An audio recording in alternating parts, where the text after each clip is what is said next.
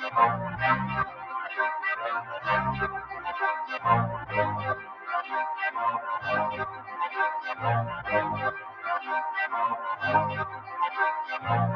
doing this here for the kinfolk that built this here from the get-go. Why you think we really out here in the grid vote? For the acres and the tricked out 6-4. We doing this here for the kinfolk that built this here from the get-go. Why you think we really out here in the grid vote? For the acres and the tricked out 6-4. For the acres and the tricked out 6-4. For the acres and the tricked out. For the acres and the tricked out 6-4. They don't want to see none of us get it.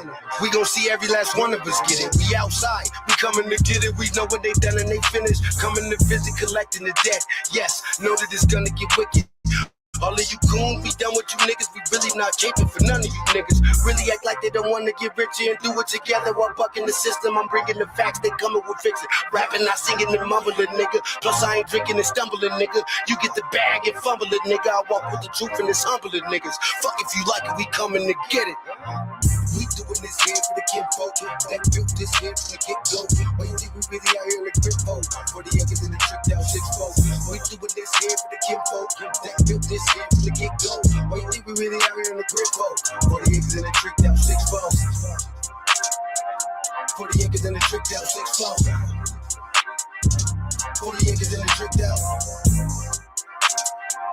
For the acres and the tricked out 6-4. Put us under pressure, trying to make us feel lesser. Nothing but fiction feel in their long ass lectures. Hear the ancestors scream, kill the oppressor. So I'm on the top of the roof and they use the suppressor.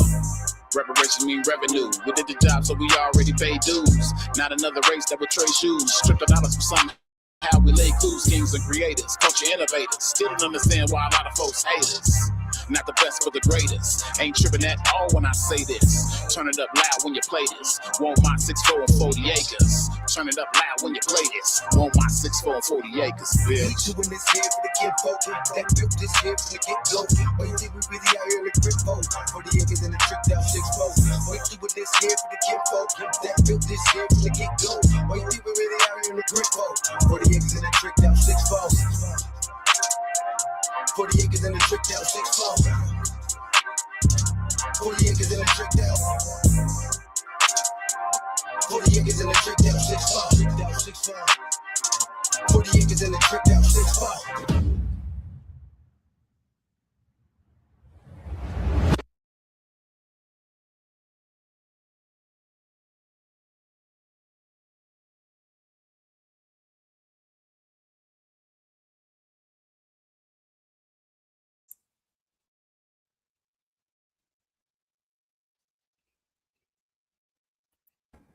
Greetings, Black family, greetings, and thank y'all for tuning in to another episode of the Front Line Blacc News.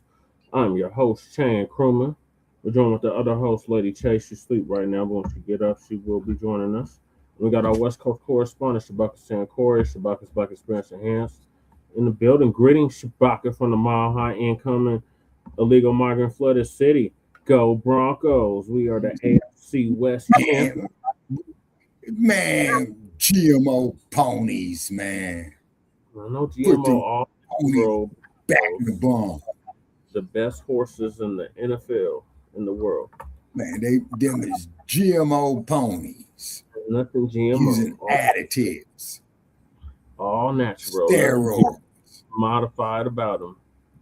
All natural. Man. Well, one thing I know, I'm watching this movie called Day After Tomorrow. What happened? Global disasters. Los Angeles got smashed. You know what I mean? And then these miseducated scientists can't figure out why this shit is fucking up. You know what I'm saying? So, I mean, man, this shit's crazy. Yeah, so we started the show off with our brother Kookeezy's new track with Nike Nitty, also a Denver legend in the hip-hop scene called 40 Acres. So, okay. Well, to quote the words of Oscar Brown Jr., give me my 40 acres and my motherfucking mule. In this case, in this age, we want our 40 acres and a tricked out 6-4, according to the song. So shout out to Kookeezy for that. Hopefully he'll be joining us later on. He's probably at work right now. But on this season 6, episode 6, part 1 of the Frontline Black News, we'll be discussing several topics.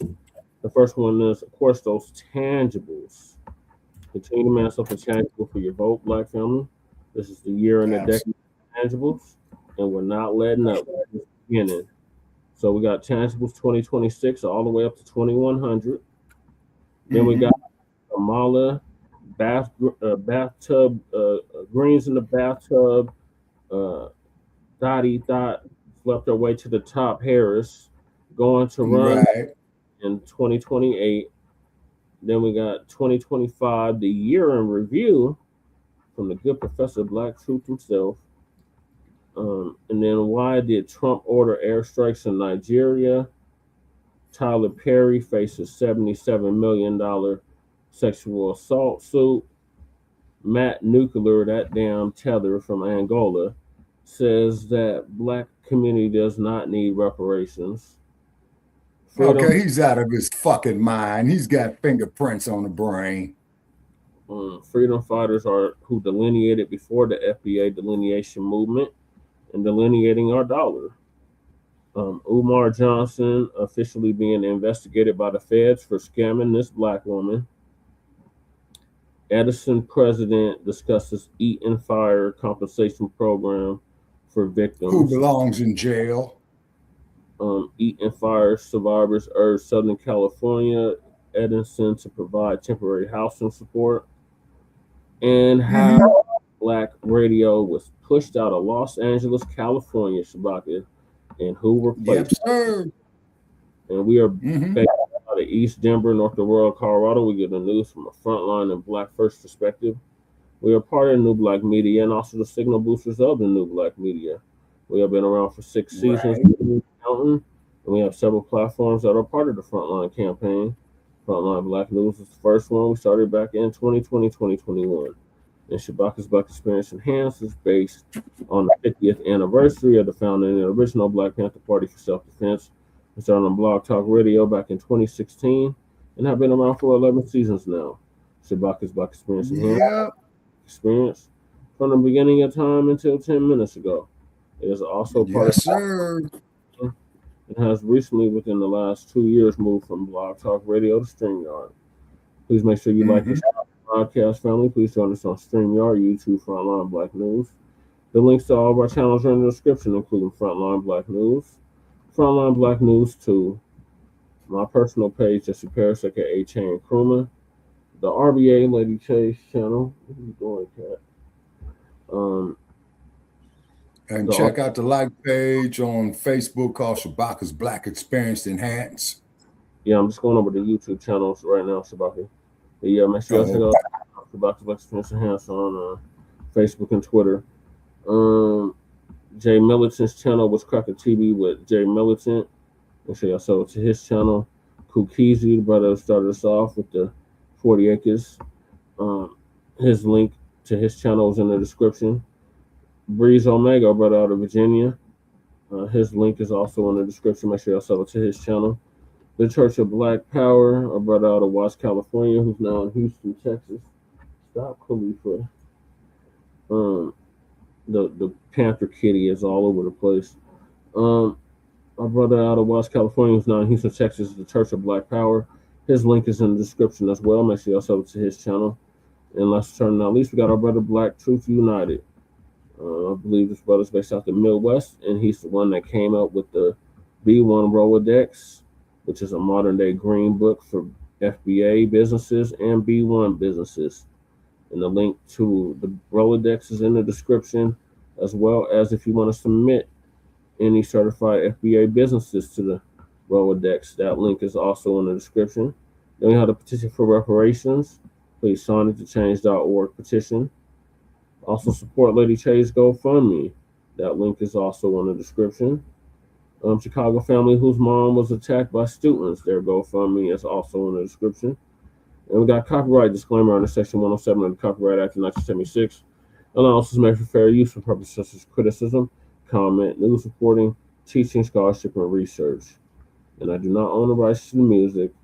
And if you don't understand racism, white supremacy, what it is and how it works, Everything else you think you understand will only confuse you.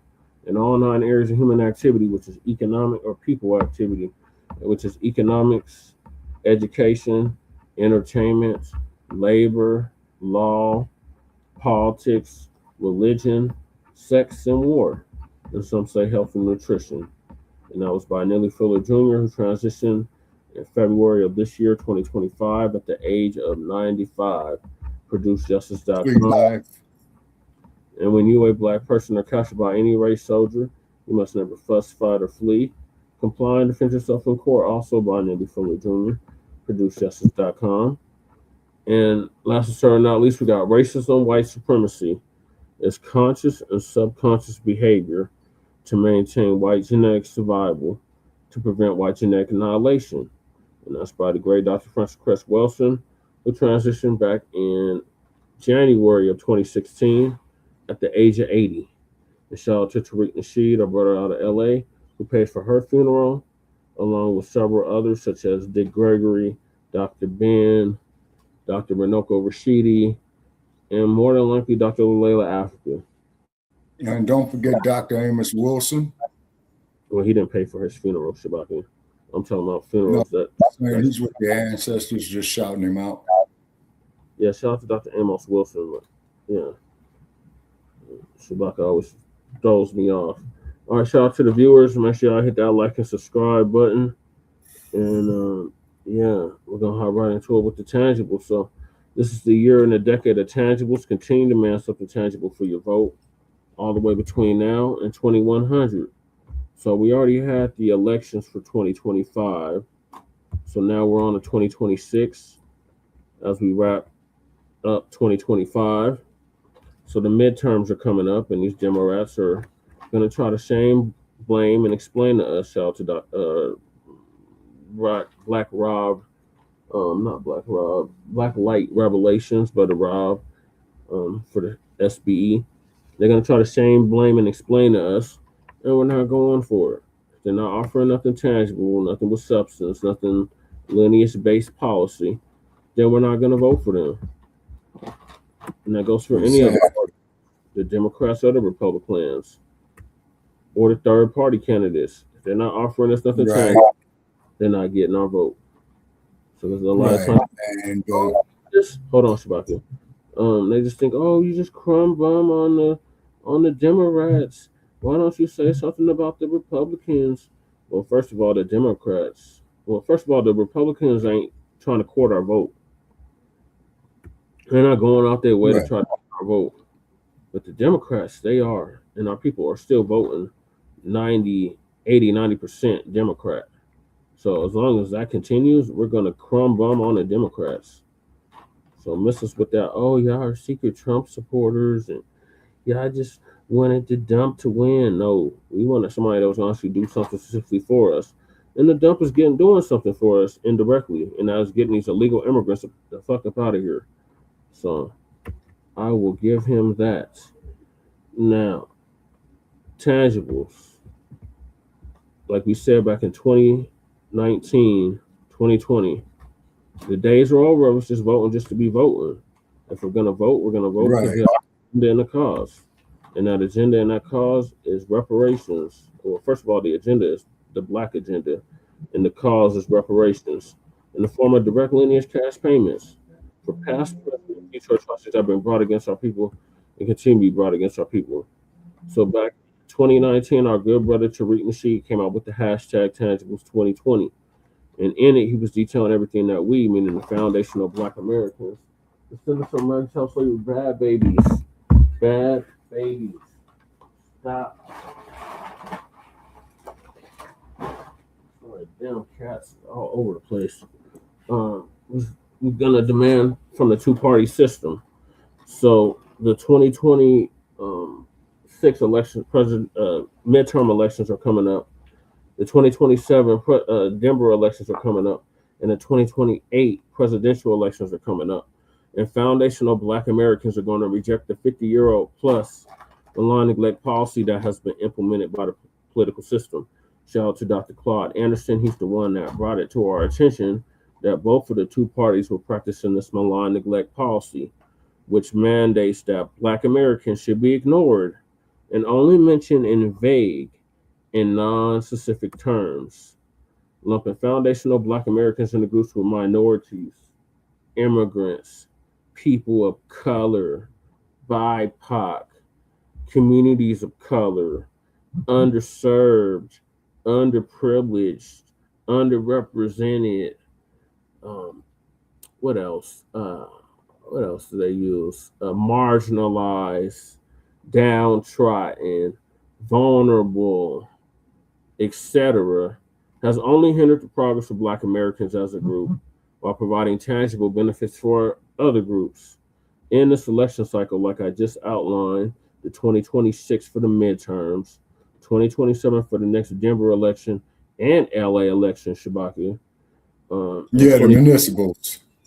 In 2028 for the next presidential election, Black Americans are going to insist, I repeat, we're going to insist that our needs are specifically met by politicians who are seeking our vote. Foundational Black Americans want tangible benefits specifically for us. We do not want trickle down, secondary benefits that are provided for every group. Bad babies. Sorry, these cats is just they're real active now when I go live. Every group has not been systematically marginalized and disenfranchised in every area of society as foundational Black Americans. So we refuse to be lumped in with groups who often assist in the exploitation and disenfranchisement of Black Americans. So politicians must offer tangibles, specifically the foundational Black Americans, or we simply will not vote for them. Be sure to spread this message far and wide on social media using the hashtag Tangibles2020. And that's exactly what we've been doing for the past 6 years, going on 7 years, spreading this hashtag far and wide on social media throughout the political lexicon, running for office on tangibles, pushing the narrative, tangibles or no vote. So shout out to Tariq Nasheed for coming up with this, and shout out to Dr. Claude Anderson for giving us the game on what the politicians have been up to for the last 60 years. All right, Shabaka, what are your thoughts on the tangibles? All right, they need to go ahead and cut the damn check, because without our free labor, the United States would not have been the economical powerhouse that it has become off of free labor. You see? Then the Democrats and the Repubs are two sides of the same coin, as you know, is because it was the Democratic Party that brought you the that brought you the Ku Klux Klan. And please spread the hashtag resurrection of the mental dead. Okay, it's because we've been pushing that hashtag now going on about 12 years now. Definitely go to Facebook and join the group of the same name, by the way, and then go to the like page of Shabaka's Black Experience Enhanced up there on Facebook as well too. Not getting off topic. Okay, Anthony Joshua and Shabaka, you are getting off topic. The topic is the tangibles. Stay on tangibles. Okay, cut the damn check. Actually, to put it all in a nutshell, just give us the whole Federal Reserve Bank. You see what I mean? Because it started off the Freedmen's Bank that they stole from. So it would only be justified that we control the Federal Reserve Bank of the United States, is because if it wasn't for our free labor on these plantations, they wouldn't have got the seed money for that. You see, and keep in mind is that the Federal Reserve Bank is a corporation, not a bank, although they call it the Central Bank of the United States. Right. And when we're talking about the tangibles, what are we talking about, Shabaka?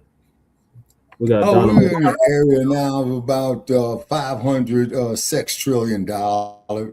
And I'm saying, basically, man, this is why I'm saying just give us the whole Federal Reserve, okay?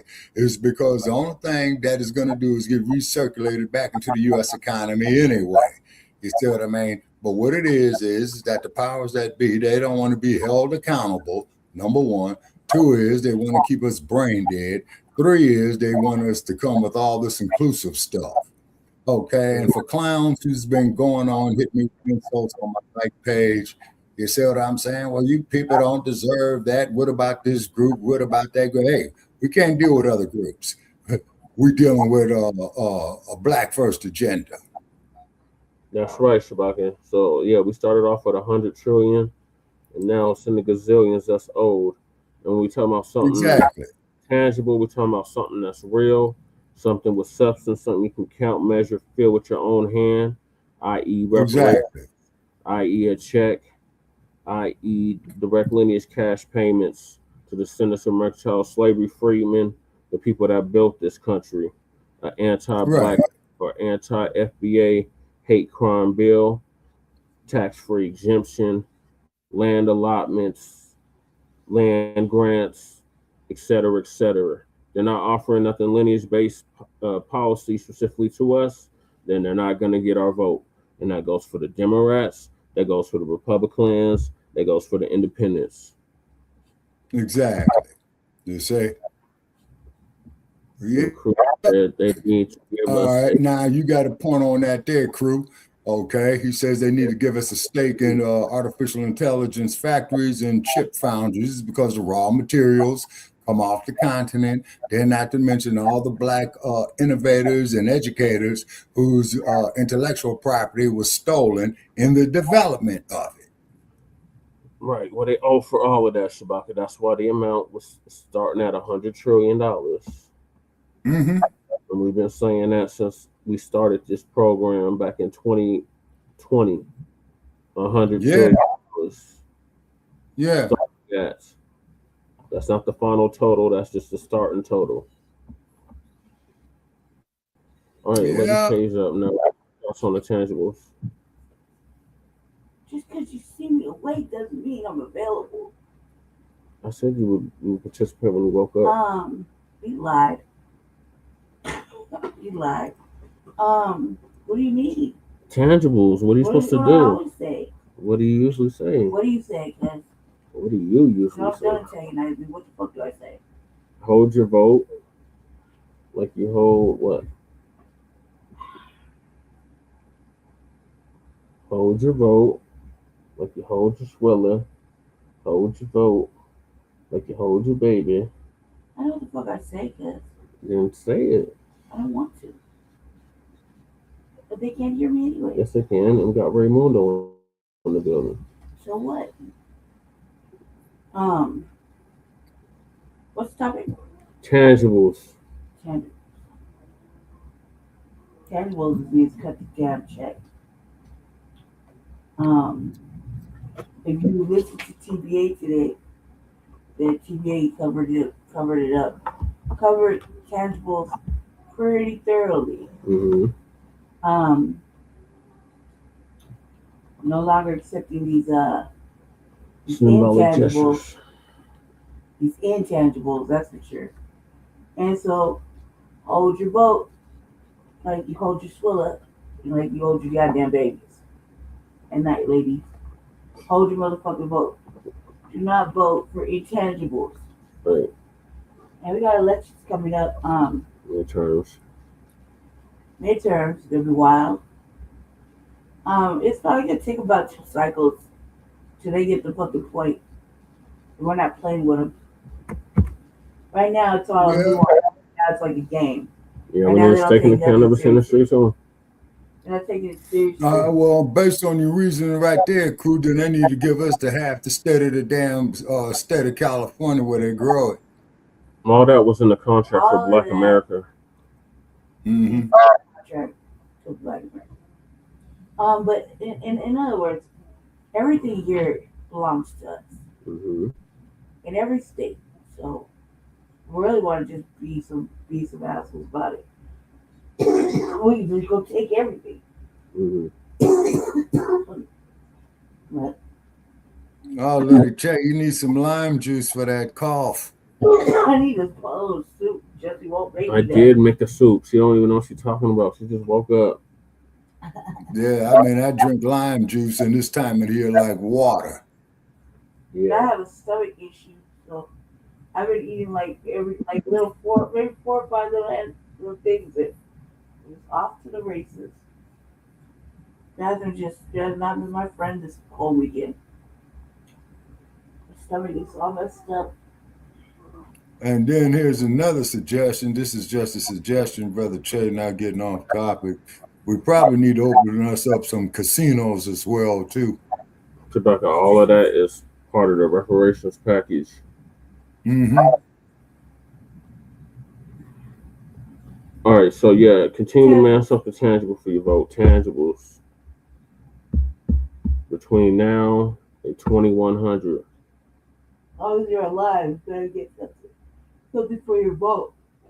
Because these motherfuckers think it's a game. It's not. It's out of Belay yesterday. Yeah. Belay thinks it's a game. We don't mean what we say. Belay gonna have to lose 2 more election cycles. Mm-hmm. All right, so I'm gonna move to the next topic, and that is Kamala bathtub greens in the bathtub slept her way to the top. Thought Harris going to run again for president in 2028. So a good professor. I hope she don't get the funding. Is going to give us an update on that, and he has a dope poem to go along with it. All foreigners must have FBA business partner. I like that. That ain't going to happen, crew. That ain't going to happen, crew. That is not going to happen. Because they're going to make it a point to bypass us. And they're going to make it a point to keep losing elections. All right, let's see what the good professor got for us. Oh, my God. Let's go. Oh, God damn it. Sorry, this thing stream out when I act stupid now. I don't want to share that screen. Okay, yeah, that stream out in this bullshit being selective. Okay, let me try this again. Man, them ponies, man. We are the champions. That's messing up the background. We are the champions. We are the champions. No time for losers, because we are the champions.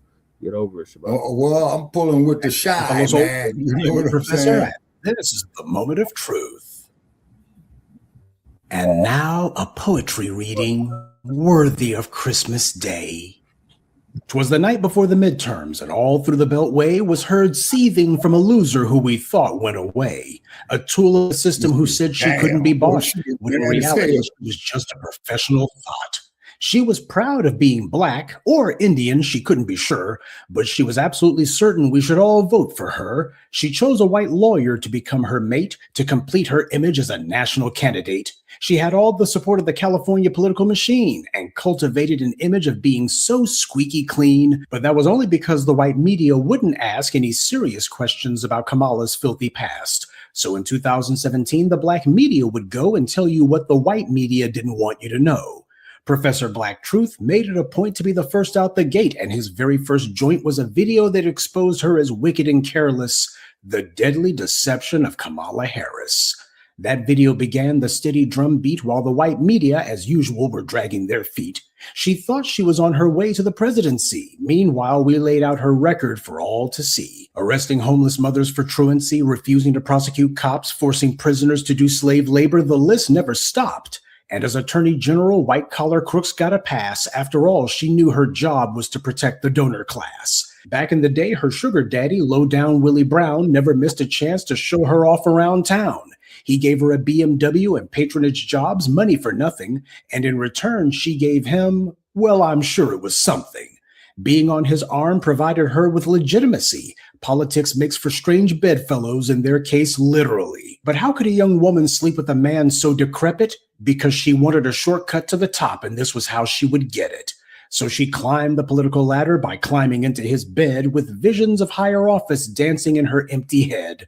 Her rise came quickly, and faster than you could spin it, she went from DA to AG and then the U.S. Senate. But of course, this only worked so long as the offices she sought were in California, where her boyfriend was calling the shots. Because when she tried to run for office outside of the state, she got the wake-up call from hell, and yes, it was great.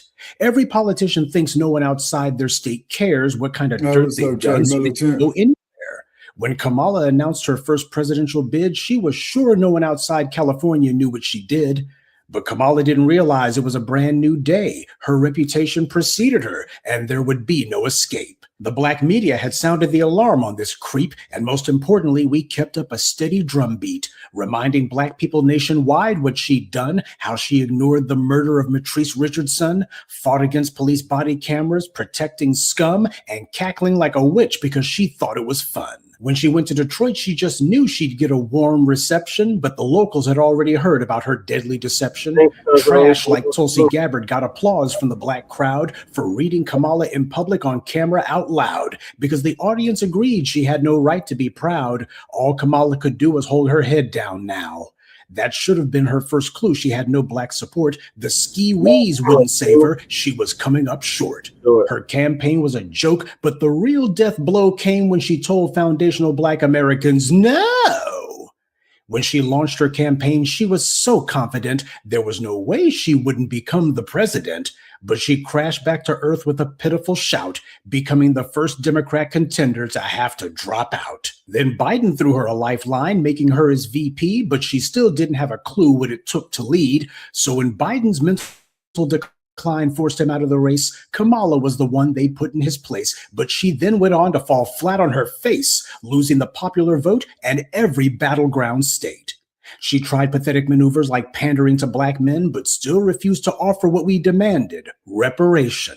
And Black women weren't fooled either by her sister girl routine. They recognized she was a product of a political machine, one that ignored all Black people regardless of gender. So we stamped her invitation, return to sender.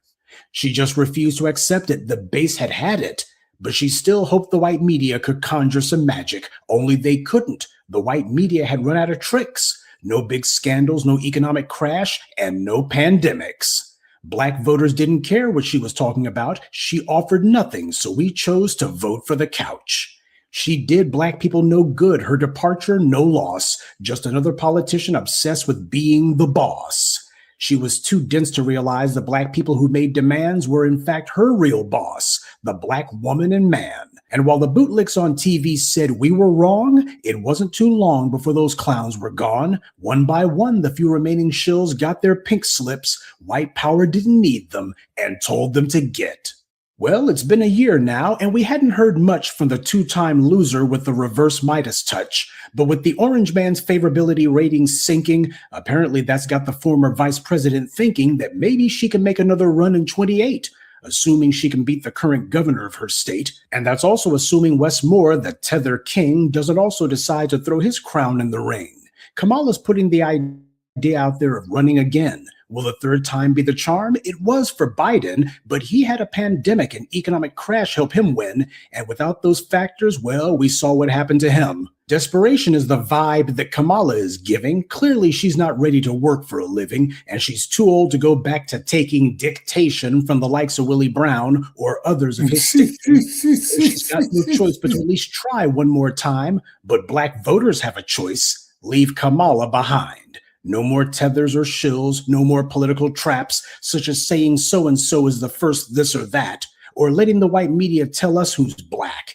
It's about the lineage and ideology, and that's a fact. The Obama playbook has finally run its course. Tethers get called out. They don't get support. So let Kamala spend this Christmas hoping Santa sends her away to finally become president. Well, I recommend she pray to Vishnu, Krishna, or whomever she believes in, because the Black vote's one gift she won't be receiving. It's about time these tethers were put on the run. Black folks are on code, and we're beating the drum for the things that we're owed, and we've only begun. So Black empowerment to all, and to all a B1. Yeah, it's cold outside, but apparently not as cold as the electorate was toward Kamala Harris. Last election, Santa brought her a piece of coal for her stocking, and here she is trying to see if she can turn that coal to diamond. Ain't gonna work. But there are those in the white media who live in the land of permanent delusion, and they're sitting here trying to say stupid stuff like she's got strong support among black voters still. Now, where have we heard that before? Kamala Harris has got strong support among black voters. It just goes to show the white media never updates their script. They just say the same stuff, only more of it. See, this is what happens when a washed-up magician still thinks they can conjure magic. They're just reaching into that hat of theirs, can't pull nothing out because there's nothing there. But hey, the audience has always fallen for that misdirection thousands of times, so surely they'll fall for it one more, right? What's going on here is the white media is doing their usual routine, trying to gin up the hype machine and trying to see if people, particularly black people, can be made excited about nothing. What are we being offered? What are any of the slate of Democrat or Republican candidates saying that they're going to be doing for black people? The same things they offered us during the BLM protest all the way through the 2020 uprisings. Nothing. The narrative is, well, Donald Trump's out of control. Look what he's doing. He renamed the Kennedy Center. You have to give him a black eye in 2028. You can't just ignore all of this stuff that he's been doing. Well, we haven't been ignoring him, though the white media ignored all of his racism for at least the last 35 years up until 2015. And what they also ignore is that the entire reason Trump's back in the White House to begin with is because in 2024, Democrats were determined to offer black voters nothing. They haven't changed their stance on that. So as the white powers that be see it, since last year was a repeat of 2016, they figure if they just push the panic button hard enough, then 2028 will be a repeat of 2020. One of the main things that the white media specializes in is creating an air of inevitability, that you might as well go along with such and such. You might as well go ahead and drop your resistance because it's going to happen anyway. Why? Just look at it. We're laying out the facts for you. You can't argue with the math. Except every time black people have, the math has been wrong. And you look at the slate of so-called candidates the Democrats are putting out there, it looks like 50 miles of bad road. AOC is not the warrior of youth. She's an inside the Beltway operative, no different than the likes of Jasmine Crockett, only slightly less obnoxious. She's all about immigrants because that's what she is. And as far as she's concerned, if she can go ahead and get in there, that's going to be good for her. She made it a point to ignore black voters in her district. You never want to forget about that. And somebody else who also ignores black voters, Josh Shapiro. Now, that's the guy who the left corner of the white media would love to see him run for president, mainly because he's aligned with Israel and with Zionist zealots gobbling up media companies. Many in that orbit, especially Netanyahu, would love to see a fellow zealot become president. Sure, Gavin Newsom comes from California, the most populous state in America, but so what? Democrats have that state on lock. There's no chance that they're going to lose California. The talking point that the CNNs and the MSNBCs, MS Nows are going to use is to say that Shapiro is the governor of a swing state, and because he's Jewish, he would have influence in Florida, another swing state, because there's a Jewish population down there too, mostly retirees. And they would also push the message that Shapiro should become president because that would be the perfect way to send the message that America is against anti-Semitism. It made Josh Shapiro the country's first Jewish president. So there's a lot of buttons they would push in that regard. But Josh Shapiro has totally ignored black Pennsylvanians on the rare occasion when he wasn't low-key showing contempt for them. The sad truth is Josh Shapiro has far more in common with Ben Shapiro, especially where black people are concerned. In terms of candidates and policies, black people are being offered nothing, and that is supposed to be what drives voter turnout, whether or not there's something in it for us. White power loves to call voting a civic exercise, but if neither the candidates nor the policies have you in mind, then it becomes an empty exercise. People get caught up in the hype very easily, but we can't afford to be immature. And unless someone is pushing for our tangibles or some other bold policy with us at the center of it, then it becomes a waste of time. Now, this is not to say that voting is a bad thing. It's to say that if you're showing up and there's nothing on the table, then what are you doing? The Democrats deliberately allowed the Republicans to put a bunch of Federalist Society operatives on the bench because they wanted a way to stop policies specifically for us, but without having their own fingerprints on it.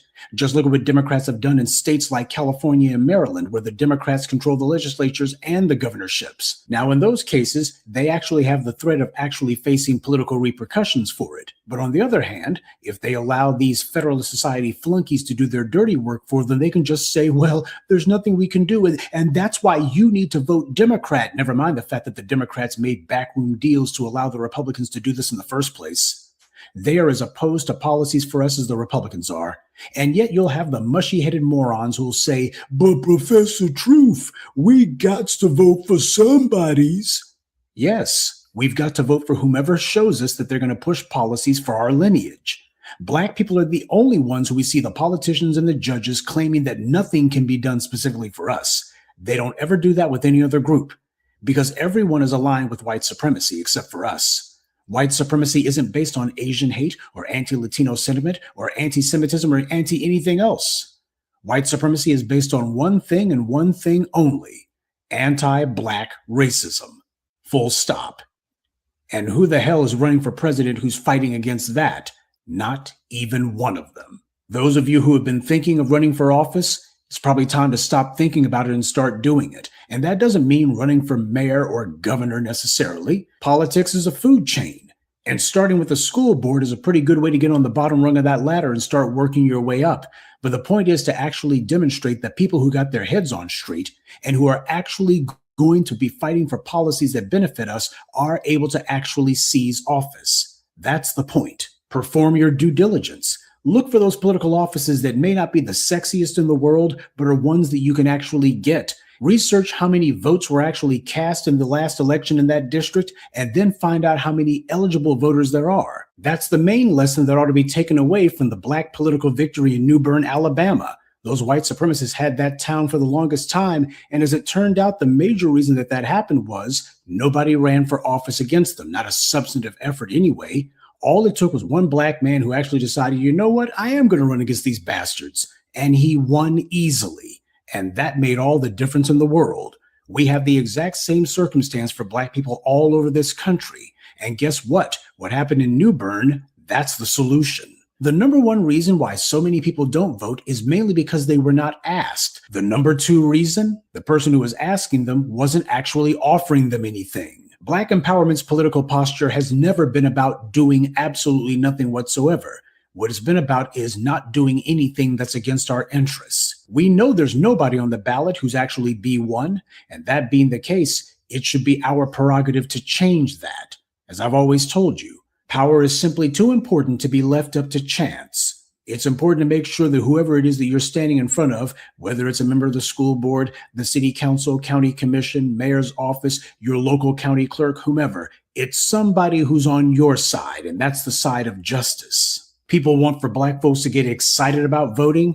Try putting someone on the ballot who's actually on our side, forwarding policies that are meant to empower us. Or at the very least, they better be pushing policies specifically crafted and meant to undermine the people who have been undermining us. Democrats have sat on their hands and allowed racists from all over to push laws and policies specifically meant to target Black people. And then these same do-nothing Democrats have the nerve to tell us we have to vote for them because they're the only ones who are sticking up for us. Oh, they're not going to do what the Republicans have done. Yeah, they're going to do absolutely nothing about it, though. That's the problem. And you don't see even one Democrat running on a platform of we're going to reverse and repeal all of this crap the Republicans have been pushing, all of this message legislation, all of this performative extremism written into law. We're going to go ahead and push back on all of it. More importantly, we're going to be punishing the individuals who did it. Now, that would be something worth voting for, but the Democrats aren't putting that on the ballot. And whenever Black people bring it up, they want to change the subject. So that's the reason why Black folks are not getting caught up in the hype. We recognize the difference between reality and mere rhetoric.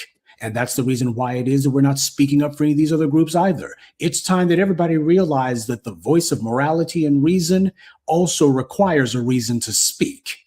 We've learned the lesson that sometimes silence makes the loudest statement of all. Good day and be one. I'd like to take a moment to mention some of our contributors: William Ross, Craig Simmons, Black to Deaf, Turk McKenzie, and Marcus Doremus. Salute to them and thank you to everyone for listening, liking, and sharing this message. Black empowerment only exists because of you. Well, thank you, Professor Black Truth. That was an awesome poem that you had about Kamala, Ski Wee, Kyle Green's in the bathtub, Thought Harris. And yeah, you did make a valid point about running for political office. That's why I ran for political office 3 times. City council at large, where I almost got 15,000 votes with no money. Mayor, where they literally sabotaged my campaign, kept me from getting on the ballot. in House District 8, which I got on the ballot and almost 1,000 votes. So it's doable.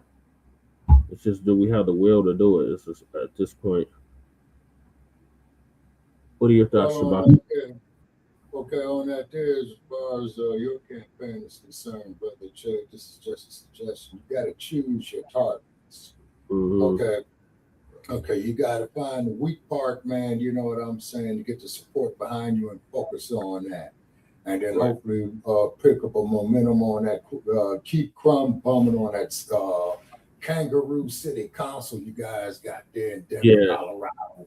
You see what I'm saying? It's because each time you go up there, you make them look more and more ridiculous. And then I noticed that when you had your time to speak, they shorted you, man, like about 20 seconds. Oh, they always do that.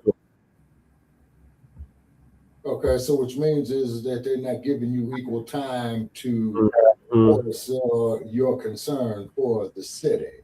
And then I noticed that those with that alternative agenda, those who, you see what I'm saying? For some odd reason, them clowns get an additional 15 seconds. And then they some cockamamie bullshit, pissing on your head, telling you it's rain, which is an insult to your intelligence. They try to trigger you, which is wrong. Now, keep in mind, the only reason why they're trying to trigger you is because they do not like the truth that you are hitting them with. Not that you really give a damn. I'm quite sure that you care less. But just keep focusing on that weak spot, man, and you'll fold them bastards like a deck of cards. Right. What are your thoughts, Lady Che? I like the poem. It's pretty accurate. I like everything he said after that. It was pretty accurate.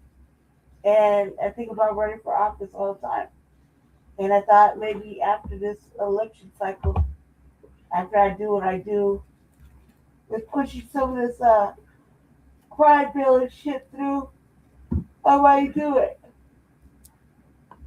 But it's hard right now because I feel like I'm the most hated motherfucker in the city of Denver. Well, you see, you got to look at it like they call it a political fight. Now, when you're in a fight, you got to use some type of strategy. You got to use some type of leverage, and you got to counter. You see what I'm saying? And the worst counter that there is for your opponent is to get caught leaning in. Yep. You see what I mean? Okay. And so therefore, stay on the helmet, man. Put them on the spot. You know what I'm saying? You know, and then just and this is just a suggestion, and just put it up there when they shorten you. Hey, man, let the people decide. You see what I'm saying? Yeah, go on social media. Hell, put it on the goddamn local news. Give them a phone number where they can call in at. Mention that there to them, Brother Che. And what's going to happen is they're going to vehemently go against that. Okay, and that's your point, right? 23, Shabaka. It was the last one that they called for an interview. I was the last one that they put on his little platforms. Punk ass Jeff Hart didn't even want me on his platform. Even though it's clear running from there, he gonna have the nemesis on his platform though. Like and Jeff Hart don't like me, and I really don't give a damn. Actually, I'm glad the dude does not like me. That's what the simple fact is. That means I struck a nerve. Exactly. So yeah, this means war, like we've been saying, and we are at war, and we just keep getting more examples of it. And I would say this, I'll add this. 2026 is the year of conflict, and it's Aries. It's a year of Aries. That means we're gonna, like, when I called it the other day when the old transgender motherfucker said what he said to me. You talking about the lady with the 5 o'clock shadow, Lady Che? Yeah. And I said, this is war. I meant every minute of it. I've been over there. I'm like what is it? Dr. Khalid Muhammad. I dream of confrontation. Yeah. You know what I mean? I want a confrontation, like, because I'm tired of people, like, people say all this stuff online, Mm-hmm. and then they don't have the ability to say it in person. Right. And I'm right in person. I was right in person yesterday. Mm-hmm. I called that broad like 4 times Oh yeah, by her stupid ass name. Medina. Yeah. I was like, "You ain't gonna interview us, Medina?" All loud and shit. Mm-hmm. Crazy, looking crazy and shit. But it's just because if I could say what I could say to your face, then why can't you say what you say? Mm-hmm. You know what I mean? And then yes, 2026 is the year of Aries, and it's the year of war and confrontation. So you know that we're gonna get a lot of shit done because that's all we're about is getting things done. Right. So I'm pretty excited about that already. Mm-hmm. I've been building up my stamina all day for confrontation. Right. So if you can run for office wherever you at. You can. Name of this game is Fight Where You At. So wherever you at, run for office. Like Professor Black Truth said, it might not be a pretty seat. It might not be the seat that you want, but you got to start somewhere. So yeah, start at your school board, start at your city council, and work your way up from there. Me and Jesse talked about Right. running for office in the same for Denver. Yeah. But I gotta move over to the district. County commissioner. Yeah. And I found a place to move over to because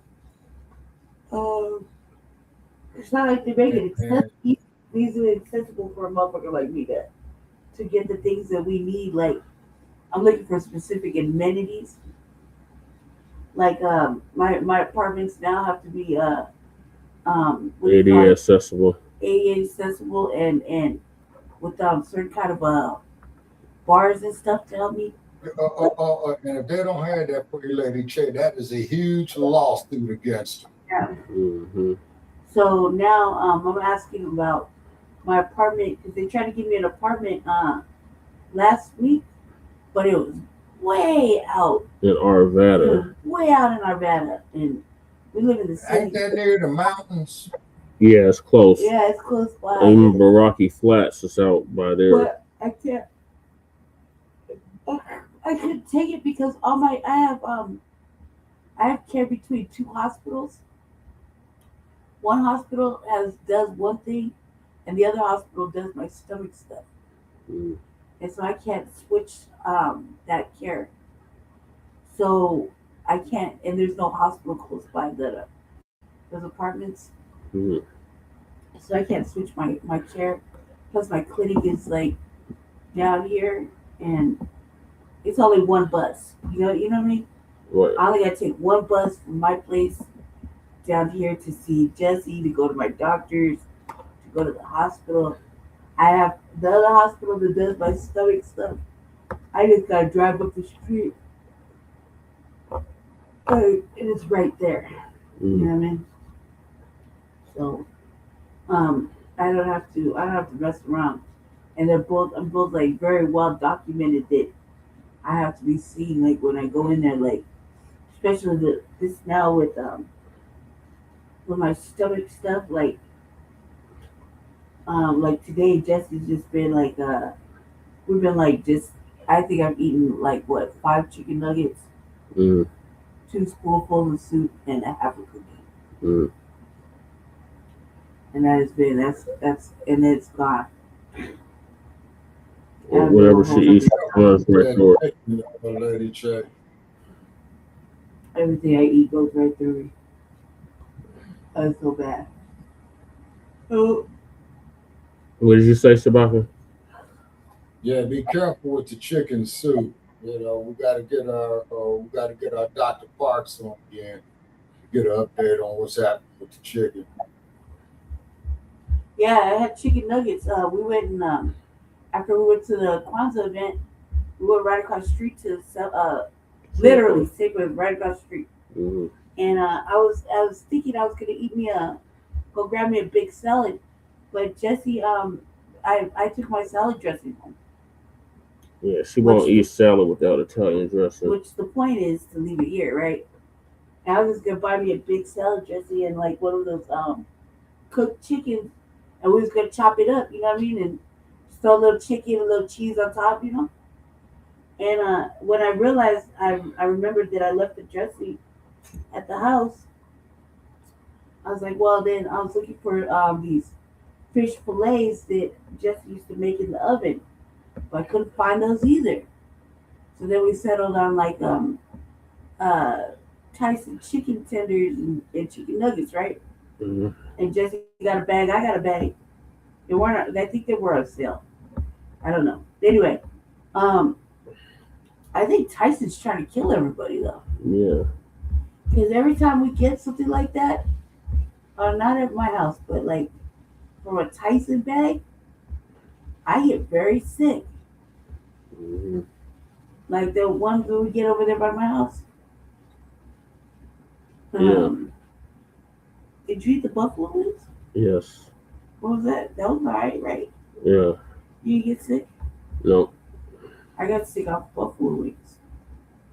It's just prone to getting sick, period. Yeah.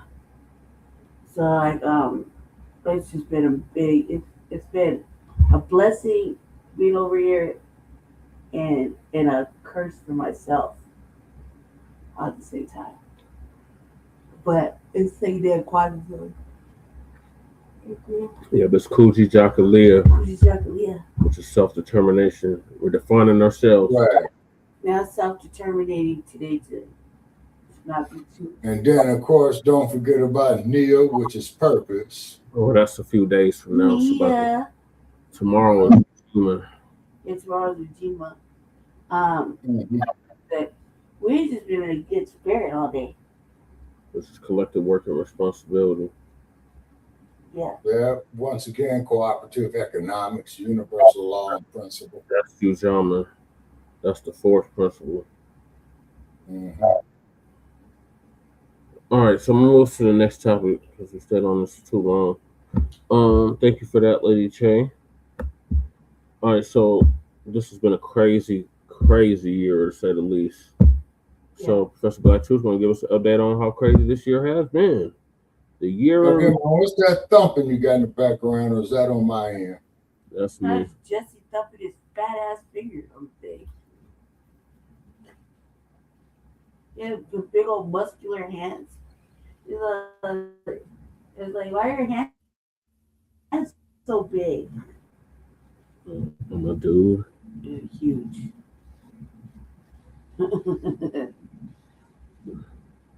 My brother got strong as he pushed me the other day.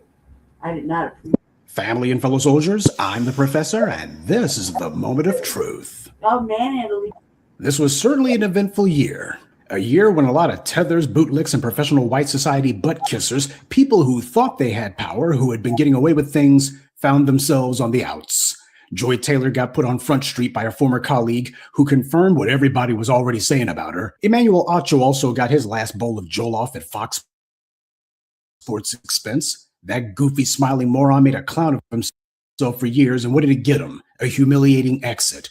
And speaking of humiliation, Joy Reid got canned by MSNBC. They only kept her around as their resident Negro whisperer, but these white media companies and their multinational parent companies are trying to get in good with Trump in the hopes of favorable treatment during what will be an orgy of mergers and acquisitions and companies getting sold off like a fire sale. The Iron Lady of Tethers was reduced to tears because she knows she's going to wind up like Goldie Taylor and Melissa Harris von Steubenberg round the world in 80 days Lacewell Perry. All her years of attacking the black grassroots, lying about us and calling us Russian bots, she did the most to carry water for white power and to demonize us. All those lies, all for nothing. And who did they get to replace Joy Reid? Eugene Daniels, whose only qualification seems to be that he really loves fingernail polish and lip gloss. This guy blathers and chatters as if he's got runaway Tourette's. He's the master of talking a lot and saying absolutely nothing. But his getting picked by MSNBC to be her replacement shows that for the white media, they're not scared of firing any of these tools. Tiffany Cross thought that there would be outrage over her firing. Even Joy Reid barely said a word about it. Nobody sticks up for tools. They just get used and then discarded. And speaking of discarded, Fat Joe lost what little street cred he pretended to have. He didn't get to host the BET Awards, and that makes sense. BET has even less credibility with the Black community than Fat Joe does. Rumors swirled about whether the Obamas were getting divorced or not, and there's more rumors about which one of them would be first to come out of the closet. A lot of Asians have been pushing the lie that Black people are attacking Asians, and this year those lies were exposed. In fact, Asians wound up being on the receiving end of attacks from the white right, from Vivek Ramaswamy to Diane Yap to Dinesh D'Souza to the Honda plant raided by ICE. Model minority was just a fancy way of saying tools of white power. Well, this year, these racists have gone about breaking their tools. Shannon Sharpe's star was on the rise when he had his mega viral interview with Cat Williams, but this year he's crashed back down to earth, getting sued by an OnlyFans thought that he was doing race play with.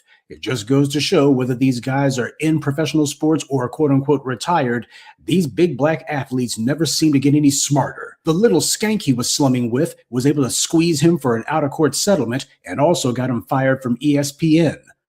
When you practice being a bedbuck, you can't be surprised when you wind up getting screwed.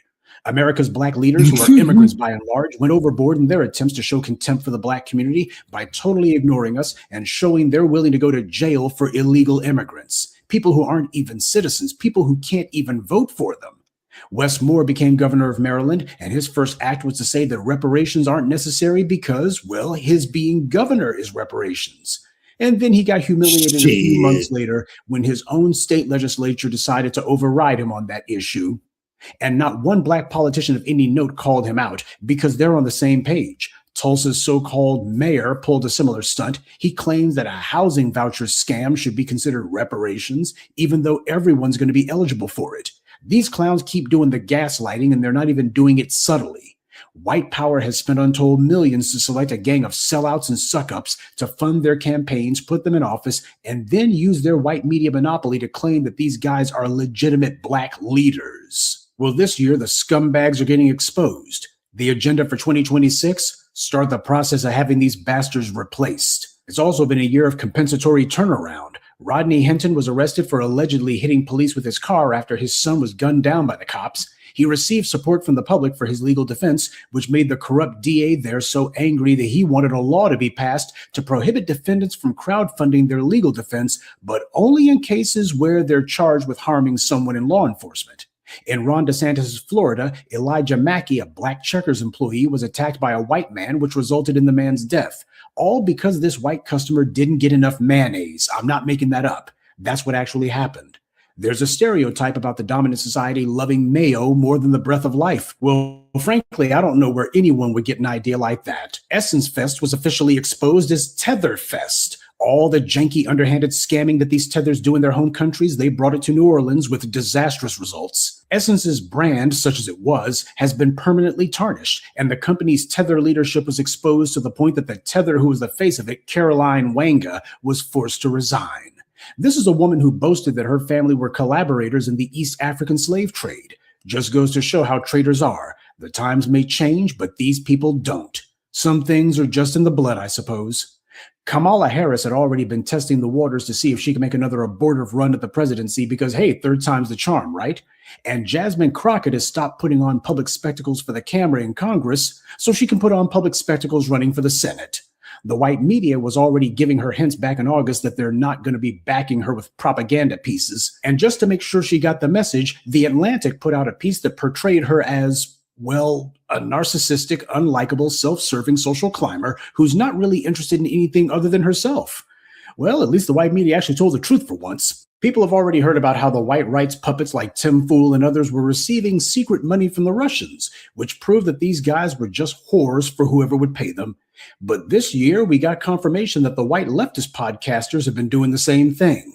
People like David Pakman and others have been getting money from dark money groups to attack the Democratic leadership's opponents and to steer the online conversation away from anything Democrats don't want focused on, like the Democrats' refusal to take on reparations or to punish the thugs in blue or to stop the institutional investors who caused the affordability crisis. People have long already known that the entire reason certain people on the left and the right get millionaires and billionaires to sponsor them so easily, the entire reason that places like YouTube promote certain channels and shadow ban others like the Blacc Media, is entirely because they're on the take. Everyone knows this. It's useful to get confirmation because it makes it where it's no longer a subject of dispute. But make no mistake, nobody was fooled. That these leftist puppets were being paid to say, or rather not say, certain things was the worst kept secret in town. And it also confirmed for you that the Blacc Media is 100% legit. There was absolutely no chance that I or any of the other thought leaders of the Blacc Media would wind up on any of those lists, because white power isn't about to pay anyone to spread our message, a message that directly threatens white power and empowers Black people.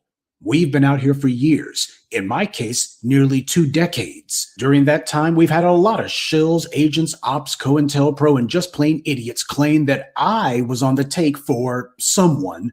Family, if that was the case, don't you think I would have had a channel with millions of viewers? Don't you think I would have a personal studio somewhere paid for by millionaire sugar daddies? In 18 years, don't you think that somebody would have said, yep, we got Professor Black Truth on the payroll? Don't you think some politician or one of their staffers would say, yeah, that Professor Black Truth guy was at a private dinner for so-and-so at such and such a place. He's part of some political operation or other. See, this is why I tell you that I'm very reluctant to endorse people or mention people. And the reason is, if someone's on the level, they don't need my endorsement or support because they're too busy doing the work. And how do you tell the real from the phony? Time. Time reveals all.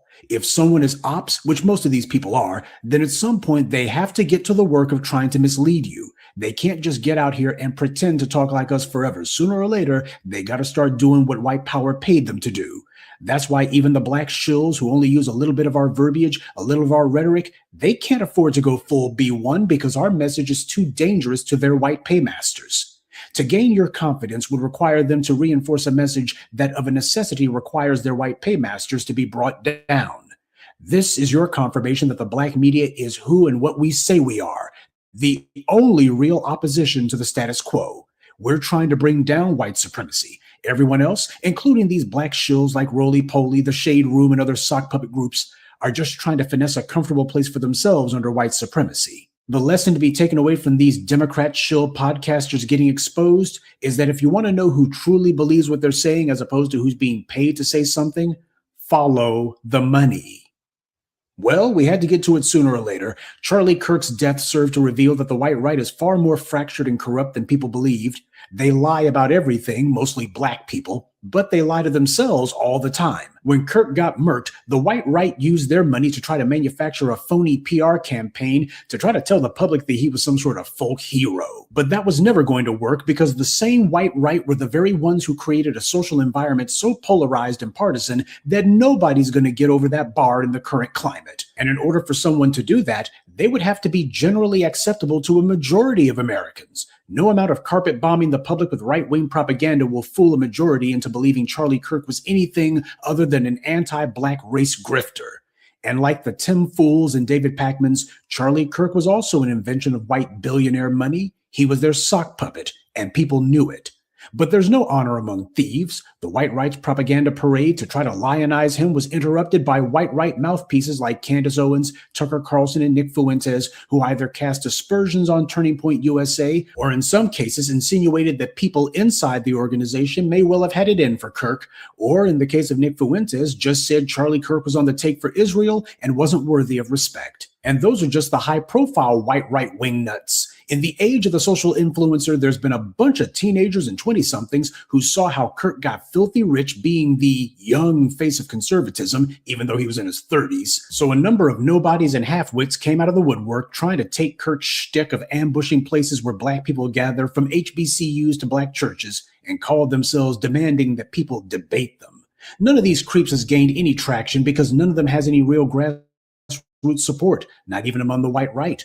Charlie Kirk was not a social phenomenon. He was an astroturf puppet created, propped up, and pushed on college campuses by billionaires who have no clue that there's a reason young people won't listen to them. Kirk himself knew that he was denying reality and had to change his rhetoric near the end, and the private communications that have come to light show that he didn't even believe the crap he was saying. All these guys do is careen from one racist display to the next, swing from one pretend victory to the next. All they know how to do is performative extremism and phony white outrage. And you can't build a broad-based movement on that. The white right has tried to manufacture their own answer to the civil rights movement. They've been trying it for decades, but they've always failed because they refuse to accept the reality that Black people's history and demands are based in fact. In their minds, they want to think that if they just claim to be civil rights this or claim to be victims that, then that means they've neutralized Black people's demands. But reality doesn't work like that. People easily see right through the white right's pathetic attempts to play phony victim.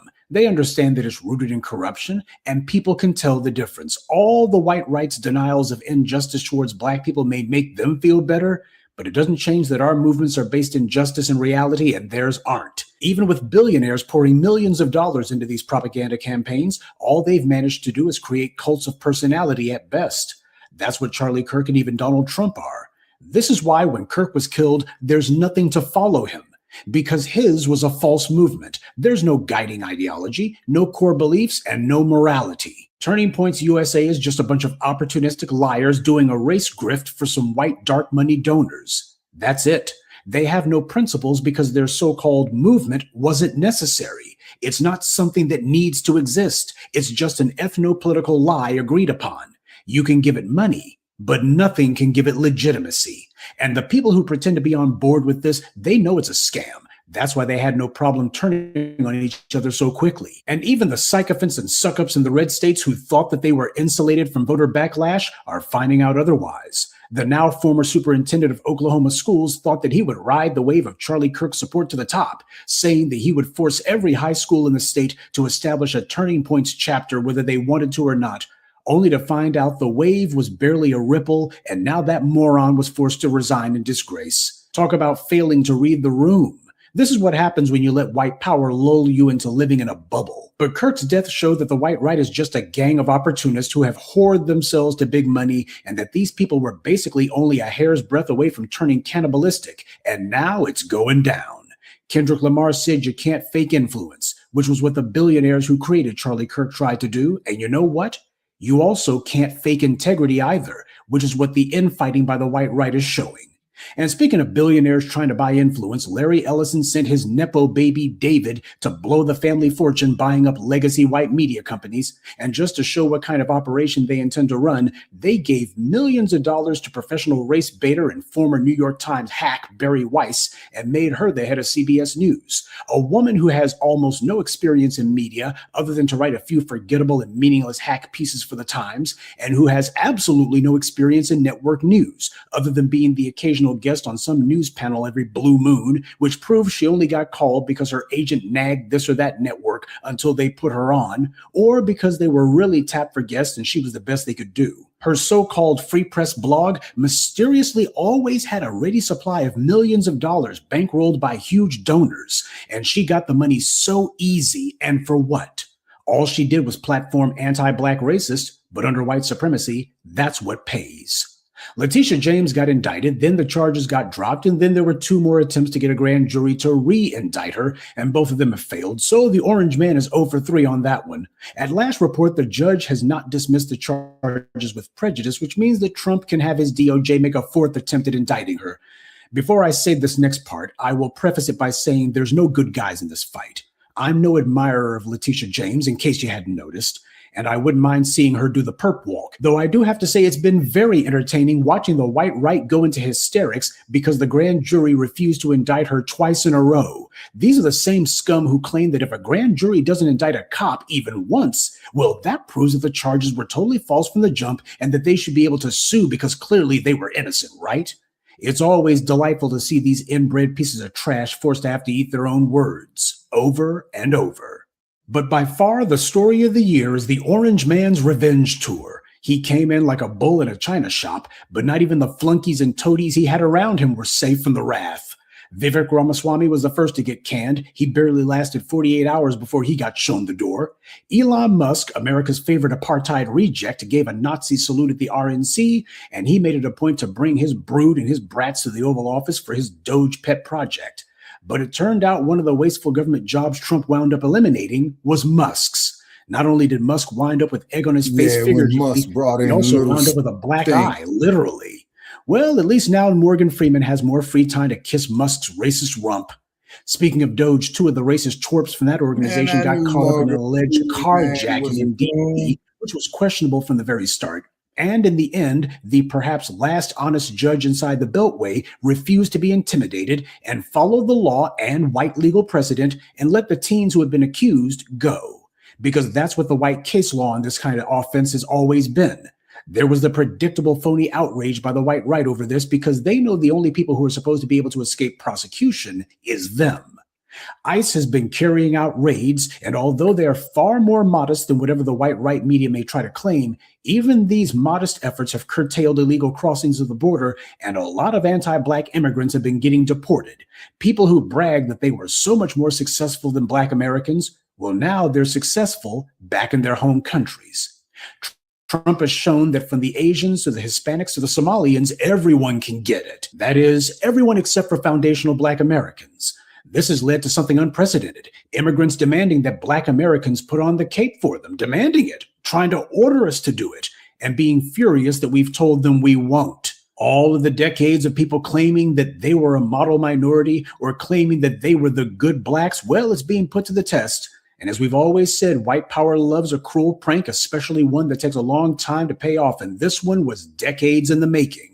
All of those people who were talking about how successful they were, how accomplished they were, how educated they were, oh, we don't commit crimes, et cetera, now they're having the same white supremacists who they thought were their buddies telling everybody these people don't work, they're not educated, and they do nothing but commit crimes. And these immigrant groups, having spent decades repeating all of white power's lines, find themselves unable to even speak in their own defense. Because after all, how can you spend 70 years saying that there's no racism in America? Not really. Racism's not really a problem. It's just that these Black Americans don't want to work. How can you spend decade after decade, generation after generation, claiming that there is no racism?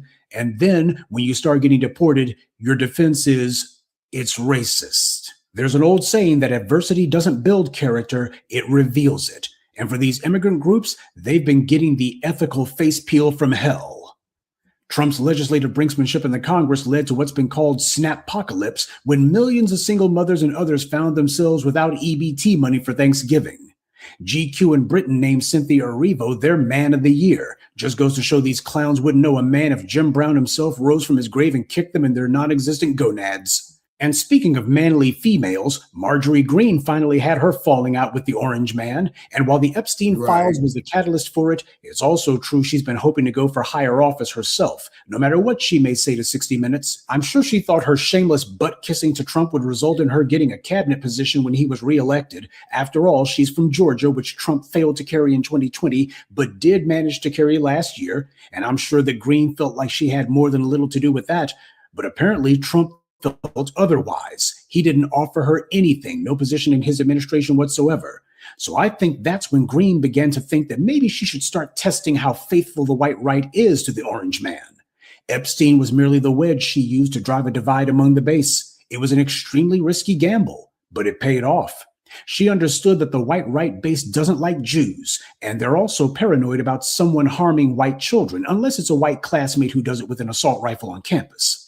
Trump was clearly worried about the Epstein files, and this became her moment to differentiate herself from him and gain credibility with the MAGA base by attacking something that Trump couldn't afford to defend. Jasmine Crockett called Greene a bleach blonde, bad-built, butch-body bimbo. Well, I can't really argue with that, so mark your calendars. Jasmine Crockett actually said something factually true, but it's also true that Greene has better political savvy than Crockett does. Her instincts are certainly superior in this regard, and the chances of Greene becoming a vice presidential running mate are far higher than those of Jasmine Crockett becoming, well, anything after she leaves Congress. This year, there was finally some brief attention given to a subject that's important to me, and that's Black health care, in this case, specifically the Black maternal and infant mortality rates. Unfortunately, it's a subject that not even enough Black people care about, and that's the reason why it's such a huge problem for us. There were 2 back-to-back stories of Black mothers who were on camera with white hospital personnel refusing to admit them to deliver their babies. Both women wound up giving birth mere moments later. All this is happening while trash like Wes Moore preen for the cameras, while empty suit do-nothings like Hakeem Jeffries repeat the same stale talking points about voting rights, and while idiots like Jasmine Crockett are MIA on this issue even though she is a Black woman. Not one of these Black misleaders anywhere has said a word about prosecuting these hospitals or passing laws to make it straightforward for Black mothers and their families to sue. and that if a hospital has repeated instances of Black mothers being denied health care, or the Black mother or their baby consistently die while under their so-called care, then those hospitals will be stripped of funding. They'll also be taken over by the state, and people will be prosecuted. They'll be put in prison. The same way that police departments can become subject to being taken over by the feds if they consistently fail to uphold certain standards, the exact same thing should be done with these so-called hospitals. You do that, and you'll find that suddenly the Black maternal and infant mortality rates plummet. But that would require actual Black leaders to pass policy like that. And what we have are white power's puppets. Now, these issues could be forced into the political discourse, but that would require Black people to actually take a sharp and aggressive interest in it. Instead of people deciding that this is the kind of thing that they're not really interested in and that they'd rather hear about something else, they decide to actually focus on this. We can't continue to have Black people practicing not caring about this issue until they or their loved ones are the ones actually in one of these death chambers, because by then it's too late. Viola Ford Fletcher, one of the last survivors of the Tulsa Race Massacre, passed. She was a living monument to the resilience and endurance of our people. There's an old saying that it is to the living we owe our respects, but to the dead we owe only the truth. Viola Ford Fletcher took that literally, making sure to write an autobiography that included the truth about what happened to her and the Black residents of Tulsa. Viola Ford Fletcher literally fought until her dying breath. The other surviving members of that massacre are also still fighting, and we can do no less. And in New York City, it was the end of an era. Officer Eric Adams of the NYPD. Oh, say it ain't so. The buck-toothed worm who used to fester in the Big Apple is now being sent packing. But of course, we all saw this one coming. This was a guy who was starting off his entire political career talking about, what about Black on Black crime? And before it's all over, he was pathetically reduced to pointing to white folks going, why did you ask me that question? You only asked me that because I was Black. That's what these bootlicks always try to do. They always try to be the deracinated post-racial Negro. And that's how they suck up to white power. Oh, I'm not going to be causing you problems, Massa. And as soon as Massa shows, well, Massa is going to cause you some problems, all of a sudden, they rediscover that racism exists. Yeah, but only for the moment. This is what I'm talking about when I say that you got these Black celebrities who have a dysfunctional relationship with their own Blackness. Being Black and racism, in their minds, these are things that only exist at the personal level for themselves. It certainly doesn't exist at the group level for other Black people.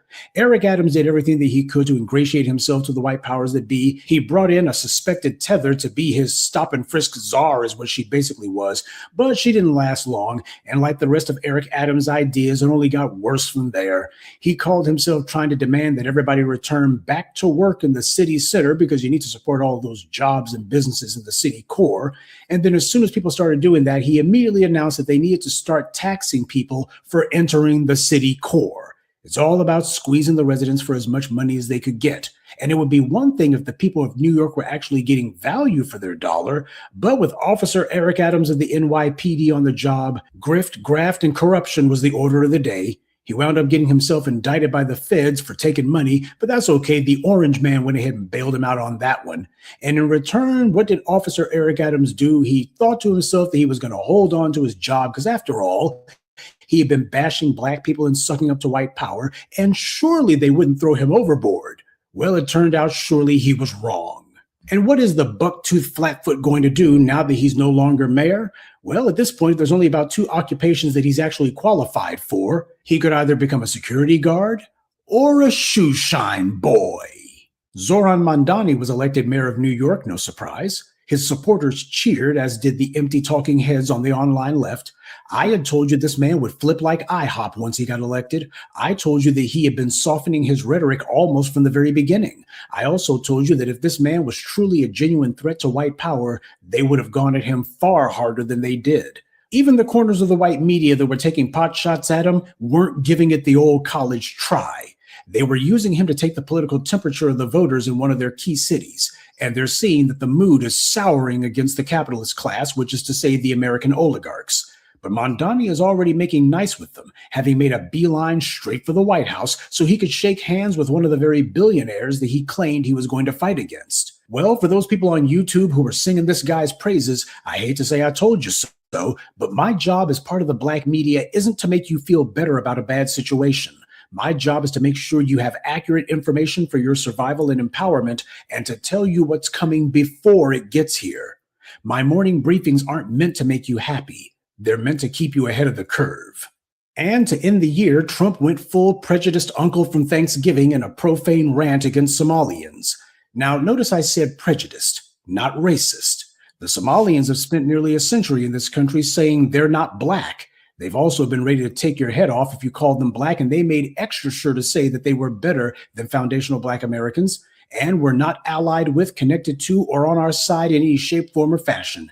They also made it a point to say that basically racism didn't exist, especially not from the countries they were in. Well, everybody's dark-skinned where we are, and when we came to the U.S., we didn't notice any racism. They thought they were getting in good with white supremacy at our expense. All of that denying racism, all of that taking shots at foundational black Americans and denigrating us every chance they got, they really thought they ate with that one. But the only thing they're eating now are their words. Trump called them garbage, said they were all scammers, all criminals, and he wanted them all out. And they sound ridiculous trying to say that Trump is racist because he never called them black. And that's something Trump and the Somalians have in common. Neither one of them calls Somalians black. And these pathetic attempts by Somalian politicians to rebrand themselves won't work, not just because white society already knows these guys don't identify as black, but also because the FBA community isn't going to stick up for them. Now, it needs to be said, I am fully aware that there's on-code Somalians, as there are on-code black folks from all over the diaspora. I've been contacted by them, by the way, and I've seen them occasionally speak up online. I acknowledge that, and they should be mentioned. And I think it's a damn shame that although their numbers are few, they've wound up in the same mess as these others. But the truth is, the Somalians themselves laid the groundwork for all this. They brought the same tribalism and infighting and clan warfare they practiced in Somalia here. And they're finding out the hard way, this isn't Somalia. All of these decades running around basically telling everybody that they don't believe in racism, only to find out the racists certainly believe in them. Your world said that America was founded by thieves, slaves, and opportunists, and the immigrants are the opportunists. They thought to themselves the white supremacy was going to take care of them. What they're finding out the hard way is it won't. The Blacc Media has said it for decades now. The only safe place under white supremacy is fighting it. Donald Trump began a massive PR campaign to ingratiate himself with the white right by having white Dutch occupiers from that country brought to the U.S. And when South Africa's so-called president came to visit, he didn't even say a word on behalf of his own people. And the same thing went for the president of Somalia, asking him, what are you going to be doing about Donald Trump calling your people garbage and saying he's going to kick all of them out? And instead just saying, well, it's best to talk about something else. Yeah, nice to see that his policy regarding his people is the same abroad as it is at home, to just ignore them. And this is one of the most significant developments, not just of 2025, but of the last 65 years. The Tethers had thought to themselves that they were going to be climbing the ladder over black people's dead bodies. They thought to themselves that they were going to be white supremacist adjacent. And what they're finding out is all of the lies, all of the denigration, all the backstabbing was all for nothing. They empowered the very people who are now cracking their heads. And what they think to themselves is, well, we're just going to lie low. The white media is going to cover for us. They're not going to out too many of us. Well, they're not the ones who have the say in that. The Blacc Media does. What's going on right now is we're getting our house in order. And part of getting your house in order is to make sure you don't have any freeloaders running around. That's what's happening here. The people who want to find themselves a comfortable place under white supremacy, they're on the hot seat now, but they put themselves in it. They don't have any allies in the FBA community. All they have are the disaffected millions who they spent the last 65 years creating. All of the insults that Trump made against them are the exact same insults that they've leveled against us. They've spent generation after generation telling us repeatedly that they didn't want anything to do with us. They were better than us. They wanted us to leave them alone, not that we were trying to get close to them. Well, now they see exactly what alone looks like. This year, of course, had many more instances and events that are worth commenting on, but for the most part, that's the broad strokes of it. This is the 1000th moment of truth. In objective terms, it's not significant. You don't see even the white media making it a point to say, this is our 1000th broadcast. I actually agree with them on that. We're doing the work, not trying to keep score. But it does have value that we've gotten this far, and make no mistake, when I say we, that means you. It sounds cliche, perhaps, but you go and talk to any content creator who has an appreciable number of people listening to them, and they'll tell you the exact same thing. You can't do this if it's just a vanity project. You certainly can't do it for very long. You would be talking to the wind, and that doesn't get you far. It was 4 years ago that I made the decision to change what I've been doing for the previous 15 years. Instead of making 2, maybe 3 videos a week, I decided to start doing 6 a week. And I remember that there were a number of people who said, Professor Truth, make sure that you pace yourself. You want to be careful not to burn yourself out, etc., etc. And I do appreciate the concern. It's certainly been a dramatic change of pace, but I didn't expect it to be any other way. My motivations for having made this change ran the gamut, everything from not being quite satisfied with my own level of output to even just basic considerations of mortality. When you get to a certain age, that does come into consideration. As the old saying goes, the prospect of death concentrates the mind wonderfully, and one thing that bothered me was whether I had said everything that I thought I wanted to say. And the answer was, I wasn't sure. So that's the reason why I made the change to 6 days a week. At the very least, I'm going to get a lot out, if not everything. But there was also a second motivator I had that was equal to the first. I'm a morning person. Typically, I'm up about 5 a.m. every morning. That's basically been the norm for me my entire life.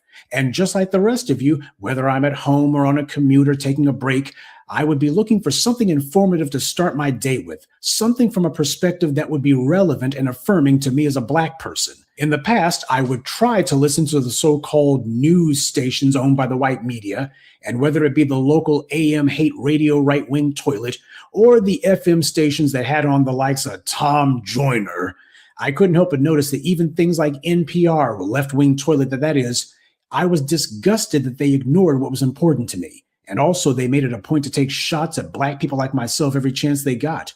The content that came from white personalities was insulting and disrespectful, and the stuff that came from Black personalities was contemptible and dim-witted. And I know you feel the exact same way. Like you, my brain doesn't have an off switch. I look for intelligent discourse. That's what I'm attracted to. And that being the case, these white media outlets and their Negro surrogates didn't have anything for me, and hence I had no interest in them. And I had the suspicion that I wasn't alone either. So I made up my mind that I would do the kind of content that I wanted to hear in the morning. I made sure that it would post early, 7 a.m. as opposed to posting at night. Much of what I cover has to do with the news of the day, but the majority of it has to do with issues and ideas. As the old saying goes, the wise talk about ideas, the smart talk about events, and fools talk about other people. As I've taught you, most people have been brainwashed by the white media. They promote themselves as being the place to get your information from. And this mystique that the white media is some bastion of information you need to know, that's just a carefully crafted and curated lie created by our enemies. They have conditioned you to think that what they put in front of you is the most important news of the day, that they carefully pore over the most pressing and relevant events and issues, sifting through the information, and at the end of this arduous process, they found the jewels of information you need to know. At least, that's how they present themselves to you. But anyone unfortunate enough to have to watch the white media knows that's not what they do at all. What they show you is propaganda, full stop. It's a media product, produced, packaged, and presented to you no different than the latest episode of Law & Order or whatever hip-hop related podcast or cable show you like to watch. They decide what they want you to think about and what they want you to think of it.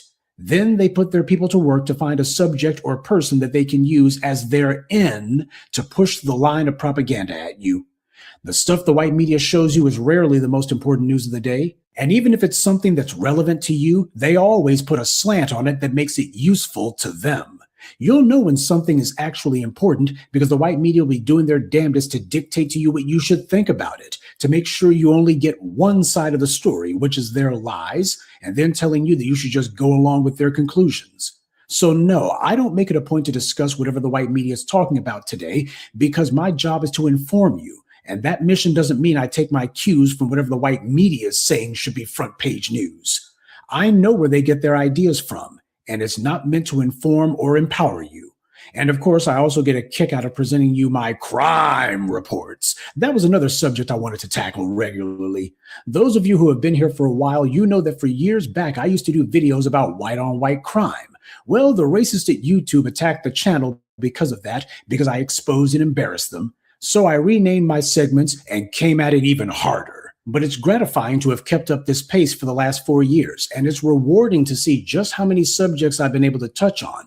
I finally feel like I've been addressing the subjects that I wanted to and doing it with the right level of frequency. One of the critiques that I received early on when I changed to this new format, and that I occasionally hear from people who have been listening to me for 10 years or more, is that they were very much used to and appreciative that I would do videos that were closer to 45 minutes or so. Well, that was part of the reason why I made the change in the first place.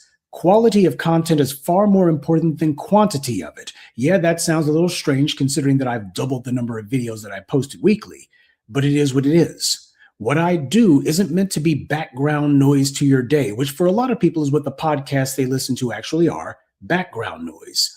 I want to make sure that when I'm talking about, you're listening to every word of it. It's more important to me that I have a video that's 20 minutes but is razor sharp as opposed to something that's, say, 45 minutes to an hour long when I feel that the point could have been made in, say, 15 minutes. 1,000 continuous postings through all kinds of adversity and problems you don't know, but the reason I'm here is because you are. I've been doing this a pretty long while. A lot of people have passed through this space. Most are gone. The motivation that responsible people have to post their content is that they want to saturate the world in their worldview. In my case, I want to reach other Black people who see this as more than politically oriented entertainment. Every once in a while, I see the occasional comment saying that my channel should be far larger than it is. Well, that's what happens when you get shadow banned. These racists who own places like YouTube, they use their algorithms to promote the messages they want people to see, or at the very least, to promote people who are not a threat to the status quo. And then they have another algorithm that they weaponize against people whose content is a threat. That's the category that I and Brother Tariq and Tarian Rain and Lisa Cabrera, Chris Crazy House, Philip Scott, Vicky Dillard, and a select number of others fall into. I consider it an honor that they resort to these measures. It verifies that my message is the truth, and a grain of truth has more power than a mountain of lies. They can give these other people millions of views, but most of them are chumps who are never going to do anything. Millions of useless viewers may be good if you got an ego or you're trying to get a sponsorship from a big company. But if you're sick and tired of the racial status quo and you're wanting to provoke and inspire people, millions of viewers are a waste of time. White power understands that. The quality of people that you reach is far more important than the number of people who are reached. That's why when these white media networks and TV stations go to advertisers asking them for money, the main thing they talk about are the demographics of their viewership. Who are they reaching? Who is it that watches their network? A show with a large audience but the wrong demographics is worthless. A smaller audience, though, with the perfect demographics is gold. Consider that a long-winded way of saying that the people who choose to watch what you do are what makes it valuable. I consider myself not just lucky, but also blessed that so many of you have been with me for so long. I know it's not always easy, but it is what has to be done. I didn't do this for the sake of being famous. You don't do what I've done for 18 plus years because you're trying to get some attention for yourself. You've never seen me, and that's not important. It's not important who I am. It's important the message that I'm espousing. It's important the people who want to hear it, and hopefully the impact that it will have. There's a ton of people out there who are desperate to become Instagram famous, or desperate to find some sort of YouTube show that they think that they can parlay into a white media deal. Issa Rae comes to mind. And for these people, the way that I do things, the way that the Blacc Media does things, actually for other people and not ourselves, they can't fathom that. That's the reason why every time you look up, these guys are trying to play the game. Let's bring Kamala Harris over so we can go ahead and talk about nothing with her. That's what a lot of these fools do. And that's the reason why they avoid the Blacc Media. We're not playing any games with anyone. And once again, when I say the Blacc Media, that means you. Why do you think it is that these guys are running scared whenever they see us show up? Why is it you think that they're terrified to even consider talking to us? Because of you. They're thinking to themselves that they're brilliantly dodging you, that they're brilliantly evading you, that they found some sort of sneaky, clever way to get away from your gaze and that you're not going to be able to see them or hear them. That as long as they don't actually have to engage with you, somehow they have escaped the reckoning. And you guys keep showing them time and again that they're wrong. You're the reason that this is happening. You're the reason the Blacc Media exists. You are the reason that this message resonates. You are the ones that they fear. And they should, because you're the ones who represent the change that they're terrified of. And they can't say that they're not scared. They're familiar with the Blacc Media. They've been confronted directly by a number of our members and by you. What do you think the reason is that they don't talk to you? Because of the fact that they're liars. They're terrified of being exposed on camera. But they don't realize that just because we don't have them on the hot spot live on air doesn't mean that they've escaped being exposed. In fact, it means exactly the opposite. The more that they duck and dodge and run, the more that they prove themselves to be the moral cowards and the turn-faced tethers that we always said that they were. That's the lesson of 2024. Yours are the eyeballs and the minds that these people are trying to capture. You're the ones who they're trying to control. And when you decide that you're going to listen to the Blacc Media instead of listen to them, what you're doing is you're undermining them. You're weakening them. And sure, it may not be as dramatic as what the millionaires and billionaires are able to do for the likes of Charlie Kirk and others. But the reality is their movements are based on lies. It's astroturf. It's all an illusion. It doesn't exist. This one is based on reality. And reality always gets the last word. So, this is the 1000th moment of truth. As for the Sunday addresses, I haven't really been keeping count of those. I care only about getting the work done. And what I also care about is making sure that hopefully I'm giving you the news and information that you need from the perspective of a Black person who's actually on your side. When I started posting videos 18 years ago, I said that the mission of the Blacc Media would be to take control of the social discourse in the Black community and to elevate the debate. And that's what we've done. All of those hucksters and shucksters and shysters and fools, all the people who wanted to shuck and jive, those individuals found themselves run out, or at the very least, they have been forced to have to change what they said in order to have to match what the Blacc Media has been saying. We didn't have to water down or dumb down our discourse. They were forced to have to elevate theirs. And as we predicted, a lot of them couldn't do it, and they got lost in the shuffle. And that's exactly what's supposed to happen. We didn't want them to be around, and so many of them are not. If there's one thing that should have been learned from all of those left-wing mouthpieces being exposed as tools of the DNC, it's that white power believes in trying to buy influence because they don't have legitimacy. They don't actually have your support. The fact that we were able to come to you not because some bankroll funded what we do, but because we started off from modest beginnings and you gravitated to this message, that is the proof that we are legitimate. You are the proof. You weren't bought and paid for. There's no algorithm that brought you here. In fact, the algorithms are against what we do. But that doesn't matter because you're for it, and you're the ones who count. So let me once again thank you for having been here. For those who have been B1 from day one, as well as those who may have just discovered me this morning. I know I don't come off as modest, but I am truly humbled by your nearly 2 decades of support. There's no law that said you had to listen to me or that you have to stick around. So make no mistake, I don't take you for granted. That would be an insult to you and our ancestors and all of our grandmaster teachers whom I've tried to honor with my admittedly imperfect efforts. I try to live up to my name, Black Truth. I've endeavored to deliver you the truth, not just as I see it, but as it truly is. I try to find things that I think are important today and that a little angel on my shoulder might tell me could be important down the line. I try to give you information with foresight, things that are not just important today, but also that I suspect that you'll be seeing in the future. Whatever contribution I've managed to make to any sort of discourse is in fact the result of your being here. When I honor you, that honors myself. Yes, it's difficult. Yes, it's occasionally painful. And no, it's not always fun, but nothing worth having ever is. If there's something you want, the universe is going to test you. And the bigger the goal, the greater the test. Well, we've been tested together and proven. That's no small feat. So once again, I thank you for the last 18 years and for making this milestone possible. Here's to the next 1,000, or however many I'm blessed to produce. Thank you all, and be one.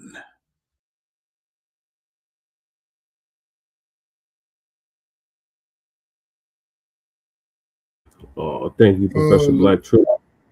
Hold on, Shabaki. Thank you, Professor Black Truth. I've been listening to Professor Black Truth since what, 2012, 2013.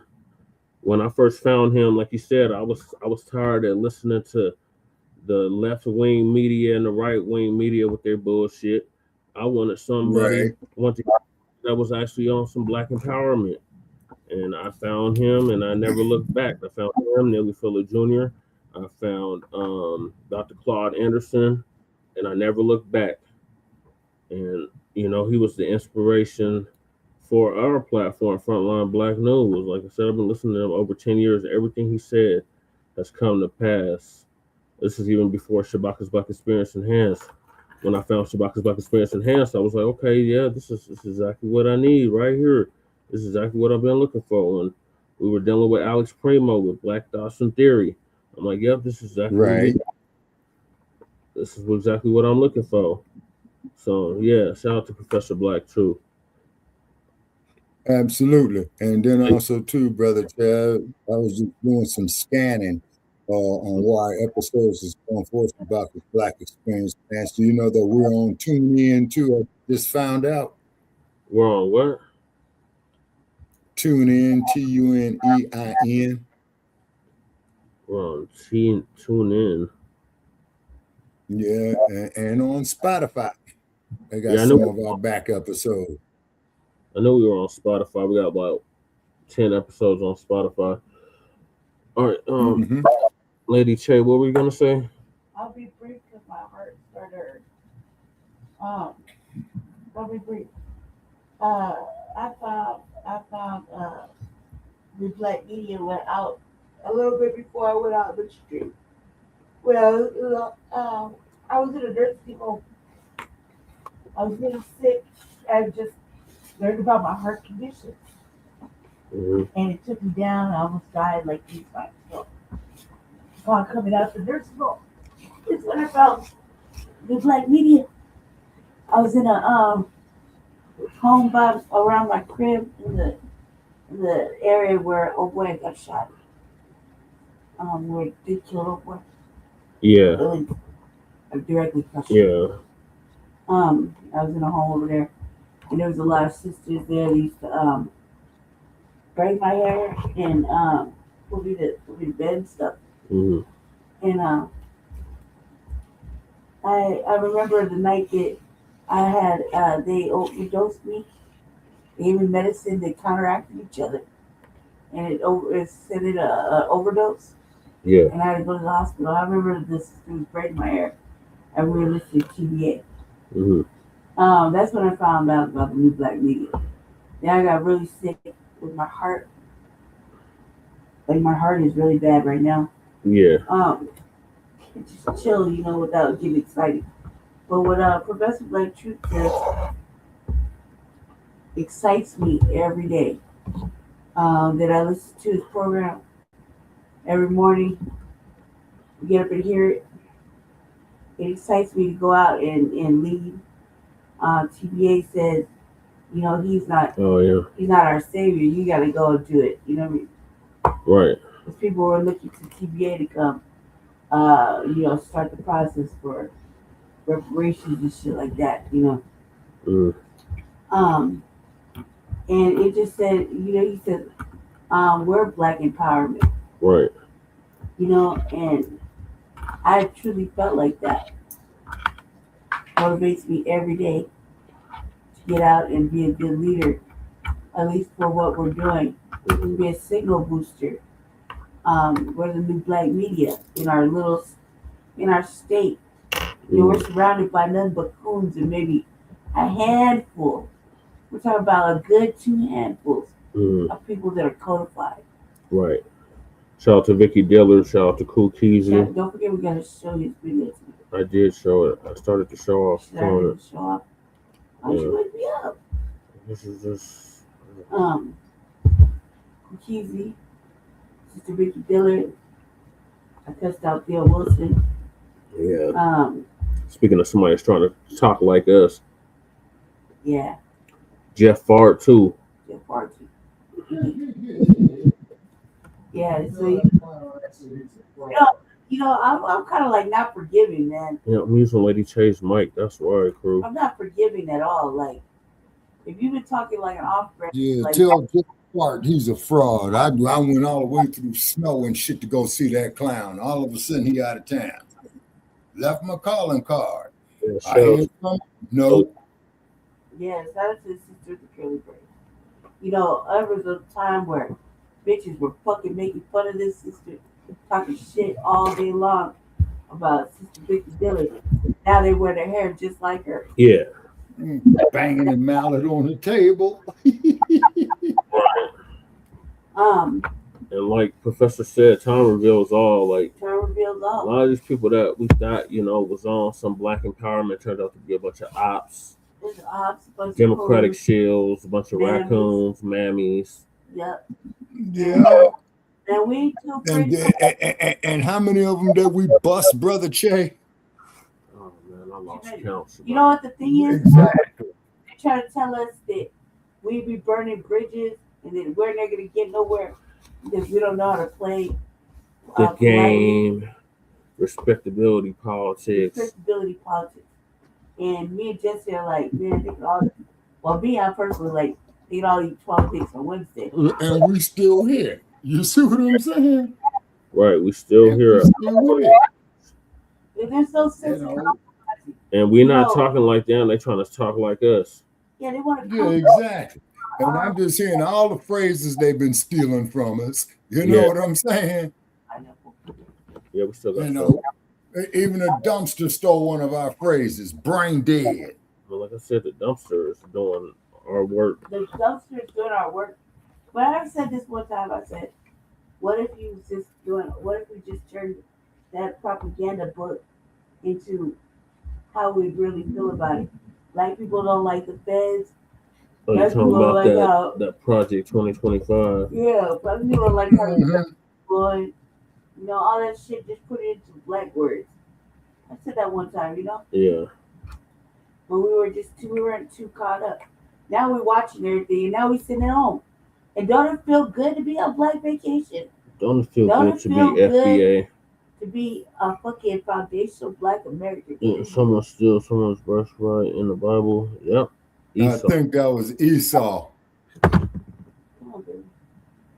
Damn, my heart is killing me. Yeah. I had a long conversation with a friend of mine on the phone a couple of weeks ago about that. I think it's called joy. Yeah, you see, and then on top of it, as well too, this is not easy work that we do, ladies and gentlemen. Sometimes because we research. Sometimes we wing it. You know what I'm saying? So we appreciate our supporters, those who reciprocate on mentioning us. We damn sure love our haters. Like Lady hated in Denver. Like most hated, for real. Yeah, and because to get your collar all up in the steam and all that, and for y'all to call me a bunch of MFs, this, that, that, the other, keep those cards and letters coming. Shabak is the most hated on the West Coast. I feel like we need to congratulate him and Jay Dizzle the most hated on the West Coast. We came a long way this year. We fought through a lot this year to keep our programs up. Yep. Man, we really did. We did a good ass job this year. Mm-hmm. We made it through a campaign. Yep. But man, the campaign was last year, but yeah. Yeah, and this next coming year is the year of war. Mm-hmm. And I'm gonna show my ass all year long. Yep, all year long. All year long, I'm in confrontation. From January 1 all the way to December 31. What do you need in the first line of defense? You need the toughest motherfucker, the best warrior. Mm-hmm. The best warrior of the team right now is Brandy. Yeah, Lady Che. Right there. Then I got the men to back it up. So mm-hmm. And not that I can't back up my own shit, because Lord knows I can back up my own shit. Yeah. But all I'm saying, truth will set us free. free. We got Mac in the building. Where have you been, Truth Mac? will set Everybody us been free. sleep on us. Where you been, Mac? I want to see the best for everyone unless their best requires my demise. Exactly, crew. Hey, Mac 285. Hey, you know what, crew? You're in Aries too. You need to get up front with me. Shout out to your Texans for knocking off the Dolts. Oh, it was the Texans that shut down adults? Mm-hmm. Oh, that's great news, great news, great news. Mac 285, what's up with you, man? What's up with you? Yeah, so we've been doing this as long as Professor Black Truth. But we're not far behind. Yeah, because combined all together, man, let me see, 10 years. I think we're right behind Professor Black Truth, man, on a combined effort. Yeah. What I call compounded years. We've been doing this since the Hidden Color series. Yeah. Boy. And I don't know if Los Angeles is still on the map, man, you know. So like Lady K said, we started off with Professor Black Truth. I heard about TBA, I heard about Tariq, and then I heard about one other person. Oh, Vicky Dillard. And then don't forget Black Eye Stand Radio, Jay Dizzle. That came later though. I'm talking about in the very beginning when I was finding the new Blacc Media. Because like I said, I got tired of listening to NPR. I hated listening to that shit. I was living in like a house. And then of course, don't forget about Jonathan Bourne Jackson. Yeah, I didn't really listen to him, Shabaki. It was I checked him out a few times. It was like this is back when Travis Smiley was still on the air. Yeah. I listened to Ism Radio with Tariq. I just lessons. I just started listening. We can't forget our boy Rizza Islam. Well, he came later on too, Shabaki. I'm talking about in the very like 2010 to 2015. Who else? Hey, I actually used to listen to Yvette Carnell. I used to actually listen. I've heard the name. I was trying to listen to as much Black content as I possibly could. Oh, absolutely. Because like the professor said, man, it's for us to give the news from our perspective. Cut a lot of them people off because they showed their true colors. Like Cynthia G turned out to be a goddamn divester. Yvette and turned out to be a bunch of damn Democratic shills. LGBTQ advocates. Oh yeah. Moist Watch turned out to be a who else? And then Michi X turned out to be a Leechy X. Yeah, whatever happened to Michi X? I think she made her money and retired. No, she's still around, but she don't have no influence. Yeah,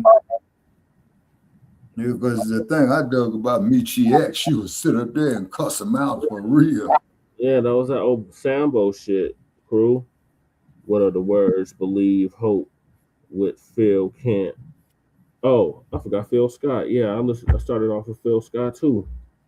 Yeah, shout out there to Uncle Phil. You know. Oh, you just waking back up. Okay. Oh, you said go Texans, go Broncos, Mac.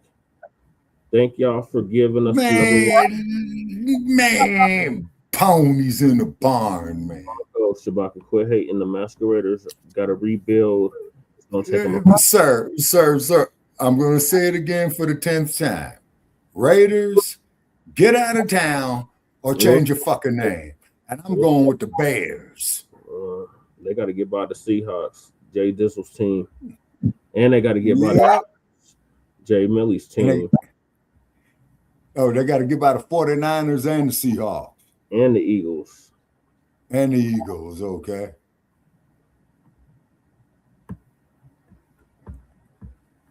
That would be nice to see the Broncos and the Bears in the Super Bowl, though. Oh, yeah, and I'm going with the Bears. They're going to take it like the Bears going to take it all like a tent or a log cabin. Facts, Mac 285. Facts, crew. Shit. The Niners are playing the Bears tomorrow night. Man, crew, not happening. We play tomorrow night. Go Niners. Wait a minute. The 49ers is playing the Bears, Jay Miller. Like I said, they got to get by the Niners. Okay. So Mac, okay, so I guess they are playing the Bears, yeah. Mac said, Crew said, Mac, that was that movie, dude? Said, just think in real life, a pirate versus a bear versus a horse versus a dolphin, and was winning. Oh God, you stupid.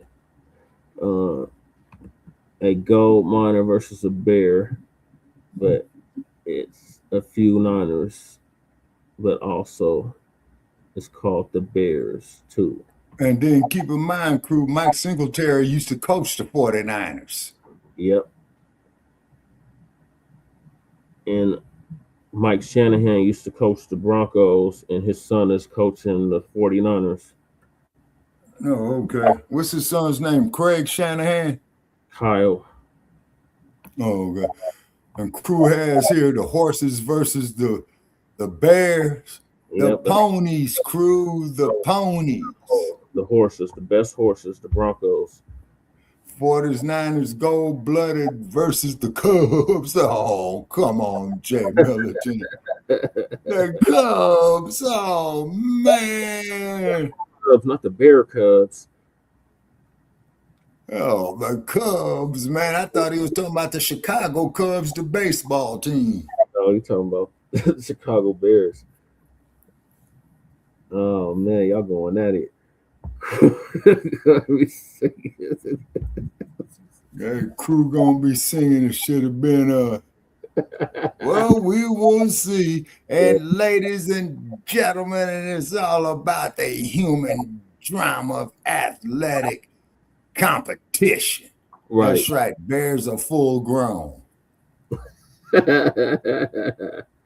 And Raiders, get out of Las Vegas or change your fucking name. And Broncos, I like the Oakland Raiders better. In our display case, we ready for trophy number 4 in our display case. Well, man, to bring back a memory, I never forget when I was at Pier 39 back in 1988. Oh my God! And the Denver Broncos was playing the Washington Redskins. Oh. And then old Mark Rippon got hurt. Yeah, the ponies hurt Mark Rippon. They showed it. And they opened up the opportunity for the one and only Mr. Doug Williams. What did they do? What they dog Doug Williams, man? That was. Hey, Billy said the Bears got flooded by the Bay Waters. Well, they got Lake Michigan there, Jim Militant. That ain't no joke. That place, them Great Lakes ain't nothing nice. Great Lakes don't have sharks in them. No, they don't. Frisco Bay is full of them. Why do you think they put Alcatraz out there? Why do you think you need a dumpster to go to Alcatraz? Hey, Jay, when I was up there in Berkeley, man, I had a perfect view of Alcatraz. I took a picture of it, man, and put it up on social media and said, dump when you're moving in. Oh, my God. Bears are like dogs, but smarter and bigger. I'm going to have my bear bring me back a mining outfit.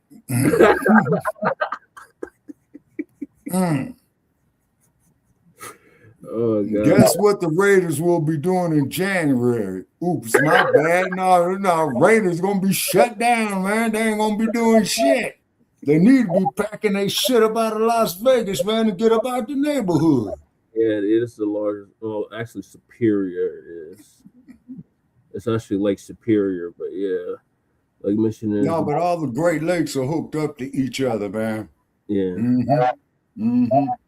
But like part of Superior. Looking at photos of Lake Superior. The other part is looking at photos of Lake Superior, Crew, when they were showing the waves hitting the shores off of Lake Superior, man, that shit looked like the Pacific Ocean, man, crashing there, man, up there on what's that there by Frisco Bay? I forgot the name of the beach. Jay Milliken, what's the name of the beach, man, right by the Golden Gate Bridge, man, where you see the ships coming off the Great Highway? Baker's Beach, Shabaka. Okay, Raiders will be watching the Bears win. Yeah, Raiders ain't going nowhere. They need to get out of town. They need to be watching to get out of town. You can have your lakes. We got a whole ocean. That's right, Jay Miller.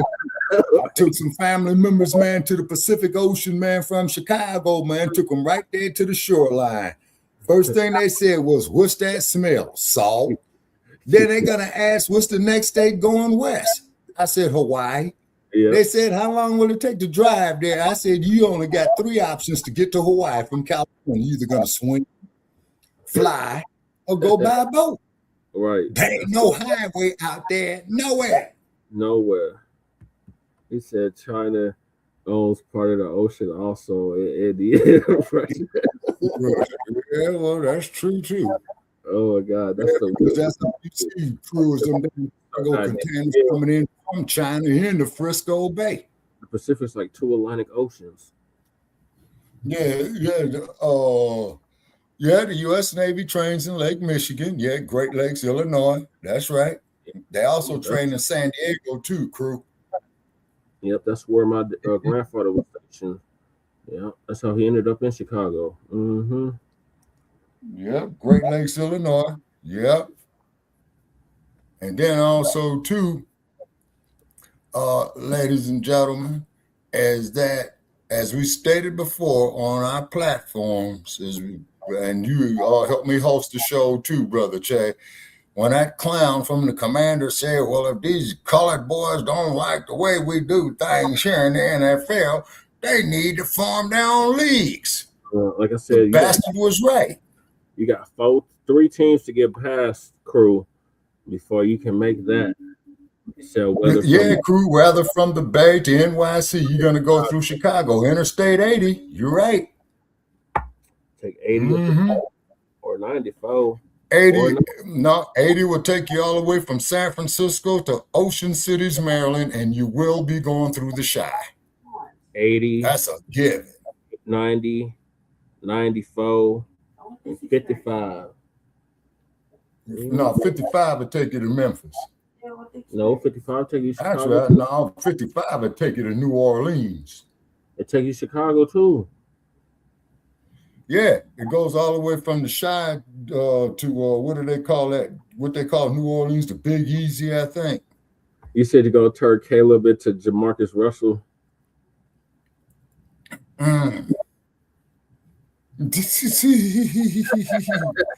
Great Lakes is basic training for the Navy. It is. It is. Mm-hmm. All right, moving along. This has been a crazy ass year. You can tell from the comments. And next year is going to be even crazy. And it's going to be much worse. I-30 or Interstate, State Highway 30, Route 30, Atlantic City, New Jersey to Astoria, Oregon. Yeah, he's right. But that is one of them hillbilly highway folks. Mm-hmm.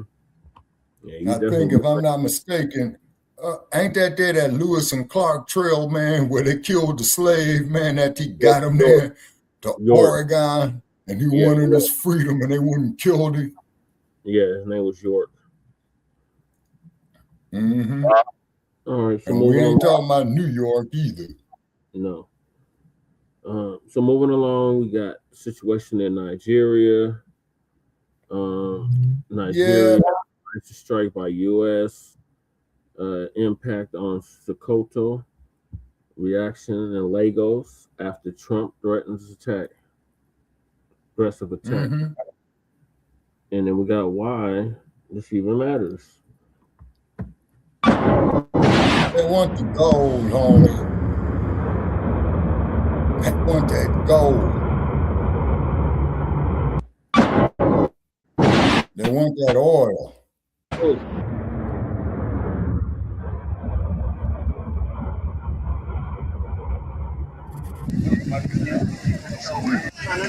Now, so they ain't had Pineapple Head come out there and talk about the attack on Nigeria yet, haven't they? You know who Pineapple Head is, don't you? Yesterday around 10:45 p.m., somebody called me, though I'm residing in Sokoto currently. Somebody called me to say that something happened in Jabo, very close to our family farm. So that is why early this morning I came to see to my eyes what has transpired and what has happened.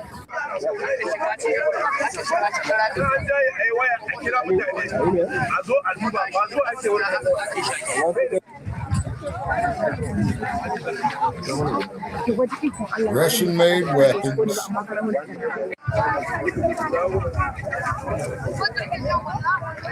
Items were being removed on where you have seen it, where this thing fell.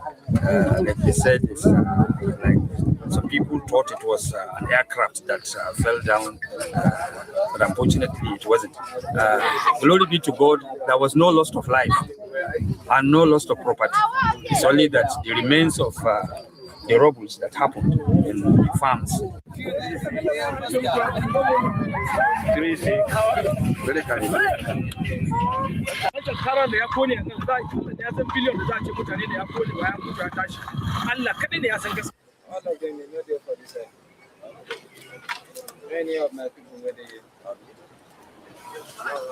Well, that is a fact, crew.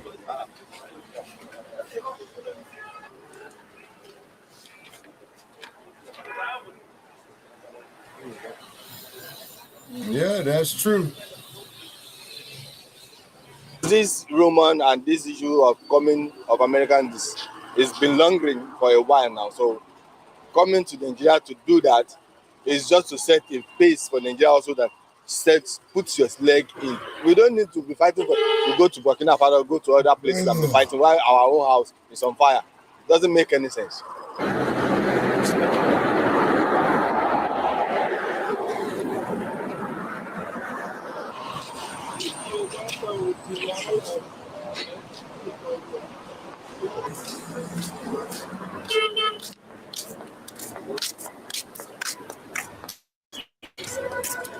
In the course of trying to fight the terrorists, innocent life could be lost. Lives could be lost in the course of trying, as that has happened in the past.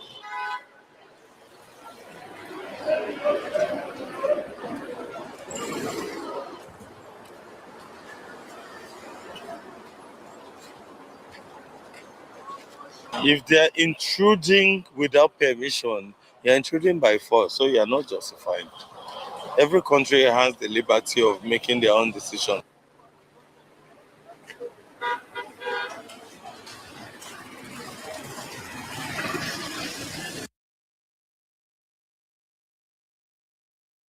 So that's what the people in Nigeria. Man, what's on the heavy rains out here in the wild, wild west?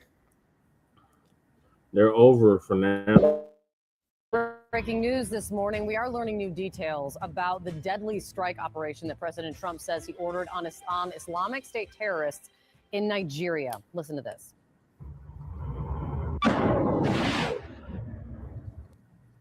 That, as you can see, released from the Department of Defense yesterday evening. The U.S. military reports multiple ISIS terrorists were killed in the attack, which the president first announced on social media. This comes after the president for months has warned that the United States could take military action in the African nation, claiming that ISIS had been targeting Christians in the region. The president writing in part this on social media about it: I have previously warned that these terrorists, that if they did not stop the slaughtering of Christians, there would be hell to pay. And tonight, he goes on to say, the Department of War executed numerous perfect strikes, as only the United States is capable of doing. I just thought Nigeria of y'all. confirmed the two countries coordinated in this effort, in this strike. This Therefore, dude Minister might be joins committing Jen war Perlman this morning. crimes. What took place yesterday clearly Yes, underscores the fact that Nigeria is not lacking. Nigeria confirms they're coordinated with the U.S. and strikes on ISIS. Terrorism. Okay, so once again, you clowns is on puppet strings and you fools are next. Nada, what is the very latest that you're picking up? Stupid bastards. We're still not getting full details just yet from U.S. officials with regards to the details surrounding this strike. What we do know is the U.S. Africa Command has said that multiple Islamic State targets and militants were killed overnight in these deadly strikes. We've heard, as you mentioned, from the U.S. president himself addressing this military action in the social Sokoto media, state, saying and describing this as a powerful and deadly strike against. And then they're right by Nigeria. in the northern Sokoto region another French of Nigeria, neo-colony. just bordering Niger. And Now, Nigeria used this to be stage, a again, no clear details British with regards to the neo-colony. impact. What we do know is that this was carried out in coordination with the Nigerian government. We've heard from a Nigerian presidential spokesperson and advisor saying that both the US and Nigeria are on the same page when it comes to tackling these security concerns. And of course, what we've been hearing Who's from in the the building? White House for several weeks now, and from the US president himself, is the ramping up and there was steps around the Cameroon. protection of Nigeria's Christian community against extremist attacks. And it's important to note and underscore that, of course, Nigeria does have a deep-rooted history of security troubles when it comes to Islamist extremist groups. But these attacks that we have seen in the past have targeted both Nigeria's Christian and Muslim communities, two of the largest religious communities in the country. So this is certainly a historic concern within they on the puppet country, but strings we too. are now seeing very clearly that first-hand action by the US military in Nigeria, according to officials, in coordination with the Nigerian government. Yeah, Nada, thank you so much. Much more detail to learn here for sure. Appreciate it. And the president warning, of course, there could be more to come in Nigeria, writing on Truth Social to the, quote, dead terrorists, warning there will be, in his words, many more if the slaughter of Christians continues. Joining me now in the group chat, Sung-Min Kim, CNN political analyst. Guess what they're going to have a lot of over there, y'all, and mark my words. They're going to have a lot of quote-unquote friendly fire. Visiting fellow at the Johns Hopkins University Institute. Research William Calley in Vietnam on that. Look at where things stand. The fact that the president really has cast himself as this peacemaker, often talks about the wars that he says that he has ended, and yet we are seeing this approach not just in Nigeria, but in other pockets around the world. How do we square what we hear from the president and what we see on the ground? Well, how the administration squares it is that this is all part of President Trump's strategy, his foreign policy doctrine of peace through strength, obviously. However, you have, on the one hand, you have, him touting all the conflicts that he has helped resolve abroad, but then you see a lot of offensive military action abroad. And, his aides don't see that necessarily as a contradiction. They say that part of keeping broader peace is making sure that these targets abroad know that the U.S. is willing to strike if necessary. But I also think that this is a contradiction that you're going to be hearing on Capitol Hill, particularly as it relates to these strikes and the strikes that we've been seeing elsewhere in the country. You had the Pentagon saying yesterday that they did this in coordination with Nigeria's government. However, you're already starting to hear from, Capitol Hill, what about coordination with us? Is this something that, lawmakers should have authorized? And I think that tension, that conflict is also what we're going to be hearing in the next coming weeks. Yeah, one would anticipate that, especially we'll likely hear a little bit of it today, but certainly once lawmakers return from their recess, he has called out what he says are targeted attacks on Christians. It's important to note the country itself is about split between Christian and Muslim faith, and the data doesn't necessarily support the president's claim that Christians are being disproportionately targeted. Ashley, this has been, though religious persecution has been a really animating subject matter, if you will, for many conservatives. Does it matter to them that the data doesn't line up? Because that is a significant when black soldiers get killed over there in Nigeria, Trump is going to say, right? But I think that it's really like about the black soldier who got killed in Niger. Two things. One, in his first regime, coordinate with the he knew what he signed. Nigeria, and two, Nigeria is a really complicated country that we've been dealing with. I mean, I'm a national security hawk. Go back to George Bush administration. There's been terrorist breeding in that region for a long time.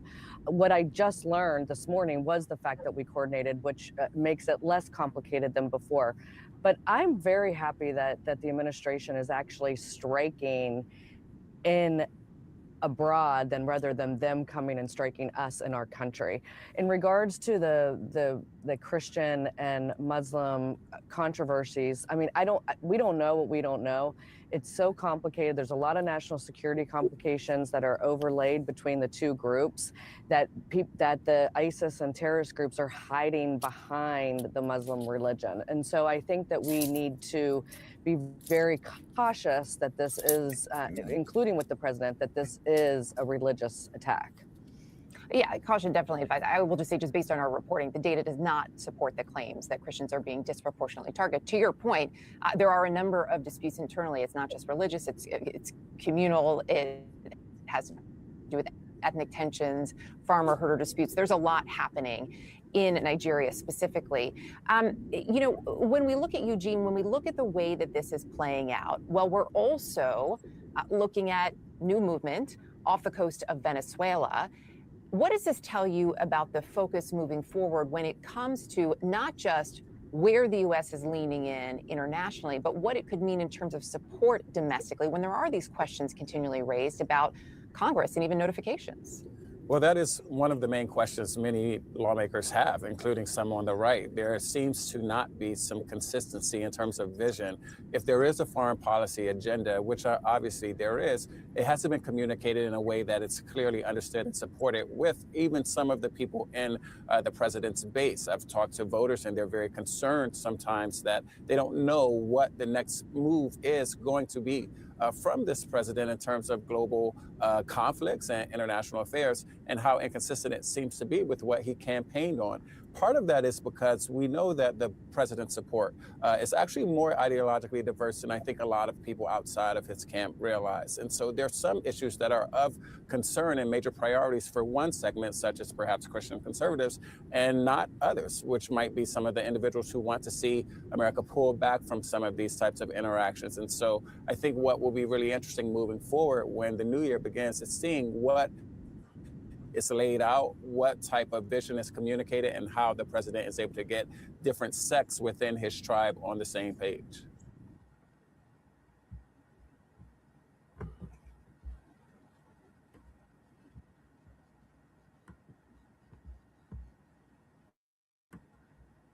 All right, crew wanted me to play a video, but it's acting stupid, crew. US Today is acting dumb right now. I'm trying to share this video.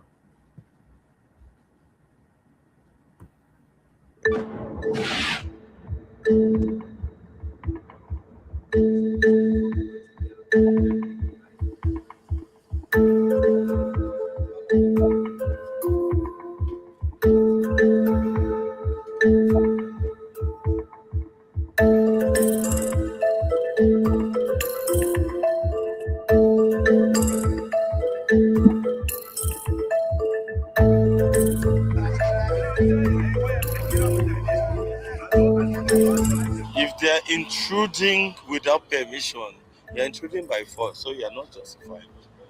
Every country has the liberty of making their own decision. Okay, that's basically the same video I played, crew. I saw that on the news earlier today. Yeah, I just played that video News though. Network.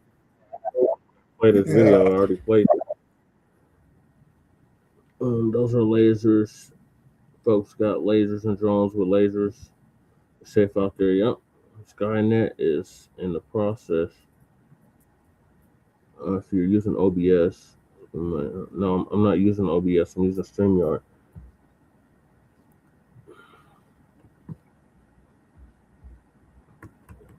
Yeah, that's basically the same video. Hey, brother Che. Yeah, Shabaka. And also, too, man, I'm thinking, man, we might need to take an alternative to StreamYard, man. No. Because I noticed on key things that, huh?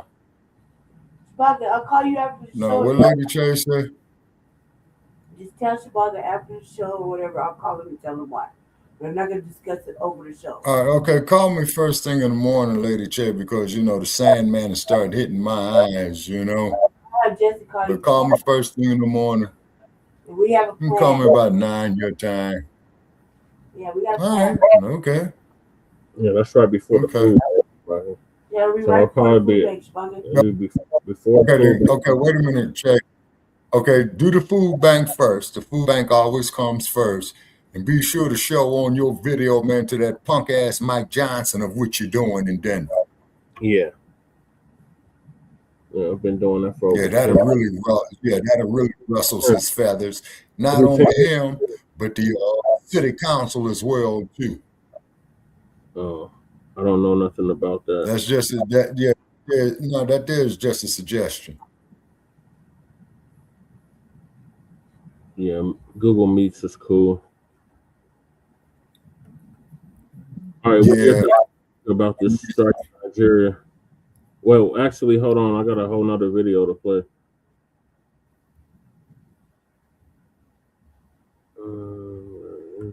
Well, so far from what I've seen, Brother Che, it's a game of chess, not checkers. Yeah. So why did Trump order airstrikes in Nigeria? Let's see what Tariq got to say on it. I'm saying he's trying to get the oil for the Dutch Shell Oil Company.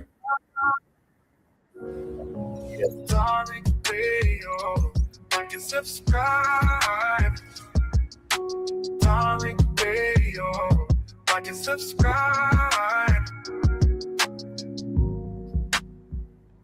Happy Aretasase. This is Aretasase season.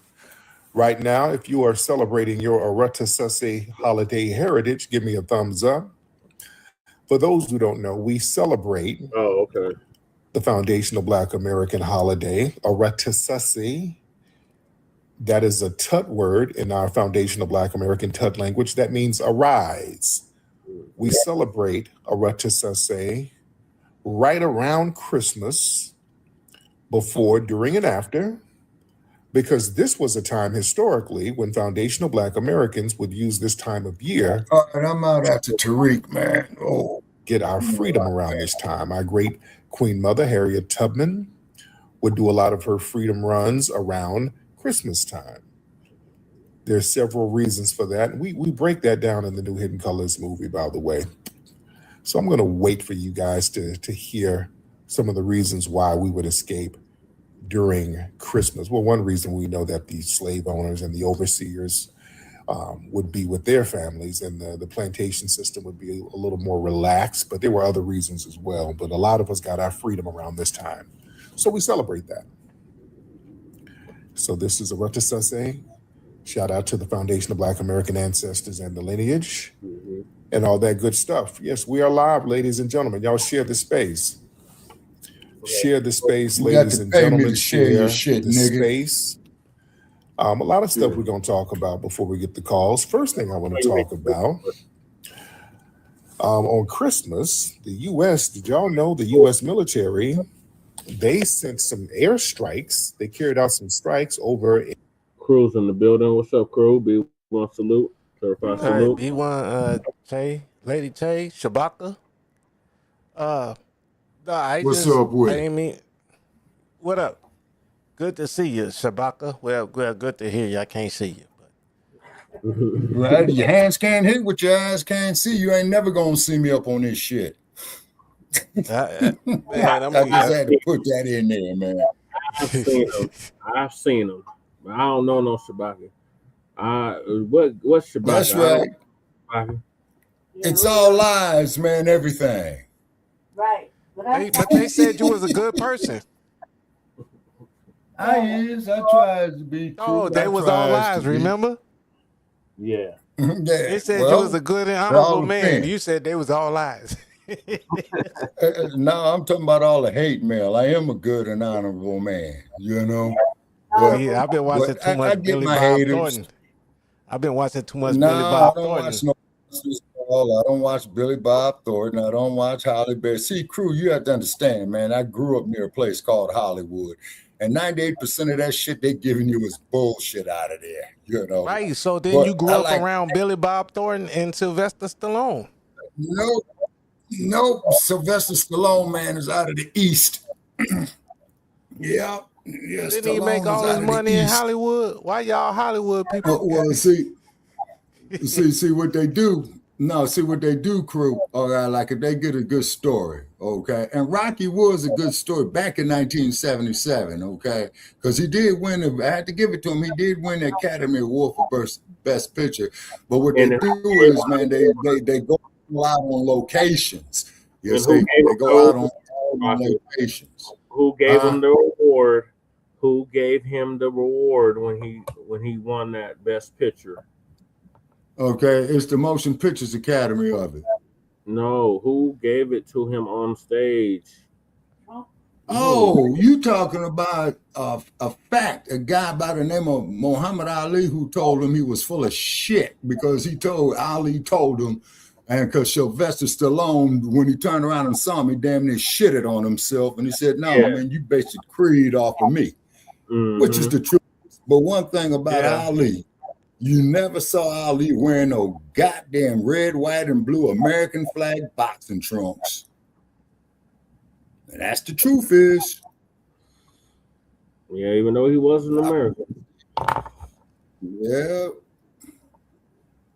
And the more they hated him, the more money he made because the people paid to see him lose. Just like out in Las Vegas when he went to Floyd Patterson's training camp. With a bunch of carrots, he says, "Man, this is for you. I'm calling you the rabbit." And then Ali, when he fought Patterson, he went out there and administered correction. You know, just like he did. You know what he would wear though, Shabaka? Huh? Say what? He would wear red and white trunks, and he'd also wear blue trunks. Wait a minute. Hold it. No. The main trunks he wore. Those were his main trunks. Those were his main trunks, and he did wear the red trunks with a white trim. Shabaka, I'm agreeing with you. I'm trying to debunk you, but I'm agreeing with you. Sir, so there's no argument or debunction of undisputed truth. Okay, he wore the red trunks when he smashed Bonavina. He wore the but they had a white stripe. Yeah, the trim. And the waistband, and he wore the red trunks when he fought Smoking Joe Frazier the first time when he got right back up.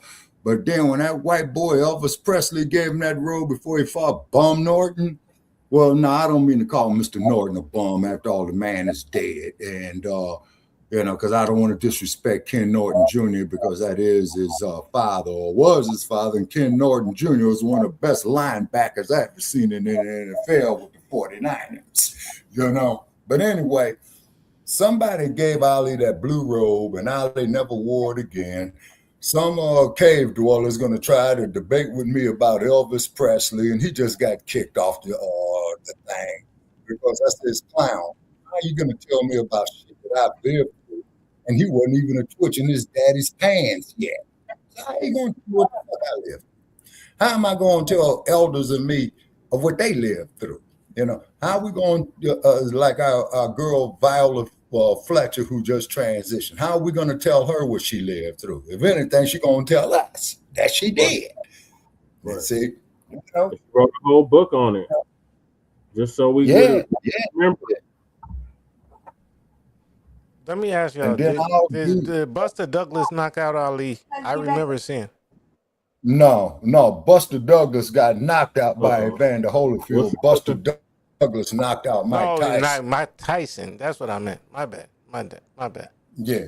He knocked out Mike Tyson, handed him his first L too. Yeah. Why did Trump order airstrikes in Nigeria? Let's show it. Oil in Nigeria. Let's see what old boy from LA is saying. Islamic State militants over in northwest Nigeria. So this is very interesting. Let me read what Reuters said. The United States carried out a strike against Islamic State militants in northwest Nigeria. And they're saying this is at the request of Nigeria's government. This is interesting. So President Trump and the U.S. military said Thursday, they said that the group had been targeting Christians in the region. And Trump said tonight, at my direction as commander-in-chief, the U.S. has launched powerful and deadly strikes against ISIS terrorists in northwest Nigeria, who's been targeting and viciously killing primarily innocent Christians at levels not seen for many years. All right, so this is interesting. So you're gonna This be is very, Santa very Claus. interesting. They're saying that the Nigerian government was some seals down your chimney at night. Now, there's some theories why the U.S. might be doing this. Many people are speculating there could be some ulterior motives. You know, Dasher I and don't know, Dancer but and Prancer it and is. Some people say that this might be a play for resource control. You know, Nigeria over there, there's a lot of Exactly. vast There oil you go, Tariq. reserves. Mark this day They down got again, brother critical Che, where I minerals had to over agree there. with his So sentence on one that. It's that long-standing You oil. don't theory have is to that mark it down again. It's for already the holiday. It's counterterrorism Christmas. He did operations, it on Christmas, so you know, you don't that's have to usually a mark it down again. prerequisite You for just remember resource when leverage. he bombed Nigeria on You know, Christmas. these people trying to get some pipeline security agreements, some future Now, what these extraction tethers got to say rights. about that? So Where's the it could be Pan-Africans some other about things this? going on over there. Some people say this could be AFRICOM expansion and some strategic positioning. Now, that's my See, bet. And we who know brought that up Nigeria is African, brother that's Che? Africa's most populous Oh, country, Sambo. and that's a strategic West African hub. Yep. So those Now, strikes Tariq might might be on to something justify right there. expanded U.S. military presence over there, drone bases, intelligence facilities. It could be a few things. At least they might Some have people some think it could electricity for be some days. private military contractor interest. You know, where U.S. military, when No, their African activity got increases, electricity. defense They're contractors, they probably gonna get some usually follow toilets from the through. You know, military you get these bases too. security contracts, You know, surveillance No, systems, African weapons has all sales, of that. training programs, And that Lagos. generates billions of dollars. So war, that doesn't need to be won, it just needs to be profitable. So having a ongoing war in a new location, that's big money. That's a lot of money. That's a whole industry within itself. We just have to look at all the theories here. That could be a message to other African states. The strike might not be about Nigeria alone, but it might be a signal to other neighboring states like, hey, the U.S. can strike anywhere, anytime without a regime change. So that will deter them any country can do that. Any getting country out of can do line. That that. might But make can other they people back get it some up act right. afterwards? You know? Right. So there's a lot of other theories there. Anybody One can main go theory do work on could anybody, be but can you back it China up? containment. Right. We know that Nigeria, they've deepened their ties with China, you know, infrastructure, rails, techs, loans. So some people might say, hey, this strike is like, okay, this is like sending a proxy message to China. Like Nigeria, they remain under U.S. This is when he go live. Security influence. And the message is don't drift too far east. You know, we don't want China trying to set up shop over there strategically and set up a military stronghold over there in West Africa where they can start getting their military weight up.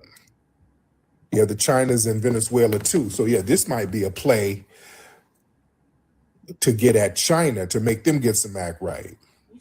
Yeah. That's not how what? You see? No, hell no. It was Who's the main interesting. people that gonna stand on the front lines? Yeah. Ask yourself that.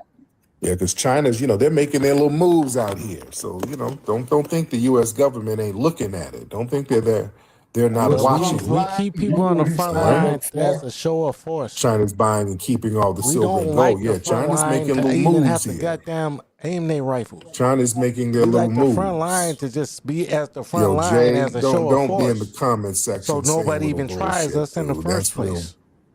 Right. sassy. Yeah, that's real sassy. Don't be in the comment section projecting, dude. Because you're trying to get attention. You like an ugly woman at the Say, if club. 20 niggas show up You just outside come your in house, wearing right, some you gonna bullshit comply, right? just so somebody Like, can look 'cause at that's you. a show of It all force. depends That's Who the is what I'm this? front line. sleeping with. Little, what's your name? You get me? Well, unless you John Wick, but you Ilze, get what I'm what's your saying? name, man? I can't. Yeah. Ilze something. Mr. Ilze. Mr. Ilze, hop on in, sir. And What's if up, them 20 Wade niggas from show up Jamaica? with a Shout out to helicopter Jamaica. and 3 Hummers, then it's Respect to you definitely over with. guys. Respect to Jamaica. Let me see. There's some guy. You wanted to come up and talk. Mr. Bella, whatever, send a request. Because for some reason you got like a little. But I always remember about Napoleon going into Russia. Mr. Bella, what's your name? Hop on in. Remember Hitler going here? Hey, what's up, man? It's good. It's good. Hop on camera. Oh, yeah, your account is janky, so you must be on some kind of Finster account because you don't have camera access. What's on your mind, man? I don't have that many people on TikTok, but I can still get on camera. I got the app. I be streaming on it. I said the hell with TikTok. Yeah, I said the hell with TikTok. How the hell I can stream on TikTok right now. Nah, because like it's a cult out here. I can stream this stream on TikTok right now. So call the cult. Call the cult then. I don't know. I don't have a cult. So many give me a whole app. That's what it's been sounding like. Well, TikTok is crazy, crew. Whatever you imagine in your mind, that has nothing to do with me. That's your imagination. So in your imagination, you're wearing a thong, riding a unicorn. So do all that in your own imagination. It ain't an imagination, you gay ass nigga. I don't have time. Would y'all give me permission to stream this stream on TikTok? You're not tough whatsoever. Look at your picture. That's on Jesse. He's executive. When y'all try to sound tough, you're not tough, sir. You sound frail. You sound like you got. You sound like you got a toe ring on. You're not tough, sir. You're not tough at all. You're not tough, and you're not going to come in the room and wipe your ass. I really wish you were going on white supremacy. Was that revenue? Like that. Hell, I'll back you up. No, that wasn't revenue. Yes, I'll tell you how I went in on white. Was that revenue? Shabaka, this is your problem. You don't be tuning in enough to know. He be going in on a white supremacist too. Be going in on him even harder than he does the tethers. Okay, but Jesse, like you told me, that you got to catch him live, man. I be trying to catch him live, but for some odd reason, man, I be missing him. But he do. Yeah, because he be having like about 300 people in his chat room. I give him that. He be having 1,000. You know. He be having 1,000. Yeah, he does have quite a few. So he invested his money wisely. He's live right now. 26 minutes ago. He's live right now on TikTok. Yeah, he got like at least 40,000 people on TikTok. They should. 63,900 subscribers. I don't know how many people are actually watching it right now. Bankroll. No, it's not that Shabaka. No, Tariq's because he been talking that shit. His bankroll is large because he been talking that shit. Like, you got to do it. He's just been like going Red on. Let me Supreme, see. all I of that think shit. about his 12th season now. Let me see how many people is in there live. Tariq. But if you stream the TikTok, man, I'm going to shut up because I don't want to kill y'all's feed because I got a lot of enemies on TikTok. He got 1,000 people, 950. And then people be popping up in there talking about they want to battle him. And they got like 12 subscribers. And they be like, what? They be like, oh my God. Oh my God. No, but I'll be on X. Go ahead with your thing, Jesse. My bad. Yeah, everywhere. So, yeah, listen, let me tell y'all something. Let me the tethers something. Tethers, listen. It's too late to try to redefine our lineage. It's too late to try to redefine our lineage, tethers. You understand that? That ship has sailed. And sunk. You understand? Tethers, being upset and whining about the delineation of us foundational Black Americans. Family, the term foundational Black American is already institutionalized. Do y'all understand that? Yeah, because you own the patent to it, Tariq. Tell the people that. It's in the public lexicon. It's a fully accepted So term. what's wrong with that, Shabaka? Institutionalized. It's cool. Foundational That's why Black I don't support American it. is no longer. It's not It's an better than internet African slogan. American.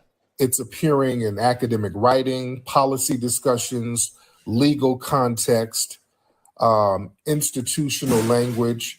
And family, you got to understand, once a designation Okay, Tariq, you enters got you formal some fancy ass spaces, lawyers in Beverly Hills it's for past that, the point man. of being argued away. Telegraph that one. I mean, that ship has sailed. You understand that? And Arguing sunk. about It sailed and sunk. foundational Black America, it's too late. Public lexicon status means the debate is over. Said bye-bye, bitch. You running around here talking about some cult. Man, you 3 years behind. When everyday people, media commentators, scholars, institutions understands what a term means without explanation, it's normalized. So trying to discredit it now, it sounds like somebody arguing against a term like Latino or a term like indigenous. It makes you look out of touch. It makes you look unserious at this point. Says you understand who? what I'm saying? You look out of touch doing that. Just like a tether. A lot of tethers, they're like 20, 30 years behind everything. That's why you go to some of these lands that they flee from and they're walking around wearing G-Unit t-shirts and apple-bottom jeans, and they're dressed like Soulja Boy from 2004. Like 20 years They dress 20 years behind. That's what y'all sound like. You just sound very outdated. You understand? Your opposition looks outdated. People trying to attack foundational Black American shout and our out to our lineage, boy talking about V42, brother it's a cult. Yeah, I think it's a cult. You sound like somebody who's arguing against hip hop in the 90s. That's like you have them old, out of style, outdated Negroes in the 90s. Hip hop is just a fad. You sound like one of them. Hip hop is just a fad. Hip hop is gonna go out of here. This is a fad, dude. No. Even though in the 90s it had already been there. That's what for you 20 sound years. like. You just sound very outdated at this point. You sound outdated. The world has moved on. So your resistance is not bold, it's not edgy, you're just late and outdated. And foreign hostility, that just exposes your cultural lag. When these foreigners and these tethers, they try to redefine or talk down on our lineage, that highlights your disconnect from current Black American discourse. See, you look like the newcomers you are who haven't caught up to the cultural and political reality of the country. Hello, ma'am. Hello. How are you, dear? Good. How are you? I am good. What city are you in, ma'am? I'm in the United States. Oh, good. Okay. How old are you? I'm United 24. States is not a city. Okay, making sure What we ain't the got no hell? kids up in here. Happy holidays, ma'am. Happy holidays. Yes, indeed. So what's on your mind, dear? Did you want to run a battle? Yeah, we can do a battle. Let's do one real quick. Let's get it popping. All right, here we go. We got Cocoa Curls. Yeah. We got a battle going on, and let's get it popping. Everybody hit me with them gifts while we chat with Cocoa Curls. We're doing the battle right now. She's gonna Cocoa lose Curls, very badly. what do you do, ma'am? You in school? I took a few semesters off, but I think I'm gonna try to be in school next semester. Oh, okay. No, She you look are. like she your one of the mother white, groupies or your at the dad white? Tyreek Who's concert. white? My mom. Right. And is your dad foundational Black American, African, or Caribbean? He's African American. Okay, where's he from? You qualified for the Maryland. auction block, bitch. There it is. You got siblings? Qualified for the Yes. auction block. Hold There on, you run go. it back, Tay. I All didn't right, hear we where got- daddy from. Okay. Oh, I'm kind of beating you right now, Coco Yes. Curl. Yes, All right. Mom. Yes, and He's Where's her African daddy? Where's her American. daddy from? where's he from? Maryland. Okay, there it is. That don't say Another nothing. slave You state. got siblings? Yes. Tyreek ain't press her like that. There you go. All right, we got, okay. Oh, I'm kind of beating you right now, Coco Yes. Curl. Yes, All right. Mom. Yes, indeed. So we got 4 minutes left where we're getting down with Miss Coco Curls. And what else you do? You're in Maryland? Are you in Maryland, by the way? No, I'm actually in South Carolina. Okay, what you doing in South Carolina, man? Well, my dad moved here. I've been to that hot, muggy motherfucker. Yeah. Man, Did you South cook? Did you Carolina cook for is the nigga holidays? homeland. Stop playing with us. I do cook, however, I did I not. love South Carolina. Them Really, girls so? that I could talk to all day. You could have I did not cook for the holidays. Oh, okay. South Carolina. Okay, we got the numbers up. The numbers are popping. How's your mom and dad doing? Well, somebody said it's your Thank you for dad. the hand hearts. Okay. They said They're it's your doing dad. good. Yeah, they says your dad Jamaican. Is your dad Jamaican? No, I said he was African American. Oh, I got it. Okay. So I don't know why somebody what's asked me. that mean? They said that in the chat room. I don't know that city. Let me see. African American. So what? I'm gonna what screenshot African it and country find you it from? on my map. All right, we got 2 minutes. We're 2 minutes and 50 seconds left. We're in the battle with Miss Coco Curls. Very nice lady. Now, what else you do out there in South Carolina, ma'am?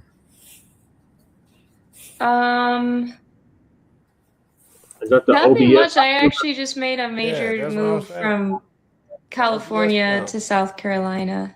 Oh, really? I You're out can in use California? everything. You were out in California? I was for 4 years. Oh, wow. What are you doing? Are you in the Bay Area or Southern Cal? For a reason.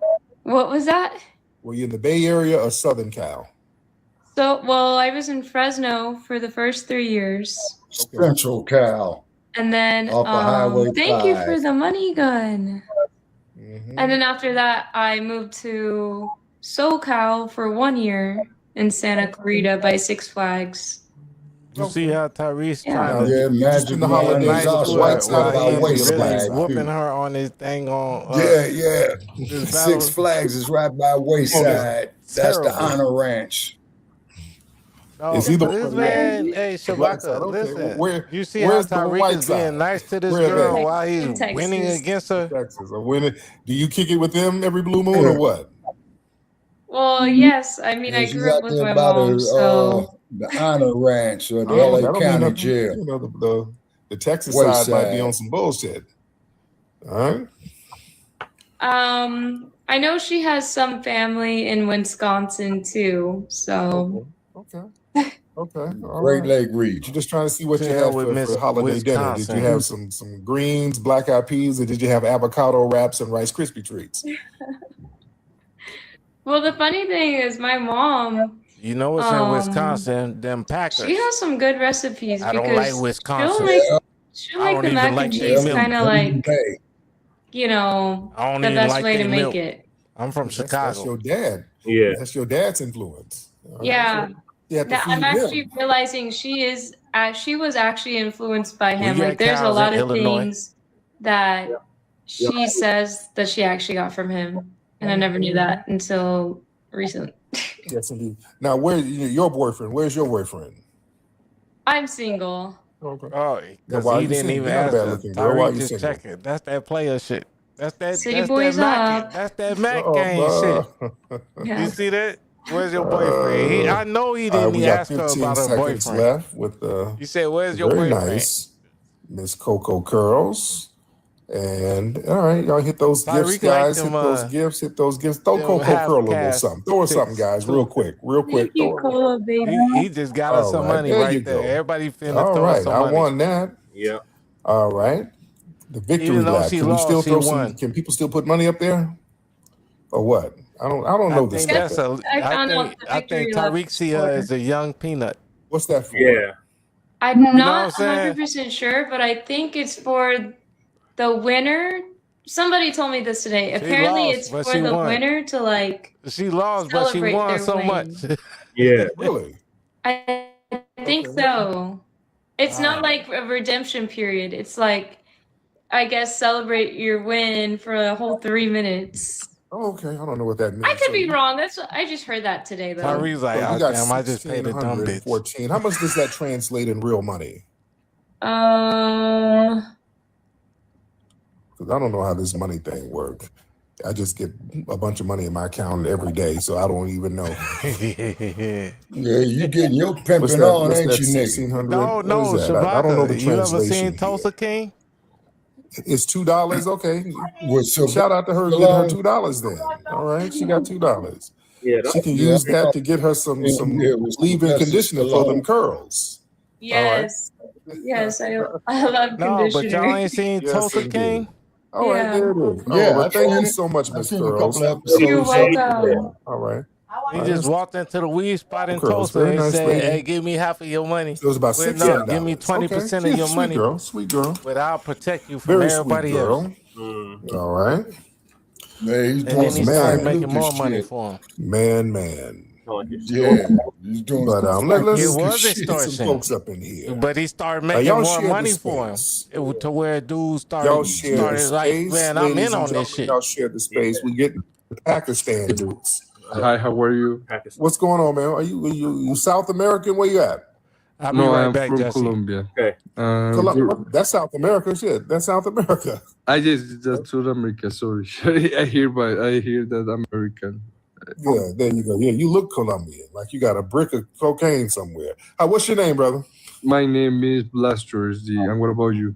Lester. I'm Tariq Lester, but I get you back. Okay. Man, he clearly looks South American. All right. Look like he's bumping Rico Suave in his car right now. All right. Who is this? What's up, Jess? Some grown lady. All right.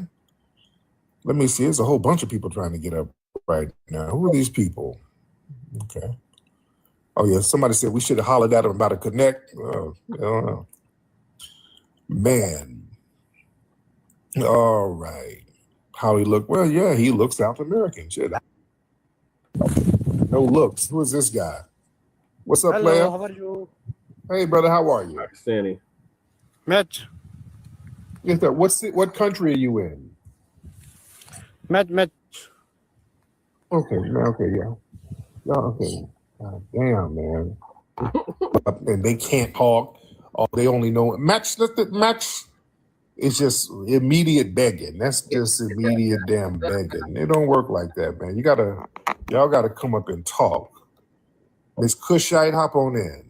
Well, nigga, I've been trying to get on your show for the last 3 months, man, and I just said, fuck you, Tariq. Miss Cushite. No, you can't Hey, get off Tariq. now, about you got ready. Good evening, good night.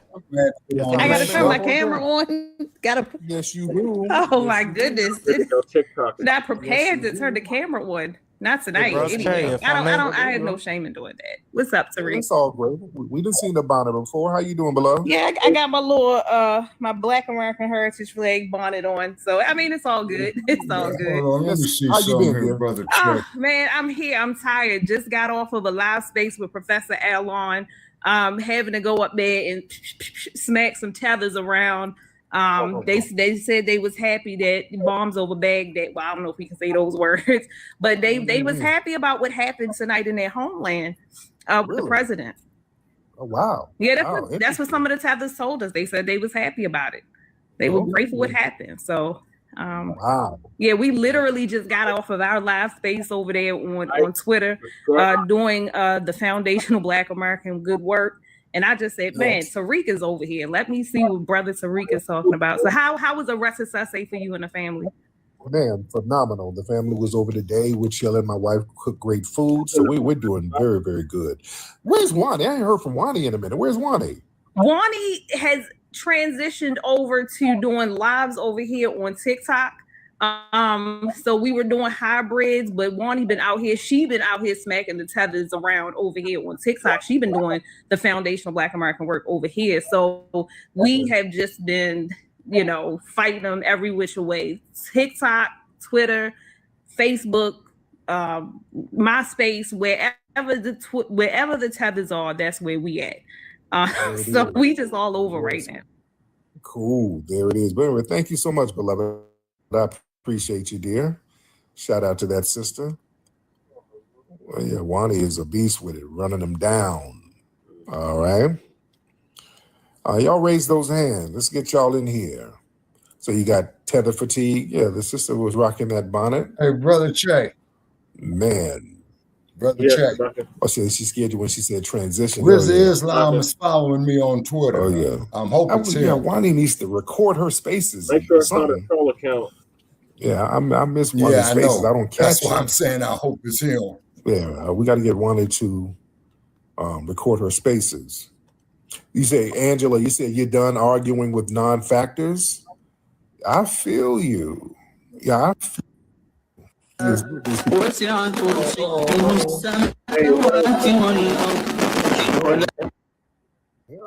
Oh, it's all Damn. good. I figured Hey, you were Cool out. Keezy.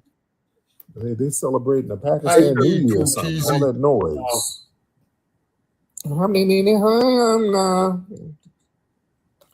Man, I plays you and Night Nitty. do y'all promote Africans and Caribbeans? Promote them how? What do you mean?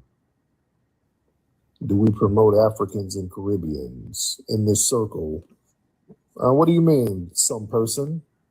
Promote Africans and Caribbeans how? We produce justice. People That's can all. come up. People can come up and talk. Everybody can come up and talk. We welcome everybody. I think All lightning. right.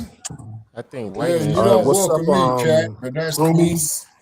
Shabaka, you haven't tried to get on TikTok with us. Roomies? Yo, hello. No, I don't do How you TikTok doing, no more, Shroom? brother Hey, Chad. yo, I what's was up? on TikTok like 3 What's going on weeks, with you, man? Got in And I about was just 35 fights. The only damn, way what's you it? can get on with them is on Twitter. Go ahead. I had my main account Yeah, blocked, I bro. scanned I'm Twitter trying to see, right can you now. unblock my You main wasn't account? on. I don't I know don't what know And you, he's happened. not brother. I on don't know X. you, brother. He ain't Right on now. X like that. So Why you would would you have assume to I, get over to why TikTok. would you assume I know you? No, I don't do TikTok, bro. That's the only way you gonna get Shrooms? on with Yo, Tyreek like that.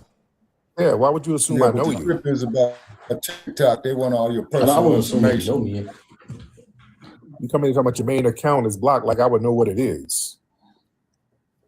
Why'd your account get blocked?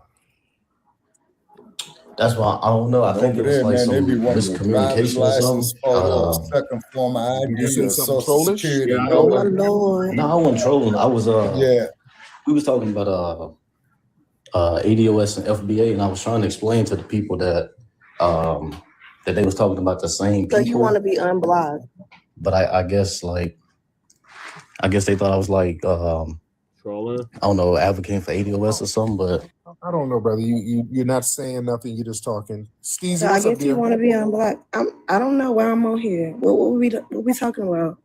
Hop on camera, Steezy. Let's see what's happening. Let's see Why I what you got got going you? on. Are you on camera? Yeah, that's me right there. Let's see what you got going on. I'm on here.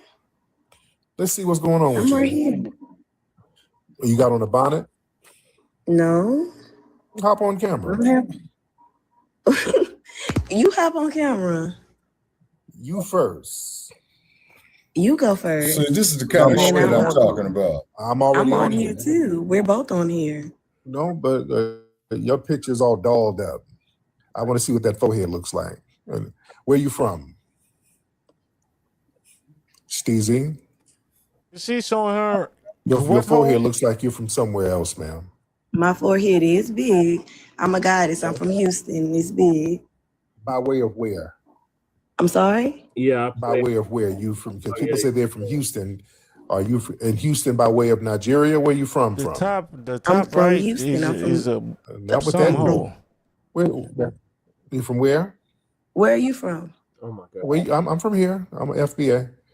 Okay. With that forehead. Dang. I'm not, well, my forehead is big, but I'm definitely an FBA as well, if you want to say that. I mean, my lineage doesn't go to Africa. I mean, not that I know of, but I mean, I know that we are all, you know, I feel like we all are indigenous, like Black people are indigenous to America, and as well as, you know, to all of this world, to this planet. So, I mean, hey, if I'm African, if I look African, then so be it.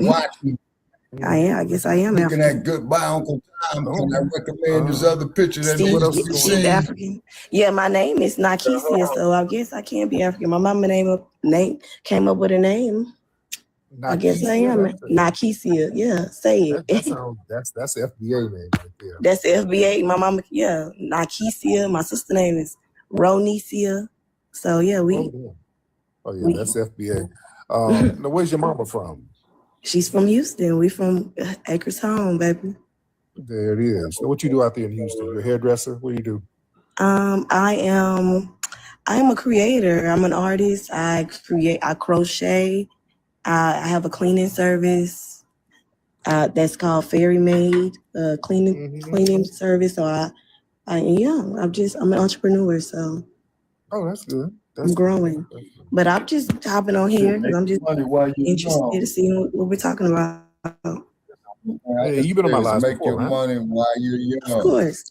I mean, like I've been on a couple of your lives, but I know of your documentaries. You were someone that kind of put me on to, kind of woke me up, like put me on to African American history. So I'm on here seeing what's going on. Yes, ma'am. Now in Houston. Now, how old are you? You are 32? I'm 27. Oh, okay. Okay. How many kids you got? 2. Oh. How many baby daddies, Nakisi? I only have 1. Really? Or one? Or did one die? Was what happened? No, I only have just one for both of the kids? One father. For both kids. She got up. Oh, she left. She left. You made her run. I made her run. I didn't mean to make her run. She said, "Oh shit." You did. Okay, so first of all, Tyreek, I'm kind of nervous. So I don't even know soon why as you she did it. I've been said calling you like African American history, she told on I herself. love that. I can't get look. I'm at work. Look, they already had me on the prompt with Halo with them. They trying to figure out where I work as it is. So hell no. Soon as she said African American, it was over I'm in with. Chicago. Yeah. Yes, ma'am. Yes, How you been? good. How are you? I'm glad you requested me up. It takes forever to try to get up. Anyway, I wanted to tell you, I've been following you since. Remember, you used to get into it with that girl on Lipstick Alley. That's a real Chicago accent. That's a real Chicago accent. Girl with quotes. All right? Yeah. We still don't know if that was a real woman. At first, I used to be like, "Damn, he get down on the big girl." Claudine, that's a real Chicago accent. You a real OG fan. Like, Yeah, yes. if you know about Cassandra. I listen to every Mac lessons. I'm like, oh hell. Wait. Do you let me see how OG? Do you remember the Ace Monkey beef? No, was that with see, that's the triple OG. See, how many of y'all remember the Ace Monkey beef? Oh, some of y'all. Let me see how long y'all been around. All right, but yeah, Cassandra. That was was it a guy you was beefing with, right? It was a dude. Yeah. Yeah. Ace Monkey. Okay. Yeah. So I was around then because I used to work at the nursing home. Look, I had messaged you on Facebook because everything that you used to spit, I actually was going through it in real time. And I'm like, when my brother put me on to you, I'm like, wait a minute, everything he's saying is happening like right now. Right. But I can't remember the time I had messaged you, but that was like, oh my God, I can't remember how long ago that was. But okay, I'm gonna drop because I'm at work. Nice talking to you. All right, beloved. Thank you, dear. All right. Rebecca don't remember that accent. She Rebecca been gone for too long. What happened? I wonder what happened to Cassandra. No, I still got relatives. I wonder what happened to Cassandra. Oh yeah, the creepy poem dude. I talked about Jay Slim. I talked about him last week. Well, I talked about Jay Slim last week. Oh man. You okay, y'all remember the United Players of America? How many of y'all remember the message board I had? What? You UPA, okay, Shabaka? Your before creek FBA, ain't there getting was your UPA, crunch. United Players of America. How many of y'all remember that? It's just this cold, man. We had a message board where we got the game on the message board. Look at them AI videos that Tyreek doing. That's in Las Vegas right there. Man, that's in the computer only. Under your arms. That's all AI. That is not no real people anywhere. I know. That's the Ruberg deodorant. Oh my God. You see the next video, Shabaka? Alt-lice liar gets caught pretending to be FBA. So Tariq, what now? Look, it's the same thing, Shabaka. Alt-lice liar. Look at this. It's the same thing. Alt-lice liar. Mm-hmm. It's the same What's thing. alt-lice? Or is that a new disease or VD or something? Lice is what crackers have, Shabaka. And yeah, that shit. Yeah, I got you. Am I advertising for free? Am I advertising for free, Jesse? No. Right, because what am I holding? Root work. The lavender. And that shit smells so good. Man, you need to send me some. Oh, Lord, I should have got y'all a present for Christmas, huh? That would have been nice. All right, so now you see what happens when you tap on your table, when your mic is hooked to your table. Yeah. You hear that? Yep. Shabaka, what are your thoughts on why did Trump order airstrikes in Nigeria? Okay, one of 4 reasons. One is to prepare ground assault. I'm thinking basically he's going after the oil, and then you got the neo-colonialists, that who's on Trump's puppet strings, like when they sent Langley over there, and then when Traore kicked Langley up out of Burkina Faso, I guess, Afro Command that Osambo set up, Trump sent him over there, like how he had that big old pineapple ass head nigga with them 4 stars on his collar going over there. Who is that? Yeah, Langley. Yeah. So what it is, man, it's a prelude, man, to going in there to season the oil. That's what I'm betting my money on. It's like Black Alpha said, they're going to carve up Nigeria like they did the scramble. Yeah, like the Berlin Conference, yeah. Lady Che, what are your thoughts about the airstrikes in Nigeria? I think that this is a typical Trump thing, and I think that this is probably like what you said, probably like a gentle, unsubtle thing to fuck with China. But Nigeria, like I've been showing it on the RBA once in a while. Nigeria got their hands in all kind of shit. They're doing all kinds of shit with AI and cyber technology. So they're in our business too. Yeah, they got whole what are those things called? They're in our business. They're in our business too. Like not mining farms. What are they called? Nothing is sacred. Where they have the damn trolls from Nigeria troll us. What that shit called? Internet farming or something? They used to do that bullshit, brother Chad, about sending him. Yeah, what a motherfucker used to say, I got $5 million I want to put in your account. Well, that's a scammer, Shabaka. But they have. Yeah, I cussed out a whole lot of them tricks out of Nigeria. In addition to the scamming, they have these troll farms too. Yeah. So then they got AI farms. Really helpful. I mean. Yeah, they got that there too. Right there in Lagos. And plus that, brother Jay. How you like this, Jay? Hold on, let Lady Che finish. Go ahead, Lady Che. It just destroyed a little countryside. That's it. So it didn't really bother nothing. It didn't make no real impact. It was just like a love tap, like, hey, we can drop bombs anytime we feel like it.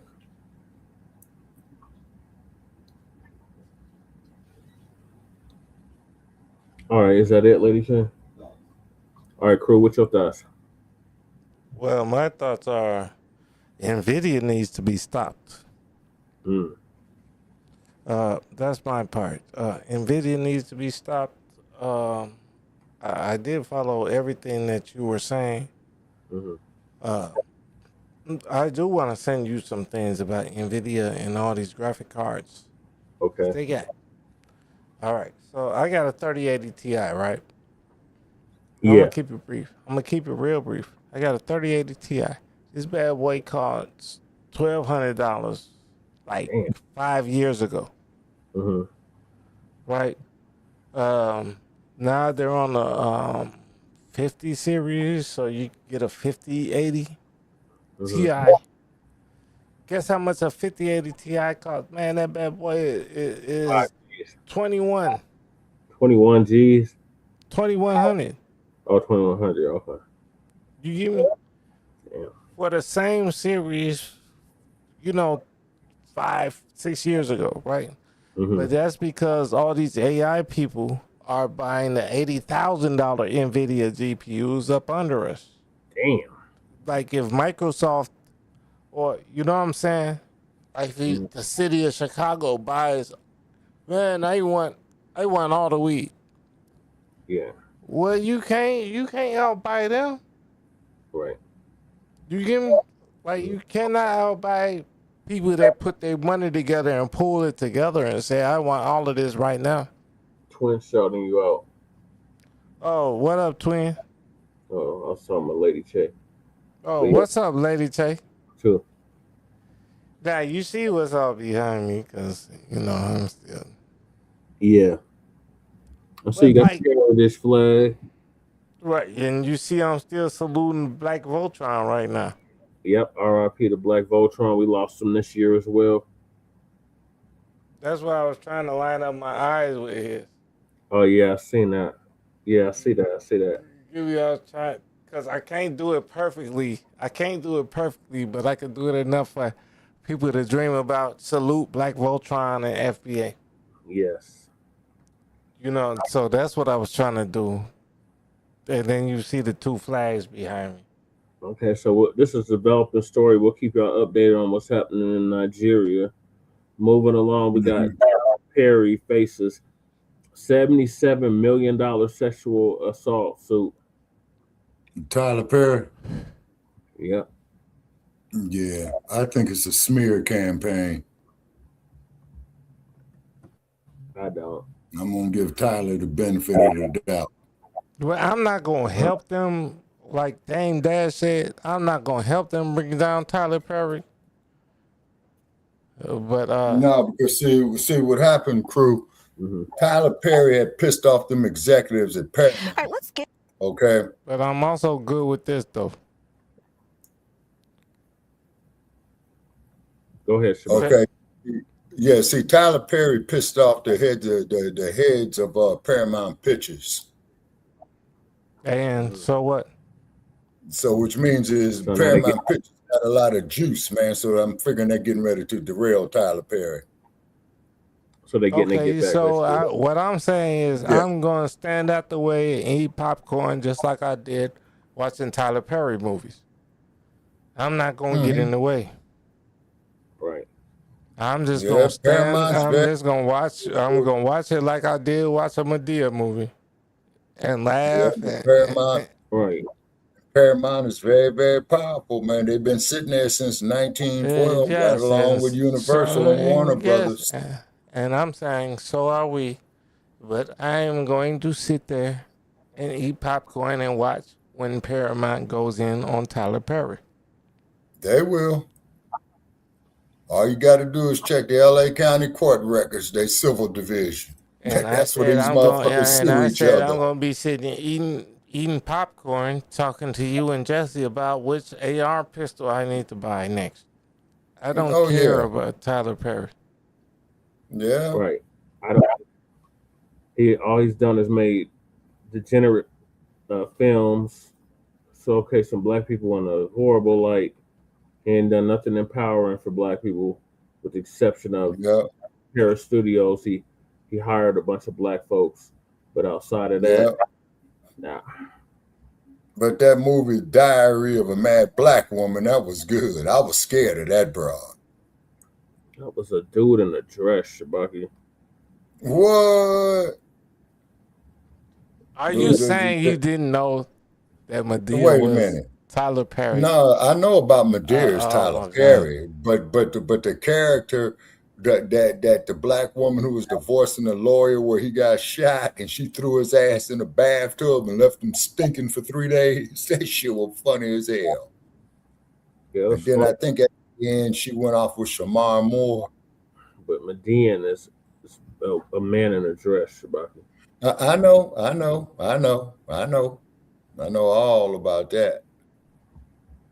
So what if I showed up to your meetings with a dress talking about it's Black liberation, Pan-African shit, and I showed up in a dress? To where? To my place? Yeah. then I'm gonna send you on your way, brother. So what makes you think we ain't doing the same damn thing? Cause I don't wear no motherfucking dress. That's why. Shit. Damn, Jesse, man. could you? Hell no, Jesse ain't gonna wear no dress, man. Shit. No, Jesse, could you explain it to him? Like, I don't know. I'm not explaining it correctly. We're not supporting them, Shabaka. That's what it just boils down to. All right, okay. Hey, if y'all like it, I love it. I ain't gonna support the motherfucker either. You know. So what if we don't like it? Do you hate it? Okay, do I hate it that you don't support Tyler Perry? No, like if we like it, you love it. If we don't like it, do you hate it? If you don't like it, do I hate it? Mm-hmm. Yeah, like are you the complete opposite? Of Tyler Perry wearing these damn dresses and shit. Okay, I ain't with that shit, man. Why black man gotta wear a damn dress, man? Come on, man. Well, yeah, so when he did Alex Cross. Did you see the movie Alex Cross where he was the detective that went after the motherfucker? No, I read the books about Alex Cross, but I never hell yeah, watched that movie. Now you and I is on that one there, crew. Hell yeah, I read about 4 books on Alex Cross. But I never watched the movie once Tyler Perry got into it. Now, when Denzel was playing that motherfucker, okay. Mm-hmm. What movie did Denzel play Alex Cross in?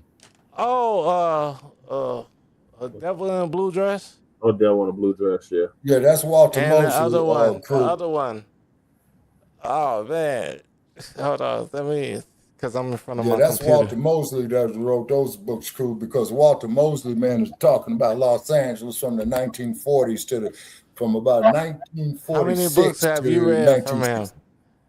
1, 2, 3, 4, 5, 6, 7. And along came a spider also. Yeah. No, wait a minute. There you go. That's the damn book right there. Along Came a Spider. Yeah, that was a good one. Yeah. That's Alex Cross. What about Bad Boy Bobby Brown? No, I ain't read that one yet. Along Came a Spider was cold. And the killer in Along Came a Spider was a little ugly ass white boy, man, like 13 years old, but they called him Shrimpy. Mm-hmm. Yeah. Let's get to Tyler Perry getting sued. All right, let's see. If he's got Gloria Allred suing on behalf of a woman, he might as well go ahead and settle that problem. That we know of. Arguably one of Atlanta's biggest celebrities, one of the biggest moguls that we know of, has been sued. He's facing a lawsuit over apparent sexual assault allegations. One of his actors from the hit movie Boo, A Medea Halloween, is looking for $77 million against Tyler Perry, saying that there were unwanted sexual advances made toward him over the last several years. Toward him, Shabaka. Not toward her, toward him. So this is a dude that's suing him for $77 million. A dude is suing Tyler Perry. Tyler Perry. Oh boy. No, because hey, Shabaka, you know I like you, but we all got a streaming channel or a channel, right? Mm-hmm. And I tell you, I like you, cause I like you, Shabaka, as an old man, and then you say, well, Ray's being all sexual to me because he likes me. Now you suing me. Kind of guy. Now you suing the company. Not on no Fleece Johnson type shit. That's what it is. I like you. I won't. Hey, Jesse, who made this? Who made this? FA. You know the rest. Yeah, FA. Fuck around and find out. Yep. No. Oh, what else you saying? In the chat. Oh, who's in the chat? Oh, Optimus. Octavius Prime. I don't see him in the chat. Because I saw the first 3 letters and I'm like, okay, they might get us banned. Yeah, he's one of our people. He just keep changing his name. Tyler wanted to. Oh Lord. Are you gonna mod Crew him up got here the so long we can't get fall. him? So he don't get no straight. Not under that name. No, he not getting modded up under that name. No. No, man. I know who it is. No, man. Damn. Well, you got the wrench, crew. You know what I'm saying? Man, everybody got the wrench. Mac got the wrench. Twin got the wrench. They know him better than me, but I ain't gonna touch nobody. We seen him before. Tyreek said he ain't even gonna fight none of them. Yeah. He's like, I ain't gonna fight none of them. They going because they hands can go up and down. He's like cracking infinitely. He's like cracking at they be making troll names, but they're not trolls, at least on this channel. Right. Or there'll be nice trolls. Lady Chase says, welcome, Octavius Prime. It don't look like it say Octavius Prime to me right there. Alleging that he probably just made it today. To those unwanted hey Jay, you gotta make it so people gotta be subscribed to you for at least 20 minutes or something. No, he's been subscribed. No, you know I'm talking about. That's how you stop the trolls, though. Yeah. No, I know that you know that's your people, but I'm just saying, make it so people got to subscribe to you for at least 10 minutes or something. So then that's whatever happened to Regal, man? Oh my God, Regal got blocked. That's what happened to Regal. Hey, Shabaka.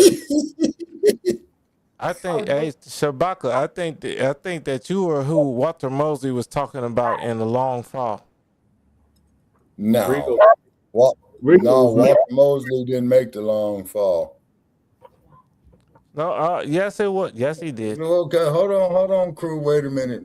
Because Walter Mosley wrote so many damn books. Yes, he wrote the long fall. It was the first Leonard McGill mystery. I read like this book. Okay, hold on, crew. Hold on. The long fall, Walter Mosley. Yeah, you got it. The long fall by Walter Mosley. What year is this set in, man? I think it was about the time you was growing up. I think you was Leonard McGill. Yeah, okay, so then that would be in the early 60s. Hold on a second, because, he writes about from the late 40s to the early 1960s, the last that I checked him, man, when he made the little yellow dog. Yeah. And let me see here in this picture of Los Angeles that he has right there on his book, man. This here looks, if I'm not mistaken, man, that line looks 13-year-old girl living with him. 1967. He had a 13-year-old girl on the streets live with him. Damn. Okay, now here's some other books he wrote. Known to Evil. Damn. Yep. Oh, man, I know. I have all the Walter Mosley. I spent 3 years in jail for shit I didn't do. I read all the Walter Mosley books. Yeah. I know the other guy that said Leaving America. Ronald, what's his name? Jesse. Walter Mosley's best friend. Ronald was some shit. No, about Leaving America. Not O'Neill. Was it O'Neill? I forgot. But then even Clyde Winters knows Walter Mosley. They're all authors. Wait a minute. Yeah. Okay, now hold on. Walter Mosley says he's got this book here James called. Randall. Wait a minute, he created James another. Randall. Oh, okay. Leaving America. Wait a minute. And sometimes I wonder about you, a Leonid McGill mystery. So he created another character there, Brother Che. Yeah. Leonid McGill. Quitting America. Yeah, Quitting America. And the debt. Randall Robinson. Robinson. Yeah, I heard the name. The Long Fall, Devil in a Blue Dress. All I did was shoot my man. Let's see. Mosley. When the thrill is gone. Okay, so I'm anticipating that this here would be going through the early 60s to about the 70s, Brother Che, in LA. Known to Evil, a Red. Okay, now Red Death was the very, very first book that I read. That there was the sequel or the book after The Devil in the Blue Dress, because a Red Death is set in the early 1950s when they suspected everybody being a damn communist and shit. Yeah. And then he had one in the early 60s called The Little Yellow Dog. That was real good. I love that book. Oh, and here's my classic right here that you all will love. Blacc Betty. That was set in 1961. Oh my God, not Blacc Betty. Oh my God. Hey, Yo, Che, yeah, you gotta read these books. I'm sorry for throwing your shit off.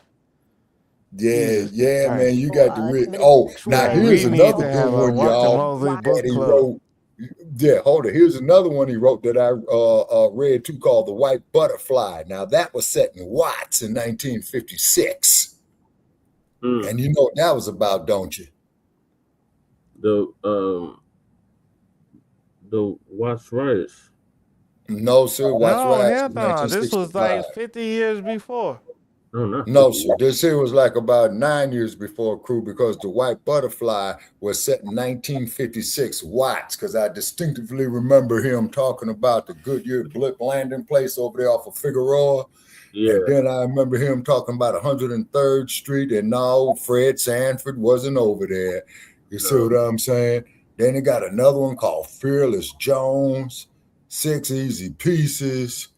Oh, man, Walter Mosley, he's been a busy motherfucker. I told you. He's sick. Yeah, but Blacc Betty was good. Yeah. Then all right, thank y'all for recommending those. We got Down the River Onto the Sea. Yeah, let's go on in, man. We had to talk about Walter Mosley later. Let's stay on topic. To go somewhere else.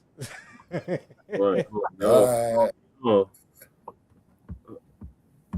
Advances made toward him over the last several years. Now, the actor's name is Mario Rodriguez. He filed his lawsuit Thursday in the state of California, again, alleging that Tyler Perry subjected him to those unwanted sexual advances that had happened multiple times over a series of several years. He says that he also committed sexual battery and assault toward him while he was there at Perry's home in Los Angeles.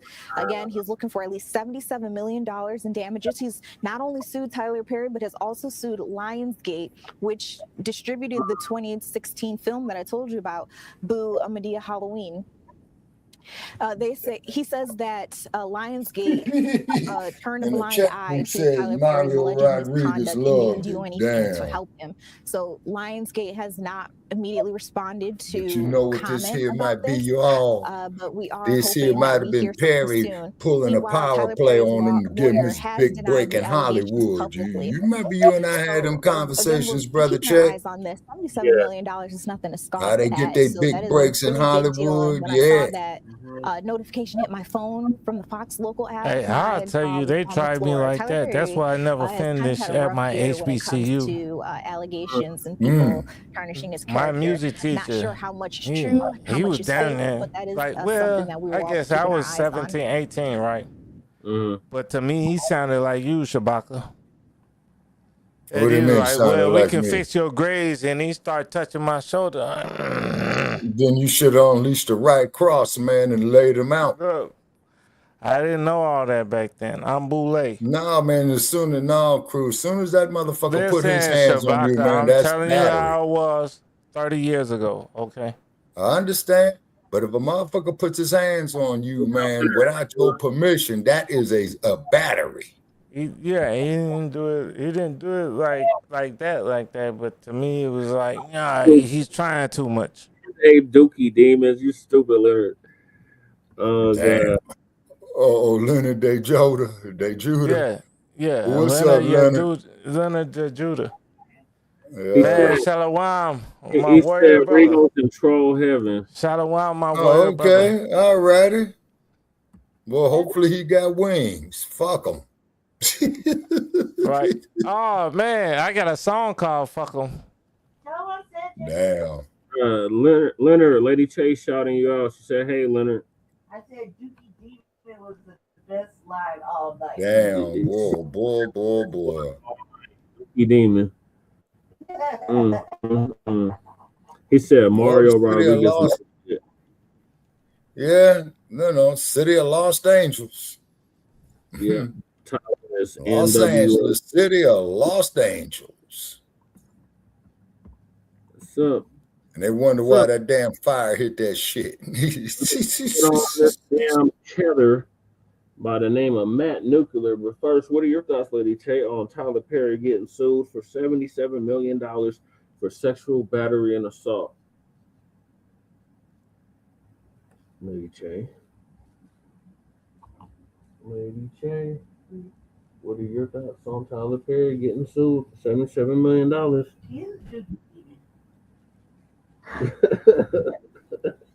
In a dress. I mean, goddamn, man, call that money. It's like he got bread. He can afford this little sexual assault. Okay. A little sexual assault, $77 million. No, but then if he gets convicted on that, he'll have to register as a sex offender in California.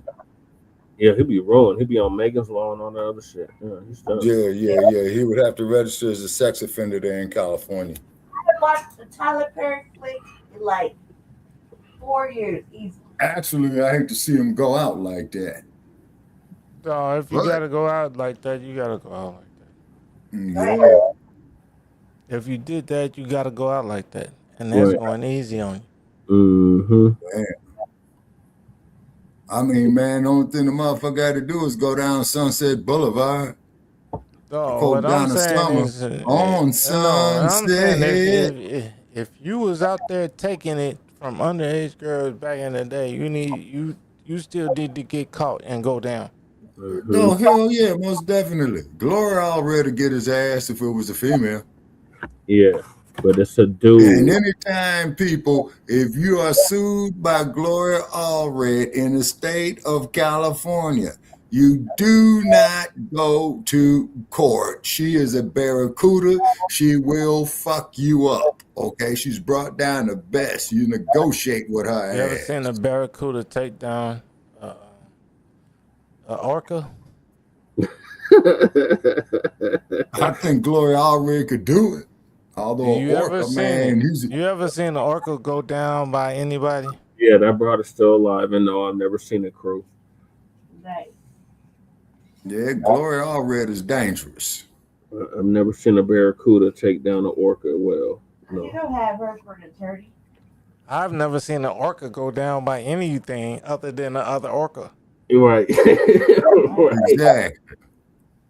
And one thing though, crew, I don't know if you ever swam in a Pacific Ocean, crew, or any ocean for that matter. I told you I went to damn Mexico two Christmases ago. Yeah. Oh, okay. An orca will protect you from some sharks. That's when they cut off my cash app. He does look like a damn Cambodian, Leonard. He does. A Cambodian side cheddar.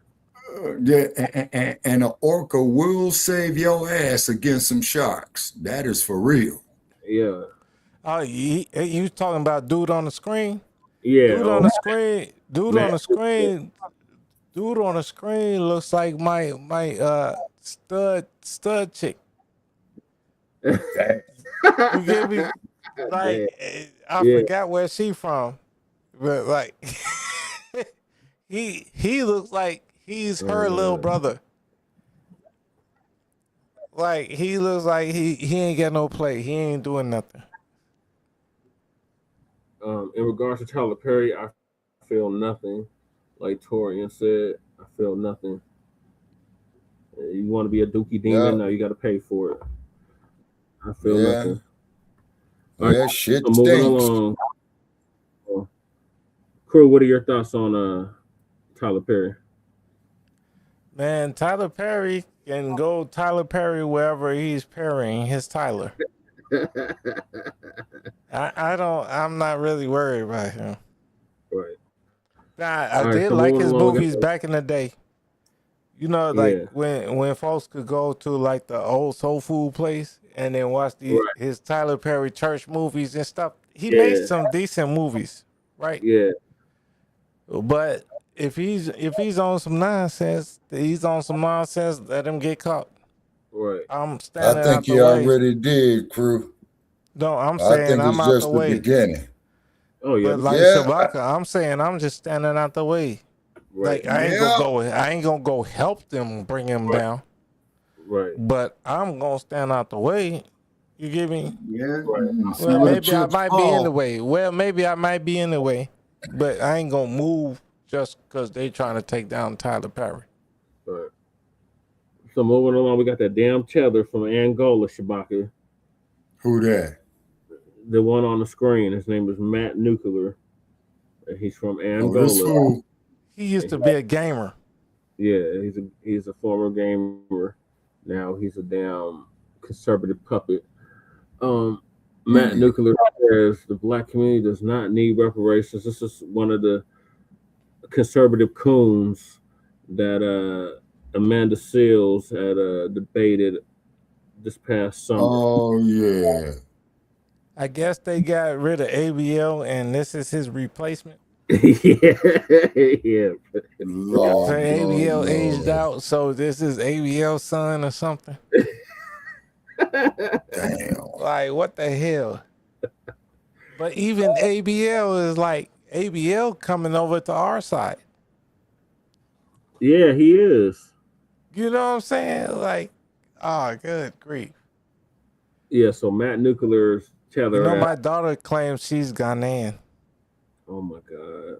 And I'm like, you know who your dad is, and you know who your mom is, right? Your dad's from Chicago and your mom's from Jersey. Right. Like, what are you talking about? Long way from Ghana. Well, I was raised in Ghana, Daddy. Hey, that don't change your lineage. What are you talking about? Right. And you back here in Chicago and Atlanta. What are you talking about, girl? Right. Jesus Christ. So this mug, he was born in Angola, raised in Maine, adopted by two white parents. So he's a crab. No, that explains everything right there. He's a lobster that they just picked up. He's a seafood. Yeah. Now, what's this clown talking about? Oh, you ain't gonna What's definitely bad is being part of a gang and being in that dangerous situation where you have to slide on the ops and kill black men, and then you have black mothers who grieve about that stuff, right? It destroys families, destroys households. A lot of these black men who are being killed by other black men, they have kids, and now those kids are going to grow up to, guess what, be a part of the same gang their father was a part of. Why? Because he's from that set neighborhood, and that neighborhood has one gang which fights with this other gang. And like, I say that is bad. I say that we should get rid of all of that garbage slob, and I'm called anti-black. Well, I'm saying get rid of it. Get rid of that slob. More Ben Carsons, more Thomas Souls, more Clarence Thomas. Get rid of that gangster garbage slob. Simple. Hey, Shabaka. Another day, another tap in. Shabaka, And this man, one you right was in here, beef y'all like a month ago, probably right? may or may not have heard of, but if you have not heard of him, but we're cool now, right? Yeah, I ain't got a problem with you, bro. Hey, we didn't shoot each other neither, right? No, we didn't. We could be in beef and be cool, right? Yeah. We just It's called cuss each other disagreeing out. agreeably, man. Right, and then we could meet up, right? And still be like, Yeah. man, fuck you, Shabaka, and you be like, fuck you, gun, fuck you, crew. You get me? And then we still shake hands and take pictures with Jesse. And then we like, man, I'm finna fuck you too. And, you get me? And we'll still talk shit. You gonna bring Bugsy with you? Man, Buzzy, he might be out of here by the 9th. My mama called in. Uh-oh. She called the the Humane Society. Oh man. No, but she gonna come with me because she's like, because they might take the cat better if she's there with me than if I go by myself. Because I look like a whole nigga. Yeah. She looks like, the nice nigga's mama. Yeah.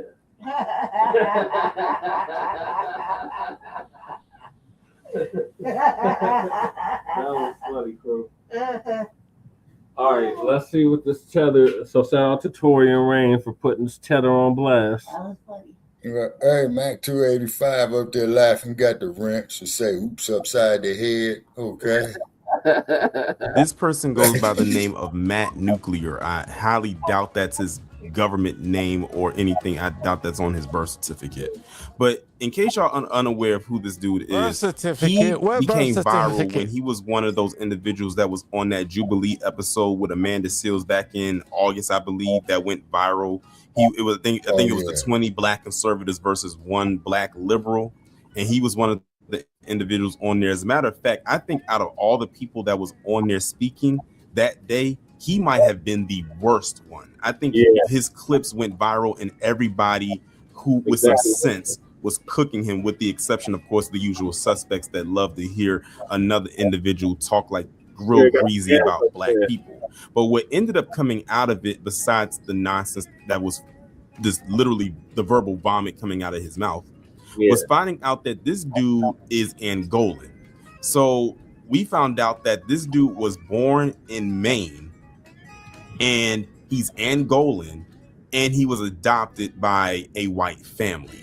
So technically, he's really like an anchor baby, so to speak. I don't even think he's first generation born, but if he has children, then they will be. And so this guy literally grew up pretty much whitewashed. I guess you can say that. Like, he's the definition of what many would call an Oreo. And he literally gets on here and he does the same thing like a lot of the rest of them. That's down there in Louisiana. And one thing that also stuck out to me too when I first learned about him, outside of the Amanda Seales thing, was who he decided to look up to as a form of inspiration to do what he does. And when I was scrolling through and I looked at his pinned post, this is what I found. That Nuclear, if you were a stock, I would buy it. Stay humble. Keep researching. Why did I know it, Brother Jay?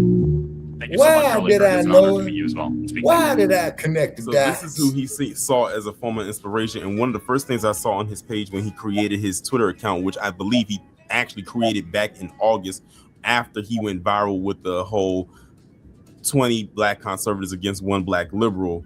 And that was towards the end of July when all of that stuff went viral. And then he just happened to create his Twitter account because he was trying to ride the wave of the virility that he did have. Then he ended up linking up with Charlie Kirk. He took a picture with him and all types of stuff like that. Of course, that didn't last very long because like a week or two later, Charlie Kirk ended up getting popped out there in Utah. And this video that y'all just watched was pinned at the top of his post, of his Twitter account. So that's literally the first thing that you see when you go onto his page. And you heard what Charlie Kirk said in there. First off, I don't know why he has the music so loud in his video clips. I'm thinking that he's probably doing that himself. But for some odd reason, I don't know why the music is so freaking loud. You could barely understand what he and Charlie Kirk was saying. But I think Charlie said something along the lines of that if there was some stock invested into Matt Nuclear or something like that, that he would buy into or something like that. I really can't understand it because, again, the music was way too loud. You could barely understand it. I said the least he could have did was put some closed captioning on the thing so you could actually read what was being said. But notice, look at that smile that he gives at the end. He is so happy for that proverbial pat on the head from Massa. But let's go back to this clip right here. He gets on there and he's talking about, black Americans, talking about gang culture, fathers needing to be around. He's talking about single mothers and all types of stuff like that. This goes back to the video that I just did a couple days ago about that guy, that random white dude doing the same thing. Like I said, they all read off the same script. It's basically the same song and dance that one does one thing and the other one does the same thing the other one did. They never bring any new talking points to the table. They always do the same thing, and they always try to make it seem like they know what's best for black people, and they don't have one solution for themselves. Again, this dude is non-FBA. He is Angolan. And he feels like he has the answers for all the stuff that is needed or for us, but they don't have not one solution. And it's like, you are too busy talking about what we got going on. What's going on in your homeland? I told you, if they cannot talk about us at all, they have nothing to talk about at all. Really, we are the first thing that is on their mind when they wake up, and the last thing on their mind before they go to bed, and then on their mind throughout their day. Like they can never go a day without having something to say about us. And the thing is, they always said, if you have nothing nice to say, don't say it at all. But when it comes to us, that doesn't apply. But what really got me was at the end when he told us what our inspiration should be. He said, why can't you, and I'm guessing he's talking to black men, why can't you be more like Ben Carson? Why can't you be more like Thomas Sowell? And I was like, oh God, like that one. I was like, here they go. They love to use Thomas Sowell. And then why can't you be like Clarence Thomas? I said, first of all, no one will ever in their right mind want to be like Clarence Thomas if he actually knew Clarence Thomas's history. But they'll do the identity politics thing with him, but then try to tell you stop using identity politics. But because it's him, they'll make an exception. And when identity politics comes at him, they'll use, of course, him being black. And then even with affirmative action, two things that they love to say that black people need to get away from, talking about race all the time and affirmative action, even though affirmative action didn't benefit black people at all. But let them tell it, we were the main benefactors of it. But that's what he tried to say, that we needed to be more mostly like. At women. that point, he has been completely tuned out. And he said that we need to get rid of all this slop, all this gang stuff, all this, that, and third. And I keep telling people, that's going into the respectability politics thing. Because let's hypothetically say we got rid of all of the things that he says that we should get rid of, like he says. They'll find something else to nitpick at, and they'll find something else to complain about. Like, look at Shedeur Sanders. In his first game that he officially played in the NFL for the Cleveland Browns, in his post-game interview, he's talking about what good game he had, and he's basically big upping himself as he should be able to. Then you have that one random white guy, I forgot his name, I think his name is John Root, going to get out there and say how arrogant he is. Now Shedeur Sanders is not exhibiting anything like what Matt Nuclear said in this video. He comes from a two-parent home, a very successful family. His dad was one of the, if not one of the best and greatest players to ever touch that field. Right. But they still have something to say about Shedeur Sanders and saying that he's arrogant.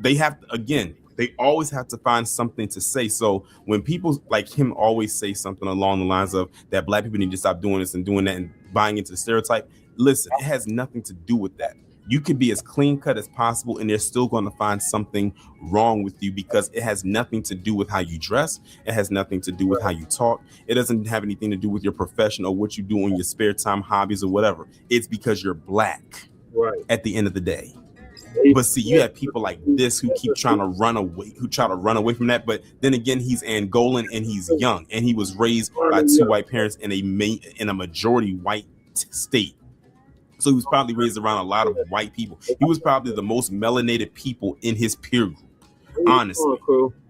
So he would not know our experience whatsoever. So he's projecting, because that's all he knows how to do. And to get views and clicks, that's what he does. And views and clicks is what he did get under this video, because when I was looking through the comment section, it was people lighting him up.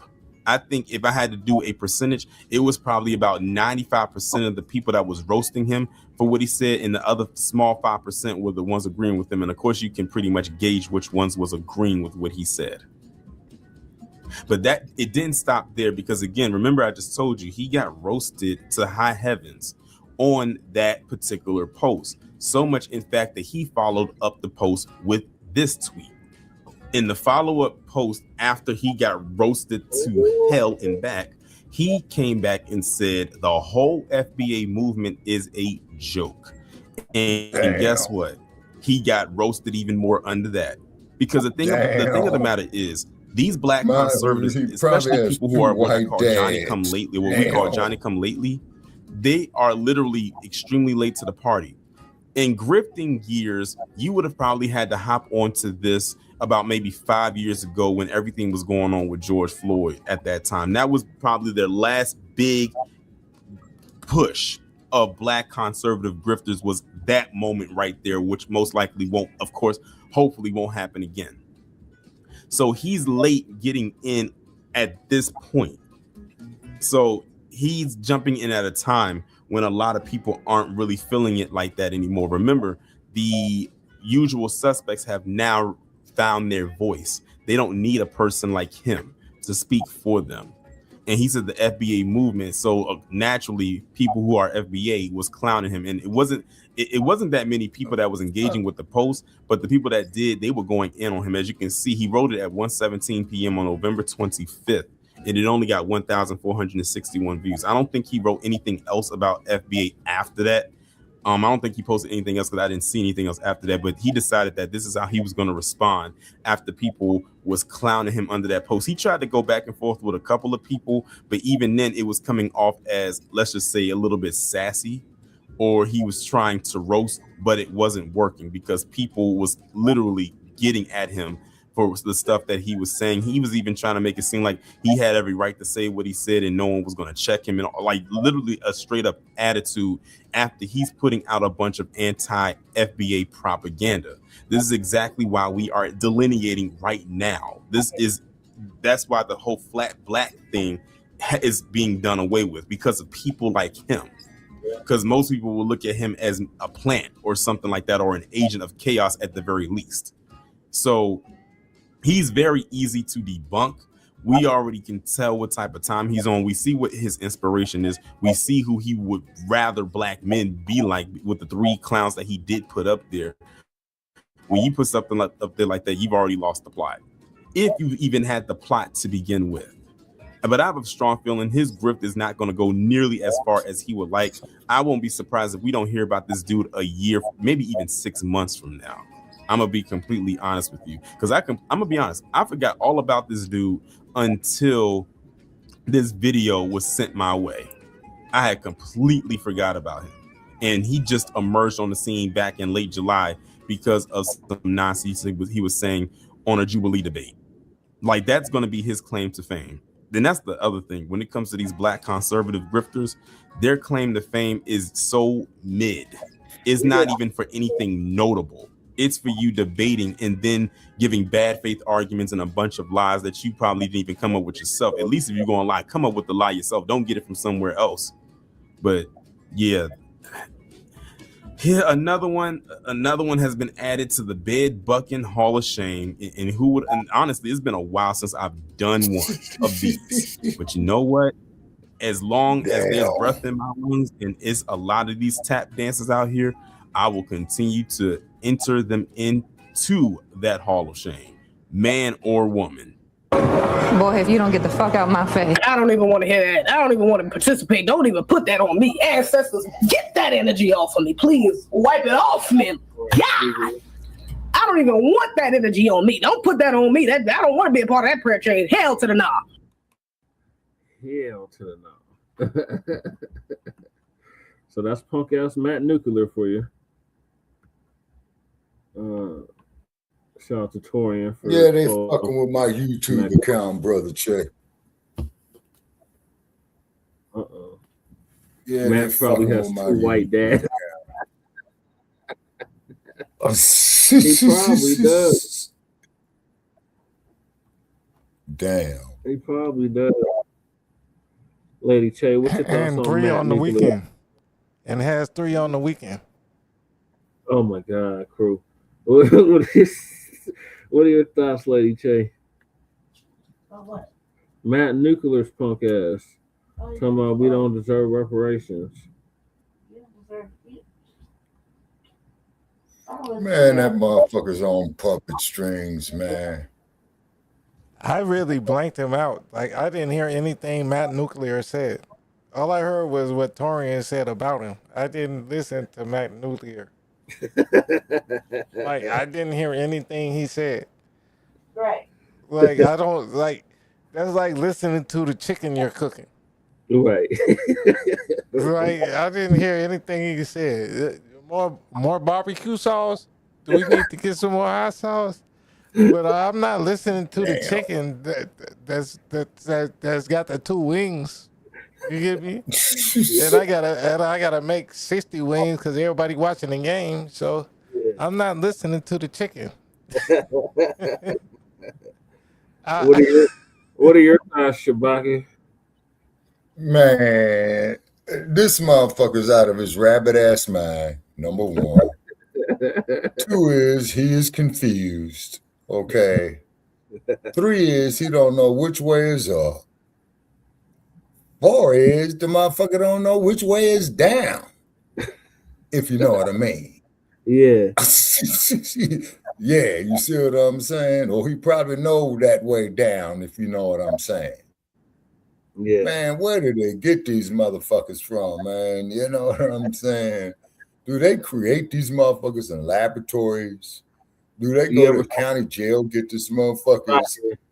Is he in an experiment? Have you ever seen that movie They Clone Tyrone? They called. Wait a minute. I think I did. You know, Shabaka, some of your generation created them.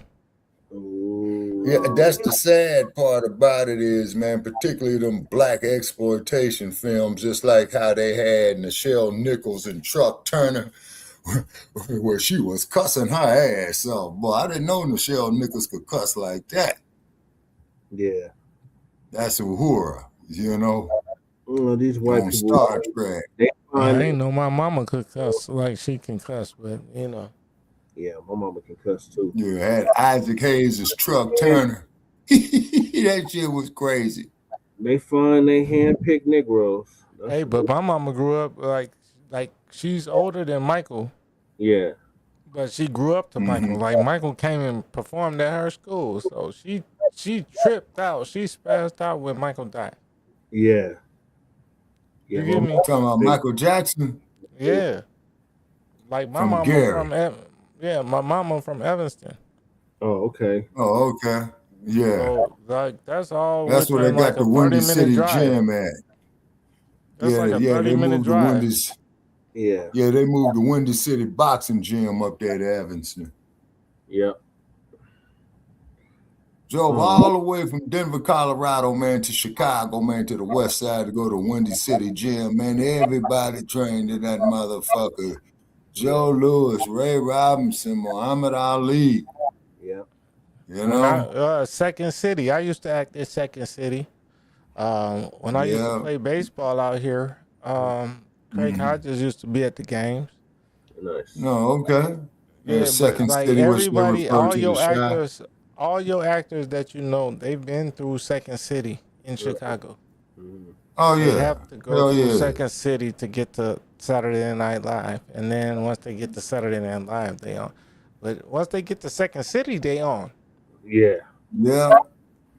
And then they call in Los Angeles. That's like Chicago, and they calling Los Angeles the third city. They're trying to call LA the third city. Yeah. Yeah. Yeah. But look, we do enough over here.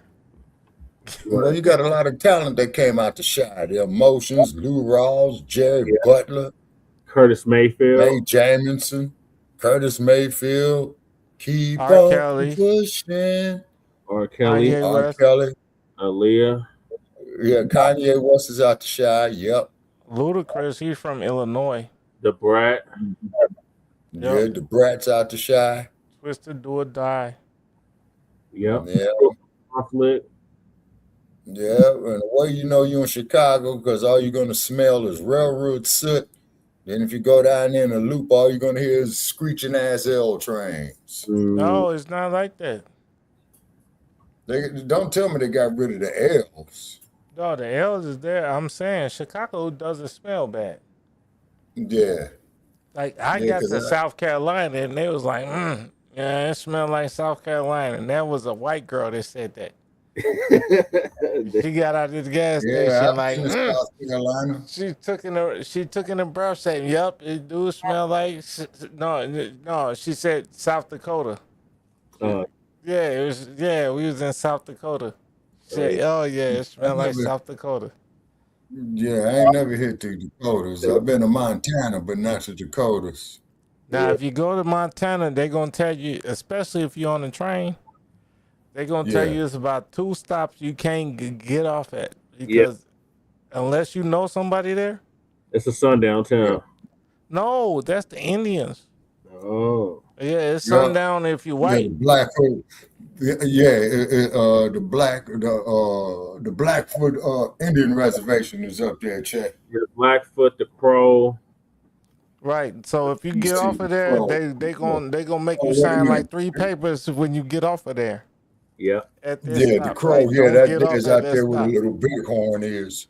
Like the conductor tell you, look, we're gonna stop here, but stay away from the doors and the windows. Like, what the hell? And the Sioux. Oh my God. Yeah, and the Up Sioux. in Montana. Like, don't get off here unless you know you're getting off here. Like, cause if you get off here, it's gonna be bad for you. So our brother, Black Star TV 2.0, is going to give us an update on the fact that the delineation movement is not new, and our freedom fighters who delineated before FBA Delineating Movement and delineating our dollar, our FBA dollar. No, I'll be right back to it. Oh shit. You done did it now. Let's get this straight, bitch. There's a difference between coming here and being brought here. Subscribe, like, and share. Immigrants chose America. We never got that choice. America chose us without a vote, without a voice. You came through Ellis Island. You came through auction blocks. You stepped through gates. We were chained to docks. We boarded ships with planes in hand. We were taking stolen foster land. Don't rewrite it. Don't rename it. Don't confuse how we got here. We didn't migrate. We were trafficked. We didn't volunteer. We were captured. We didn't cross borders seeking asylum. We survived the system built on spies. We are foundational. We are foundational. Peace, love, and reparations. Welcome to Black Star TV 2.0. It's your boy Black Star. Make sure y'all come in and hit that subscribe button, hit that like button, share this out That's to all Palmetto, your ain't platforms. it? Drop a comment in the section to is tell me where Blacc. you're from. Shout out your peoples. And He's actually out. He's out there in Vegas. He's out there in Vegas with Tupac. This isn't Palmetto. Who, Palmetto? No, this is Black Star 2.0. This is not Palmetto Star. They sound just like him. All right. Okay. Let's see what the brother's talking about. Then I'm Delineated, gonna call it FBA tonight. all day, man. We in the building. What's up, Phil? I want to talk about this delineation. But in the meantime, I'm gonna let y'all hear the rest of this song. What about him? We are foundational, not immigrants, not gays. We are foundational, not immigrants, not gays.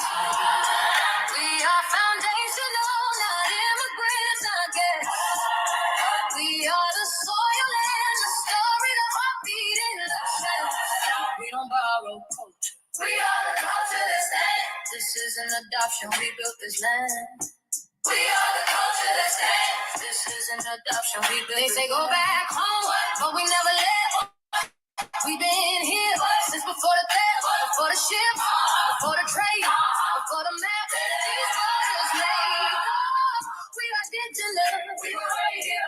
Don't get that wrong. We were here, and here we stay, and here we belong. They say we lazy while we built every road they drive, every law they side, every freedom they claim is right. We didn't immigrate to lose our tongue. We didn't immigrate to be hung. We didn't immigrate to get renamed, recategorized, dehumanized, erased, enslaved. Hit that subscribe button, man. Opportunity was stolen. And yet, we made something holy. We the culture. You hear me? We are foundational, not immigrants, not gays. We are the backbone of the story, the proof inside. We are foundational. Family, listen, man. Delineation, as UMAR would say 3 times in a row. Listen, family, man, we've been delineating since the beginning of time, since we've been out here, man. And I want to play this video from our brother Steve Coakley, the great Steve Coakley, rest in peace. Listen, we've been off this delineation. And watch this. I had said in a previous video about when African American came about, like there wasn't no real pushback. Again, there was pushback in the grassroots, but it wasn't no real mainstream pushback. But we were always pushing back, and we always push back because we are thought thinkers, man. We are excuse me. We are people who think, right? So listen to our brother Steve Coakley real quick. So let's see here. Let's continue. Today we're gonna look at the impossible. Hey, how about this one? How about you see those blacks go to the hotel, the Hyatt Regency Hotel, and declare themselves Black Americans? Yeah. So we call ourselves African Americans. Blacks call themselves African Americans. Yeah. They ran this. They went to the white hotel and declared they was black African Americans. Now you see that word African Americans? Very tricky. Now just think about it. Very tricky. A young white fella whose great-great-grandfather was born in Johannesburg, South Africa, whose father was born in South Africa, who he was born in South Africa, who came to America, is an African American, he would say. Hey, so we can't have a white African American and a black African American. Can't have them both. So somebody's impersonating African Americans. So we got to deal with that question. That's something got to be dealt with up ahead. Hey. Shout out to Steve Coakley. He said that's something that has to be dealt with up in here. We've been delineating, man. We've been saying this whole, you coming over here from Africa, saying that you African American. We never was with that. Listen, family, this delineation movement is so strong. And again, you had brothers like Steve Coakley. We had our godfather of the movement, Dr. Claude Anderson. Listen, you got people like Harriet Tubman. You feel me? All type of people in our movement that was on delineation. Like Harriet Tubman didn't want to go back to Africa. She was saying, no, the fight's here. Like we're here. We're native to this land, not Africa. See? So the simple fact that we're pushing this just goes to show that boy out of Los Angeles, unlock the code of how you were finessing us. You were using Caribbeans and Africans to portray us, to make it seem like we're all one big black Negro, while they sit here and undermine us because they're not part. No, he's in Las Vegas. I was reading up on it. Oh, okay. I'm sitting up here reading up on this dude, Steve Coakley. Just like Governor West said, hey, I'm not for reparations if my mom can't get any. If your mom can't get none, that means you can't get none. So we got these people portraying us, playing us in politics, and then sitting here undermining us. Your delineation is absolutely I can see why they knocked him off. Because now you have to identify yourself. And we're saying, hey, if you're not foundational Black American, also with a track record of fighting for the community and fighting for our grassroots issues, yeah, bro, you out of there. You out of there. You're not a spokesperson for us. Right. Because what you can't do is come to somebody's land. Like we can't go to Africa or the Caribbean or anywhere and then get into politics and then go against the interest of the native people there. See, this is what they do in the guise of Pan-Africanism and you know, minority coalitions and stuff like that. Right? Again, these people are very technical with words, right? Again, I'm starting to see this in the whole law thing, everything. Because again, politics have to do with law. So and they're very tricky with the words and the wordplay that they use. That's why foundational Black American is a strong term.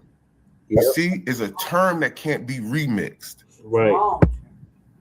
That's why they're so mad at the foundational part, because it literally solidifies in the term that we aren't from somewhere else. Right. You see? And again, this gives us so many avenues to go at the government that they never wanted this. We could go at the avenue of coming at them the same way the natives did, the same way to get reservations, tribal governments, tribal this, tribal that, checks every month, checks quarterly. Like, that's how we get that, by going this route, foundational. You see what I mean? So, because when you start bringing everybody into your claim, it waters down your claim. Right? This is the same in court. This is the same in court. The more people you bring in, I just realized this in the class action lawsuit, right? Because I was part of a class action lawsuit. The more I people wouldn't in the waste lawsuit, my time with a goddamn class action the lawsuit. whacker it is. Yo, you get beat. Yo, oh my God. I'm gonna tell anybody from my experience. If somebody trying to get you to get into a class action law, if that's the only way you can get your redress, it is what it is. But I would never get into a class action lawsuit.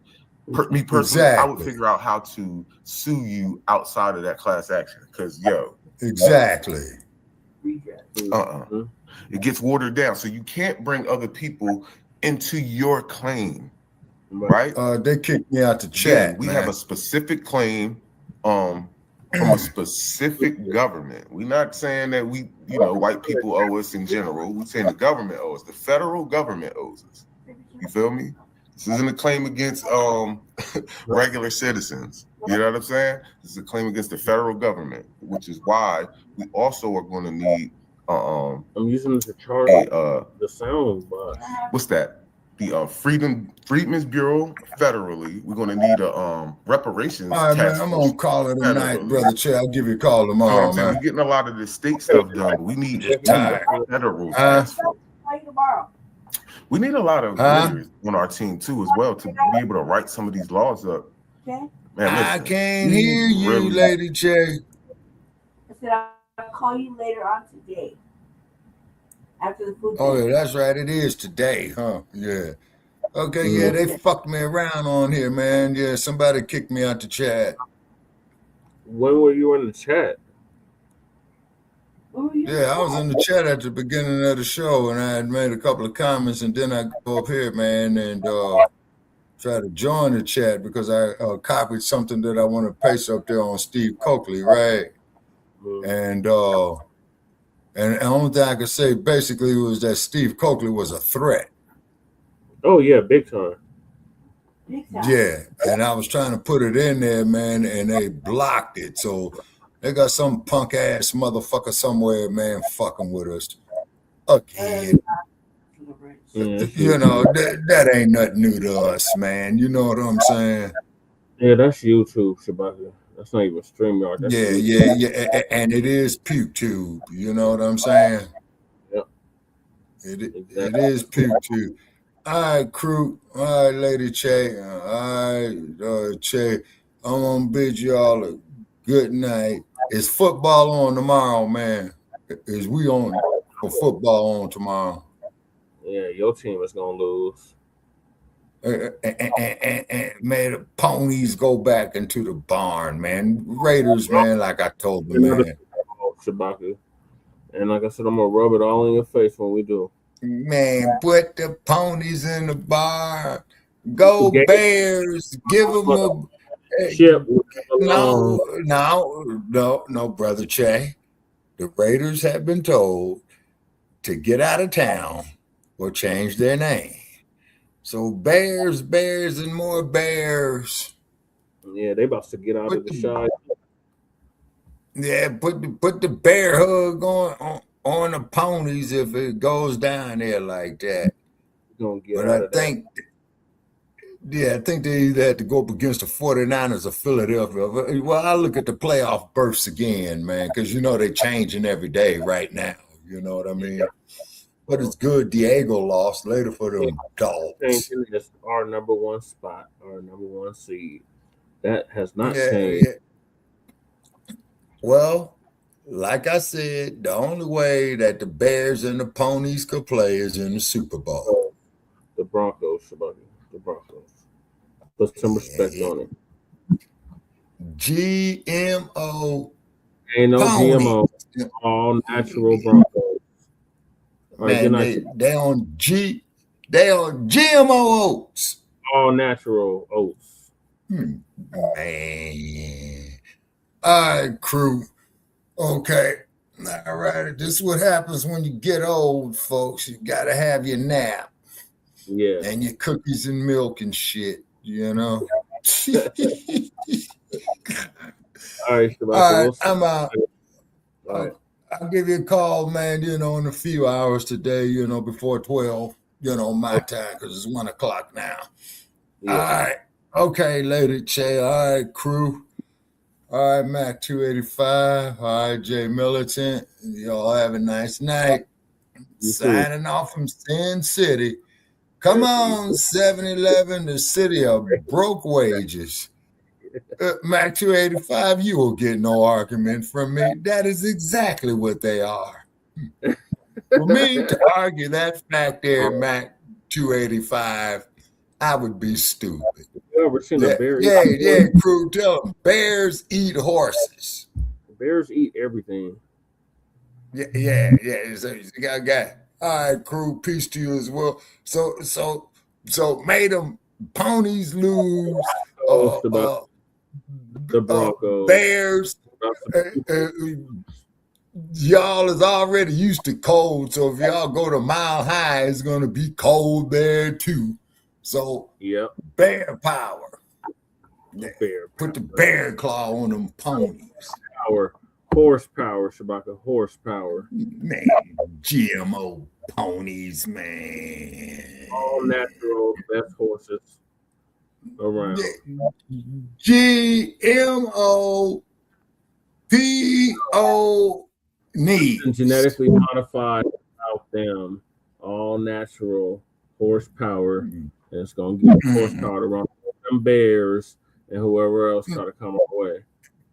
Yeah, well, made of bears going in, and yeah, that's right, crew. Bears eat everything. Yeah, bear hug them ponies. You know what I'm saying? Yeah, bears are very, very affectionate. See, bears, they just hug you to death. That's all. Just hug you to death. They won't be able to catch a Shabaka to bear hug us to death. That man, you know, made a bears smash the ponies, but the only way that there will be a matchup is in the Super Bowl. Yeah. So they got the pack to smash. Okay, hey, crew. So the Bears got to smash the pack, right? So they're playing in Soldier Field or Lambeau Field. They got to get through. They got to get through the Niners. They got to get through the Lambs. They got to get through the Lambs, man. Just make lamb chops out of them, man. They got to get through the Eagles. Oh yeah. Too bad, Mad Dr. D. And you might want to reach. Oh no, April Leah Jones. She's with the Cowboys, so she's probably mad they got shut down. You know what I'm saying? It's not their year again. Yeah, man, Cowboys ain't been to the Super Bowl, man, since 2000. That's 25 years ago. Yeah. Super Bowl in 30 years. Yeah, no, they beat the. Wait a minute, what year was that? The Super Bowl. Okay, they played it in the Rose Bowl. That was 95. Okay. Yeah, they beat the Bills. That's when they beat them 52-3, I think. That was 30 years ago, Shabaka. Yeah, 30 years. Man, 30 years. Man, no. All right. Okay. All right, good night, Shabaka. All right. Yeah, I'm out. Okay. Okay, good night. All right, crew, you still there? Need to aggregate our resources together. And that's another thing. I want to talk about delineating our dollar. That is the next true step in delineation, right? The next true step in delineation is now delineating the dollar, because our dollar holds all the power, right? So if we could delineate our dollar and stop spending with them, again, the whole reason we can't replicate Black Wall Street is because Black Wall Street was erected, was established. Excuse me, I was about to say eradicated. Was established during segregation, and because it was during segregation, it forced us to buy off each other. So we have to get into that type of mindset, right? To where we have to separate ourselves at some point. Again, the Chinese have Chinatown, but they don't, but they still mingle amongst everybody else. Just because you separate yourself don't mean you're just like Xing everybody out and say, I can't deal with you, I can't speak to you, I can't come over your house or anything like that. Nobody's talking like that, right? Nobody's talking like that. We're just talking about, again, aggregating our resources into one, not into one little spot, but into a spot where we can build up and buy off each other and then build up. That's the only way you're going to get a Black Wall Street. They knew that us buying off each other was building us up. That's why they infiltrated, and then they got Martin Luther King to try to push the whole integration thing. Yeah, we need to integrate, because as long as they buying off each other, they're going to build each other up. If they buy off us, which we got all the resources, we can have the best stuff, they would be forced to buy, not forced to buy our stuff, but they would rather buy our stuff. You see what I'm saying? Yes. So we have to delineate the dollar. We have to stop buying from these immigrants for real, because they literally don't support any of our stores. If you go into any Black American food spots, you will not see Spanish people, Chinese people, Indian people. You won't see none of these people in there. You might see a few Africans and Caribbeans, but rarely. I'm telling you, bro, these people do not support us whatsoever. And the next best step, because we already delineating culturally, right? We already delineating, saying, hey, listen, we're foundational, you're Caribbean, you're XYZ, you're whatever. We done delineated like that. And it's a wrap. Just like Tariq said, this is on the books, this is on legal work, it's a wrap, right? So now the next step we should be taking is to delineate that dollar. Oh, because for real, our dollar is going to way too many people. If it's not going to the white man, it's going to an immigrant. Let's be for real. If it's not going to the white man, it's going to somebody else that's not Black American. And we have to start getting to the point where, again, it's hard to, try to find everything, but like, oh, I need some toilet paper. Let me try to find a Black company who does that. Like, I know that's hard, but we have to get to that point. Other than that, we are going to drown ourselves out. But I do believe we need to get some of our best intellectuals together, lawyers, doctors, engineers. We need to get them together, bro, and build. We have to build. This is how Black Wall Street got built. They didn't get built with the niggas, right? I'm not going to say they wasn't involved whatsoever. But the main people that were building these up were the intellectuals. We got to keep it a buck. You know what I mean? With some of the economists, the business owners. You feel what I'm saying? Again, all of them wasn't elite people, but they were the business owners, the educators, things like that. They got together and started, moving and shaking. But we definitely need to work on some FBA lawyers who are absolutely dedicated to reparations and pushing to get reparations through legal channels. Because I feel like that's probably the best way we're going to get this, unless we can, flip somebody to start passing legislation and passing laws for us to start getting some of this stuff done. But family, I just wanted to talk to y'all about that. I'm going to get up out of here. Make sure y'all All right, thank you, Black Star 2.0. Make sure y'all hit that like and subscribe button. Front Line Blacc News. All right, what are your thoughts on what Black Star 2.0 just broke down? Lady Chair. I like the song. Okay. I was gonna tell you. I was talking to Kukizi the other day, and I was telling him because he had I liked one of his songs on Facebook, because we are Facebook, and I was telling him that I made a song, and I told Jesse, I made a song or two, because y'all know I like to change up the words and stuff. I like singing a lot, so I made a song, FBA song, and I can't tell you the title is called "What That Mouth Do." Oh my god! It's the smoothest groove, and I changed all the words to FBA shit because I'm always talking shit, and I changed it to like policies and stuff like that. You know what I mean? And I was telling Kurt, and I think he was laughing because he was like, "That's tight," because I was like, I should record a song too. I've been feeling inspired as well. I like what he's saying. And I like Steve Coakley. Yeah. R.I.P. to Steve Coakley. Yeah.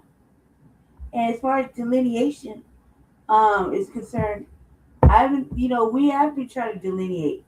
I think the further we delineate, the further we keep our circles small and FBA pure with good intentions, happier we'll be.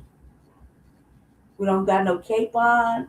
I mean, man, I'm feeling free and empowered like a motherfucker. I don't know about anybody else. Yeah.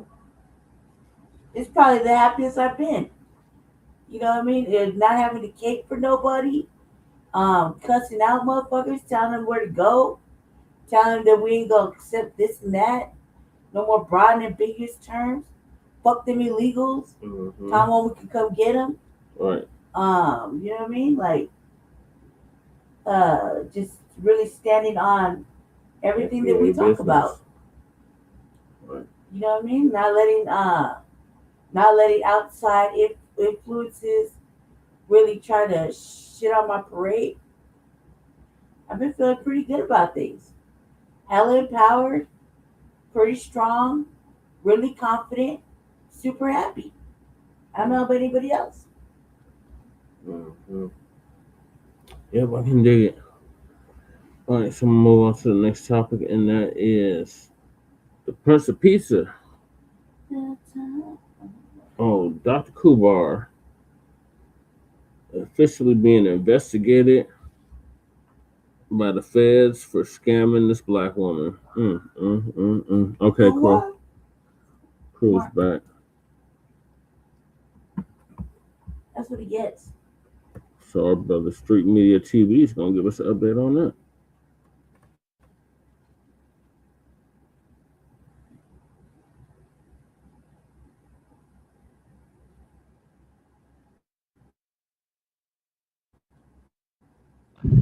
I've been wondering what's been taking so long, but Umar Johnson finally could be getting what's coming to him. Umar Johnson, he's been collecting money for the school for 10,000 years, right? And there's still been no school opening. We see him be mixed up in all kinds of scandals. There's all kinds of stuff going on. Now, he got mixed up with this woman, Mary Ann. She was a film producer, and he wanted her to do a documentary on his life. And, anything that's associated with Umar in his life, it turns bad, right? From his relationship with his daddy, right, who was coming online, exposing him, not my words, he was coming online exposing him and the stuff that he was doing, right? To the conscious stripper, the woman who he was talking about her insides, and it was just a whole bunch of foolishness, right? This guy has a lot of controversy surrounding him, but for some reason, he still has a lot of followers. But this woman right here, her and Lennon Honor has been exposing him. Check this out. I believed in his vision. I loved his idea because the way I saw his concept, this is someone who's coming to breathe life within the Black community.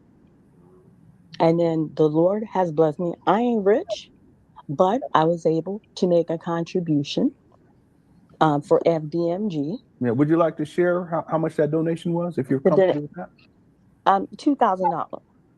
That's the initial donation to the school. Mm-hmm. This is how the connection became with him. Okay, 2019. Mm-hmm. Mm-hmm. So, yeah. Mm-hmm. He reaches out to you. Mm-hmm. Yeah, so he reached out to me. He was humble. He was gracious. The only little red flag I had, and then I didn't notice, I thought it was rude, but now, like, I'm the type of person, when something goes south, I go back and trying to re-examine stuff. He was like, next time, if you could get 4,000 is first of all, just say thank you. He told me next time if I could get 4, and I thought that was rude and a little bit. At a certain point, you donate to him in 2019. At a certain point, he asks you to do of his life. What do you remember? What year that was? The documentary. We established a rapport. It was like probably around 2000 or end of 2019. He asked me to. Yeah. I know you like timeline, but I can't remember exactly the date and time. Yeah. So the end of 2019, could it have been 2020, the beginning of 2020? Yeah, beginning 2020, around that time frame. Okay. So he asked me to do a documentary on his life.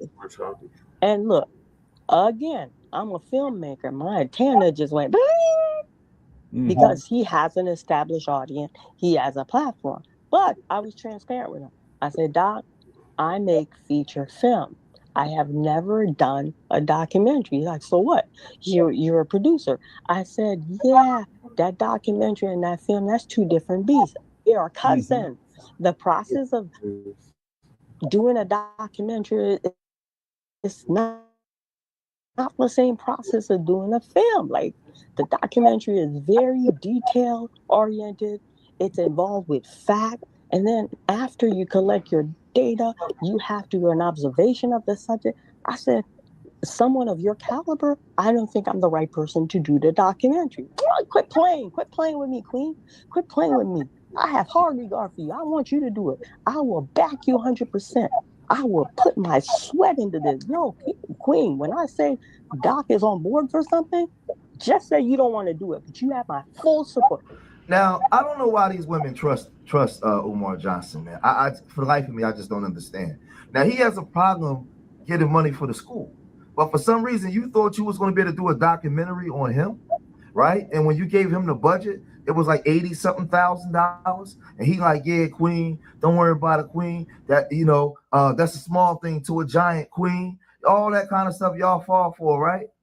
So like, I'm not even really kind of sympathetic towards this woman because Umar is who he is, and a lot of you women that deal with Umar on this level, you deserve everything that comes to you. It is what it is, right? Because these guys are charlatans, and listen, it went like this. The financial report for the documentary. Again, it's like he asked me to do it, so I'm gonna present you what this gonna cost. So when I called, I said, Doc, like I told you, I don't really do documentary. I do film, but you were so inspiring to me. I took the project on, but this is probably the most costly project that I've ever done. And I kept it to a shoestring budget, Doc. When I told you I cut corner of finance, I cut corner. It's like, yeah, okay, well, what is it? We good. I said, it's going to be $86,000. I said, that's expensive, Doc. And he's like, nah, we're good. We could do this. He's like, Queen, you worrying about money. You worrying about the petty stuff. I said, yeah, how much did you say? How much did you say it was going to be? $86,000.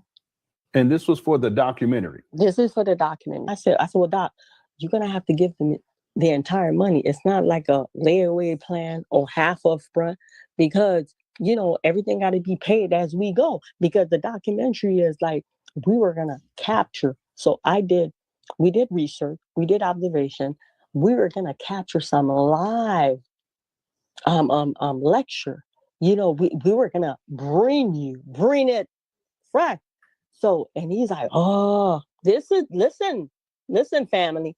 Oh, Queen, all my money is tied in FDNG. I don't have a risk that's going this documentary. You go ahead and fund it. I'm going to put my sweat. You have my backing. When the money come in, you recruit what you put in, and then, just give a little something to FDNG. I don't even care if you don't give me nothing. I just want to live a digital imprint for these young boys that I'm going to create this school so they could know about Umar Johnson. I don't want no white man doing my documentary. He went on and on and on. And then I paused. So after I paused, I said, well, Doc, let me get back to you. So Umar Johnson, you know, the relationship guru guy who has 2 baby moms and never married neither one of them, whose daughter is online exposing them, calling them all kinds of bozos and all kinds of names, right? Who has women who have allegedly accused him of physically assaulting them, all these different things, right? So this woman, at one point, her brain started to talk to her and kick in, and she said, "I can't deal with this guy." But then Umar starts smooth talking her again. Next thing you know, she said that 2 days later he called her. He convinced her to dive headfirst into a project with him. 2 days later, he didn't even give me a chance to call him. He called me like, "Okay, what's the verdict? When we starting? I need to email you these lectures. We need to get started." And because I gave him a list prior to colors not to wear. And I want to take some picture of when I'm gonna wear each lecture so you can tell me if it's okay. I said, "Doc, I don't want to bust your bubble. I've already talked to production. Everybody morale just crashed." He's like, what? I said, "I cannot take that financial burden. I just can't. As much as I want to, as much as I'm it's in my blood boiling. I cannot proceed with that. That's like way too much of financial commitment." He's like, "I don't understand. You have body of work." I said, "Yeah, I have body work. Film. I told you that documentary and that film or like Cousin, I can't. I was willing to take a stab at it, but I can't take that financial risk, and I am not willing." So that's the business part of me. I got to my senses. See, when it's your money, you wake up quick. That's right. You know what I'm saying? And I could tell like he went down. He's like, "Oh, Queen. Okay, you said you can make a movie." I said, yeah, doctor. Well, let's make a movie on the spot, just like that. I said, "You want to make a movie? Yeah, let's make a movie. That's what you could do. But I don't have no money to put in no project. I will give you my sweat. You will have my undivided attention. You will have my support. I will push this film. I will give you my platform." He gave me a whole song and dance. I'm like, "Now you're speaking my language. We're gonna make a movie." Now she decided to do business with Umar Johnson. Now you know Umar Johnson is suffering from mental health issues, right? You can clearly see it. The guy's not. He's like a weird scientist. He's very intelligent on one end, but on the other end, he ain't wrapped too tight. He has issues, and he does this stuff out in front of the world, in front of everybody, not realizing that we can see you, right? Everybody can see you, Umar. We can see what you do, right? So she goes and makes the movie with Umar, and they do the movie. He shows up, they get the movie done. But when it was time to actually make a profit off the movie, she found a theater where they would go and they would do a screening. Now, Umar Johnson, again, this is where his disability kicks in, right? Instead of him going with the woman to go make the screening, because he told her to pay for everything. But so the financial burden right now is on her. And he told her, just make all the money back. And when after you making all the money back, you could just give a donation to FDMG Academy, right? This is what he told her. But now when it's time to go in for the screening, he goes ballistic on her. He goes totally left. And why is there a screen? I haven't seen a movie yet where you're going to go see the movie with her. Then y'all can go edit it out. But remember, Umar has his neurons is not firing on many different levels, right? So she goes and she says this. So I said, "I'm willing to pay for you." No, you send me the finished product. I said, "First of all, that's not possible. It's on that film, but it's not like no DVD." And he couldn't understand the concept. I don't know if he think I was playing game with him. I said, "Doc, I'm giving you an option to see it." No. You give me the finished product and then we move forward. So this is from February 8, 2023. Umar states, "You are not allowed to show that film without my approval. I have not seen it and I do not give you permission to screen it." And then you stated a private screening is just the executive producer to see the image on the screen and to hear the sound. And then he says, "Complete disrespect," all in all caps. You replied, "How am I being disrespectful? Why are you so angry? Can you come to Cleveland and see it?" And text when you capitalize everything that's shouting. And then you stated you were pleased with the project. Now all of a sudden you've turned against the project. "I am baffled by all of this. I didn't say you couldn't see it. I asked you your location in Maryland and you ignored me. I offered to FaceTime." And let me cut you. The location, let me cut you real quick. The location, Maryland, because he was doing a lecture. The reason I asked him, I told Sarah, instead of doing your screening here in Cleveland, can I have my screening done in Maryland? So I tried my best to accommodate him. Please continue. Yep. Let's go to the next one. This is again from February 2023. Everything needs to be And let's see. Okay, so yes, you were pleased with the project. Now all of a sudden you're turned against the project. I am baffled by all of this. I didn't say you couldn't see it. I asked you your location in Maryland, and you ignored me. I offered the FaceTime to show you the movie, and you declined. You're not meeting me halfway. The file cannot be sent email. It doesn't have the capacity to be sent that way. It is too large. And I keep calling you, and you're not even picking up the phone. And then Umar responds with everything needs to be in writing. I prefer text message. Yeah, that's when he shut down. He no longer was calling me or accepting my phone call. He just wanted to communicate email and text. Communication was completely verbal. Communication was shut down at the time. Please continue. Yep, and this is February 8, 2023. I'm not speaking to you on the phone until I receive a link to watch the movie in its entirety. And then you replied, I did email you a contract. You already have that in writing before filming. And if you want, you could FaceTime and see the whole movie. I've given you 2 options to watch it, and you refuse to take either one of them. And then Umar said, I never signed any contract. Yeah, because he didn't. He didn't. Yep. You see how conniving he is? Yep. You do not have my approval to proceed with this film. I have not been given a link to see the movie in its entirety for my approval. I do not give you permission to include my likeness in any way, shape, form, or fashion in your movie.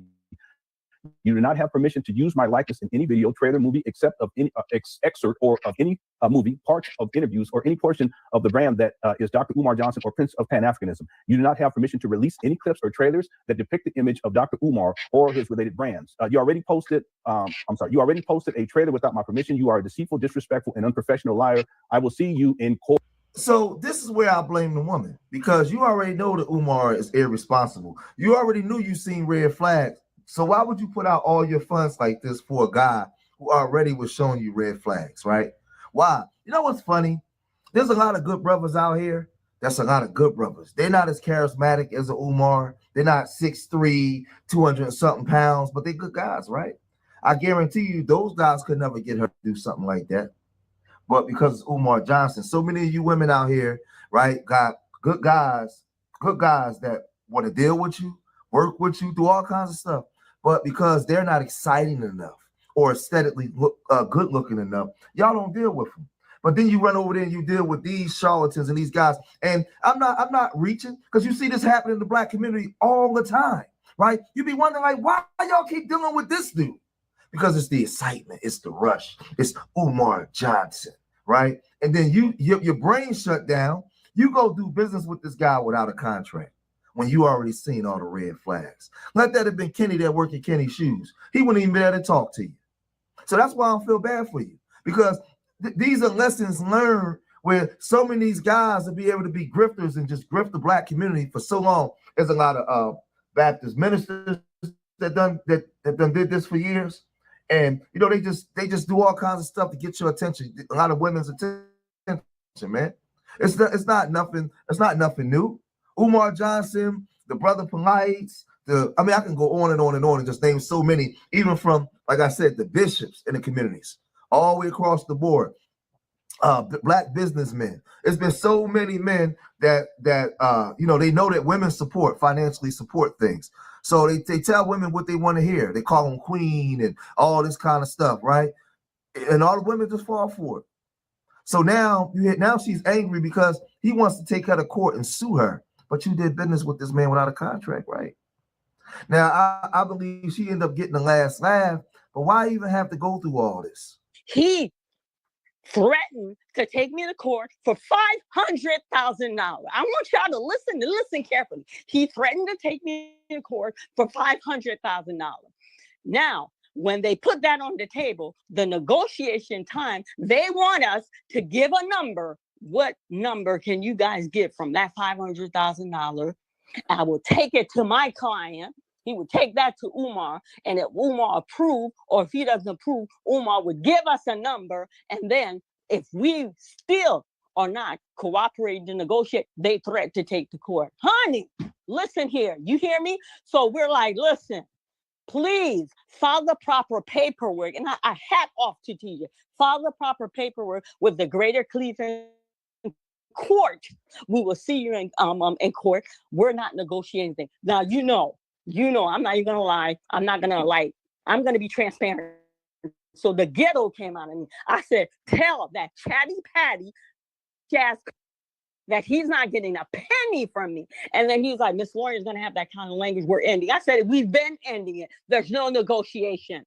This is how Umar roll. So listen, I spend money for attorney. I had to give him another. That was the retainer fee. I had to give him more money because now we're preparing. These people are going to hit with paperwork to court. We're going to court. He's UMAR Johnson. He has the fund to sue me. Okay.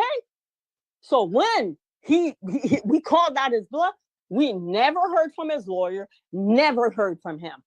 He is a financial risk in the Black community. What he does, the time that he was connecting with me, he is intelligent. He was gathering data. He was studying his subject. He gave me two options. The first option is you won't spend your money. You're going to make this a finished product. And then I'm going to take it from you. I don't share the pie. I'm eating it alone. See, he ran up on me. I am not no dummy. I said, no, there was a contract. We had an understanding. You're not going to bully me. I'm not giving you the finished product. So this stuff right here could be a lesson because, again, Umar Johnson is a joke. And Umar Johnson is not the problem. The problem is the Black community. People like Umar Johnson, Charleston White, and so many of them, they're holding the mirror up to the Black community to show us our imperfection and insecurities and so many things that we suffer from, because these people wouldn't be able to infiltrate if we didn't allow them to. It shows us how low the standard is, how low the bar is. If we had higher standards, Umar Johnson would have he'd have been going 10 years ago. We would have, the standards would have been higher. Either he'd have had the school or he'd have been out of here. He'd have been out of here. He'd have had to skedaddle, right? So she's telling stories now about how he wanted to be with this W woman and he wanted her to put them breasticles all up against his chest. Like, just a whole bunch of weirdo stuff. And remember, he always saying a bunch of weirdo stuff on his King Kong of Consciousness channel, right? Always. He always says some overly sexual, weirdo stuff to the point where you like, huh? Did he just say that out loud? Right? So she had text messages of him, right? You know, and we see, this is like, this story is not new. I knew this 2 years ago when this was going on. Remember when he was in the mall and then somebody had took a picture of him and he's supposed to be talking to, exchanging a number with a W woman, right? But she said that in the movie that they was doing, he wanted her to film him with a W woman, a blonde, right? With her titties out. Now you with this pro-Black sister and you want her to go get a white woman to come into her movie that she paying for you, the King Kong of Consciousness, well, how it goes, something Snow Bunnies Never and all that, Black sisters, and you want to go in and you want her to do that. Like that lets me know just how you don't have any respect for Black women. A lot of times when brothers even want to deal with them W women, they still sneak and do it because they don't want to do it in front of the sisters. He don't even care when he's portraying himself to be the Prince of Pan-Africanism, right? So she eventually really started to harass him and expose things that he didn't want people to know. Guess what happened, y'all?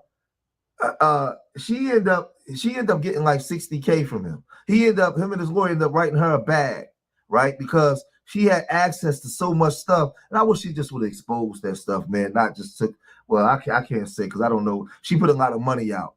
So she ended up getting like a lot of her money back. But check this out. The reason I wanted to come out to make this video, it's because I received a check as a settlement from Dr. Umar Johnson.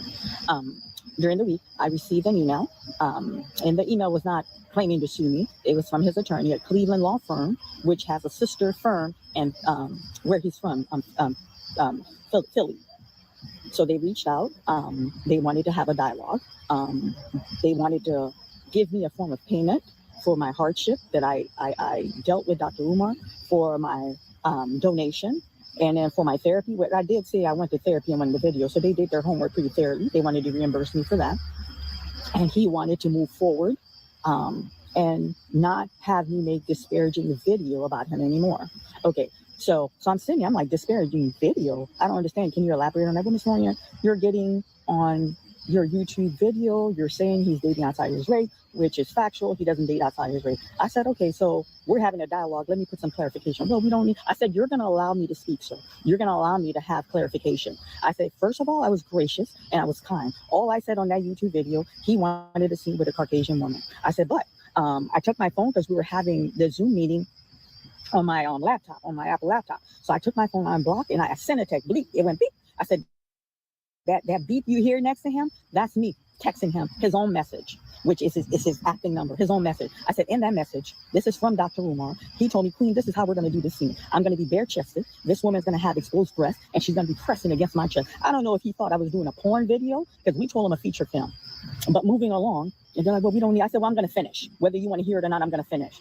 I said, that's what he wanted. And then the scene, I'm going to break it down to you, family. The scene was for him to go, he came to his senses because he had a moment of weakness. This is him typing all this garbage to me. He came to his weakness because he had a moment of weakness. And he's going to go, no, I am a Pan-African leader. I can't stoop to this level.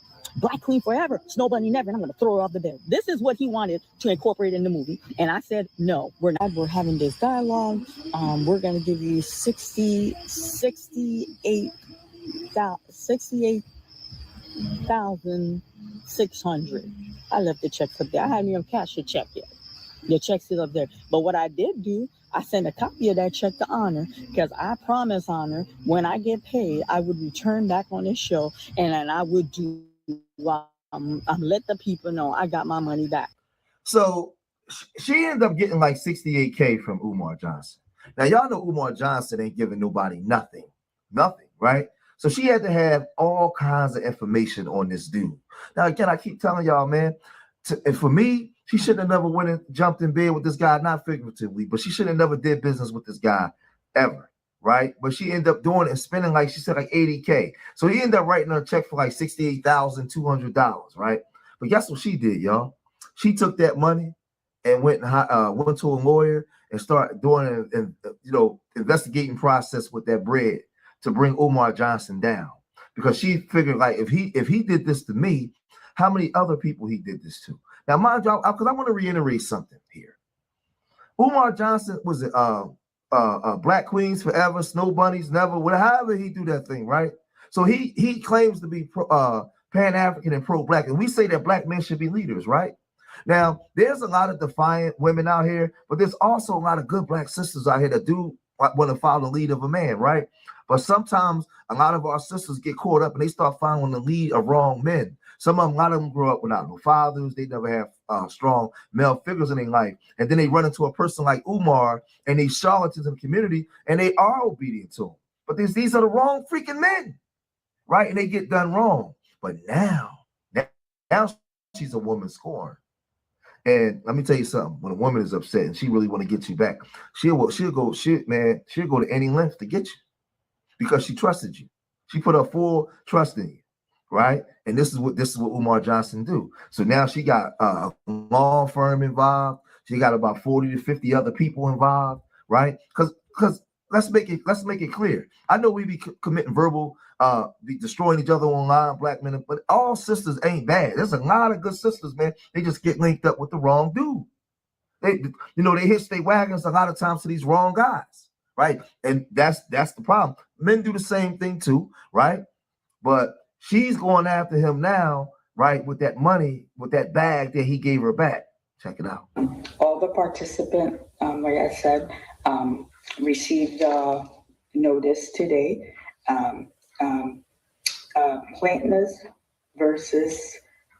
Platinum donors versus Jermaine Schumack, known as celebrity name Dr. Umar Johnson. This is now an official court matter. It's 40 of us. Now, the reason I'm part of it, yes, I did get a settlement, but they're using all my donation money to show that I was a supporter who did give donation. And then for the others, they all submitted copies of every cent that they gave to FDMG, and to show that they never also received any receipt. So a letter from the attorney that's representing the party of 40 will be sent to him to show good faith that we're willing to sit down and to give him a chance to give an explanation to why this school hasn't been open, or when will this school be open, and then to give explanation on how the donation money is used. Is it being used appropriately for what the donor has given the money for. The step was like to start collecting evidence, which means that we were all supposed to retrieve, like get every single proof of money that went. And then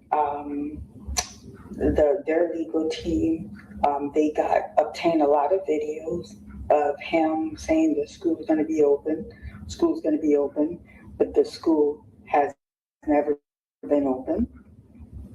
That's also an evidence to see why he's saying the school hasn't been open. So, and they sent this to us. Let me read it on for you guys. I'm sorry, should have been a little bit more prepared. Our job is to solve this case. You all have submitted the proper document of what happened, what each party contributed to the known school at PMG. Putting the information in the hands of people who can investigate and who can bring appropriate prosecution. It is advised to not reach out to we're not allowed to reach out to UMAR. So I was waiting for this to finally come. Finally, somebody got a bag to go hire these investigators, these lawyers, to now bring him to the table. And after all these years of collecting money, show what he's done with this money and how it's been spent on many different levels. It's time for things to be exposed and to come out. And again, like I keep telling you guys, man, that the bar in the Black community has to be set higher. There has to be higher expectations for our levels of achievement, man. Umar Johnson is able to do what he has been doing because our expectations are low. He knows that he's peaked the weakness in the game and he's exploiting it. That's all it is. It's not nothing new. This is, man, listen, there's been so many people that's done this stuff way before Umar Johnson, right? So I hope that our people, we can learn, we can learn from something like this going forward, man. But again, I hope that she go forward with this because we gotta weed out these people out of our community, men and the women, right? Online, because there's a lot of women scamming women too, and then women's sections of selling clothes and these courses that they be selling. I done seen so many women get locked up and have to go to prison because they done took hundreds of thousands of dollars from women. It's all in the community, man, because the expectations are low. But y'all gotta let me know what y'all think, man, about this. If y'all made it this far in the video, hit that like button, subscribe to Street Media TV, leave your comments in the comment section.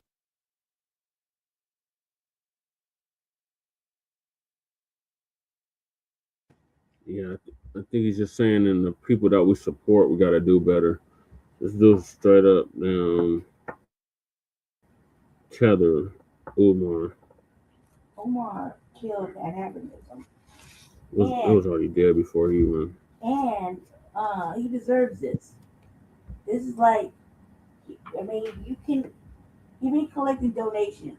You've been collecting money. It's been 12, almost 13 years, still no school. Still no school. I get that. I'm saying I don't agree with Umar as well. Right. But George does his thing. Mm-hmm. But I got my issues with George too. Yeah. I think that he has it coming, man. He's been kind of like taking for the community. Man, he's not really, Producing anything. Right. Right.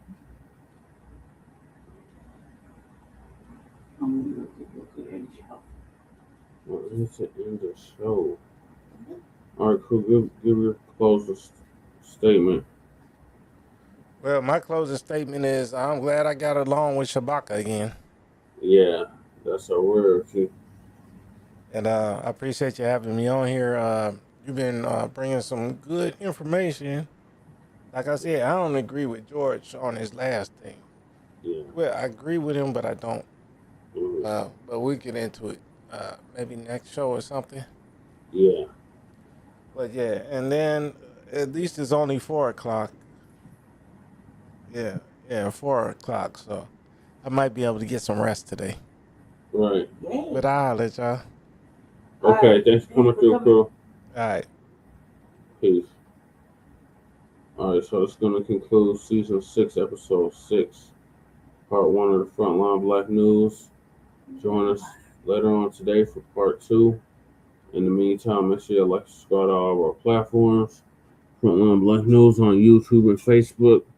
The Revolutionary Journal on YouTube and Facebook. And Shabaka's Black Experience Enhanced on Facebook and Twitter.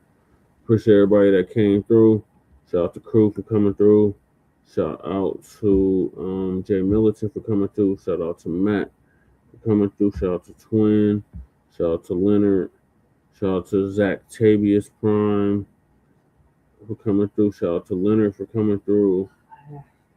Shout out to, I think it's everybody. You got one for other person.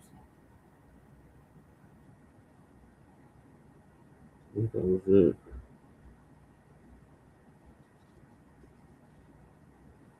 You know. Oh, and Black Lightning coming through. Uh-huh.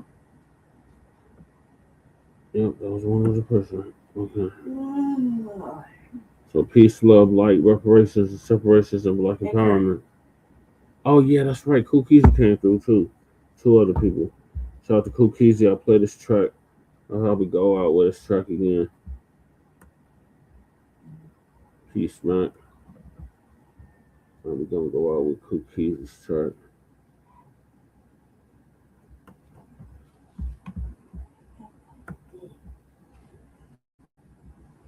I think the cat snuck it underneath the table with the dresser.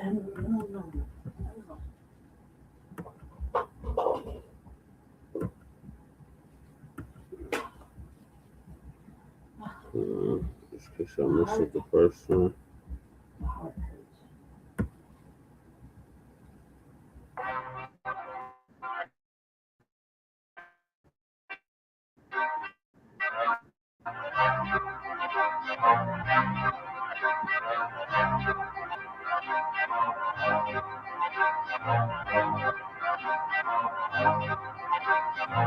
We doing this here for the kid folk that built this here from the get-go. Why you think we really out here in the brick boat? 40 acres and a tricked out 6-4. We doing this here for the kid folk that built this here from the get-go. Why you think we really out here in the brick boat? 40 acres and a tricked out 6-4. 40 acres and a tricked out 6-4. 40 acres and a tricked out. 40 acres and a tricked out 6-4. 40 acres and a tricked out 6-4. They don't want to see none of us get it. We gon' see every last one of us get it. We outside, we coming to get it. We know what they done and they finished. Coming to visit, collecting the debt. Yes, know that it's gonna get wicked. All of you coons, we done with you niggas. We really not caping for none of you niggas. Really act like they don't want to get richer and do it together while bucking the system. I'm bringing the facts, they coming with fixing. Rapping, not singing and mumbling, nigga. Plus I ain't drinking and stumbling, nigga. You get the bag and fumble it, nigga. I walk with the truth and it's humbling, niggas. Fuck if you like it, we coming to get it. We doing this here for the kid folk that built this here from the get-go. Why you think we really out here in the grip folk? 40 acres and a tricked out 6-4. We doing this here for the kid folk that built this here from the get-go. Why you think we really out here in the grip folk? 40 acres and a tricked out 6-4. 40 acres and a tricked out 6-4. 40 acres and a tricked out. 40 acres and a tricked out 6-4. 40 acres and a tricked out 6-4. Put us under pressure, trying to make us feel lesser. Let them inflict your field in their long ass lectures. Hear the ancestors scream, kill the oppressor. So I'm on the top of the roof and they use a suppressor. Reparations mean revenue. We did the job, so we already paid dues. Not another race that would trade shoes. Strip the dollars, but somehow we lay clues. Kings and creators, culture innovators. Still don't understand why a lot of folks hate us. Not the best, but the greatest. Ain't tripping at all when I say this. Turn it up loud when you play this. Want my 6-4 and 40 acres. Turn it up loud when you play this. Want my 6-4 and 40 acres, bitch. We doing this here for the kid folk that built this here from the get-go. Why you think we really out here in the grip folk? 40 acres and a tricked out 6-4. We doing this here for the kid folk that built this here from the get-go. Why you think we really out here in the grip folk? 40 acres in the trick down 6'4". 40 acres in the trick down. 40 acres in the trick down 6'4". 40 acres in the trick down 6'4".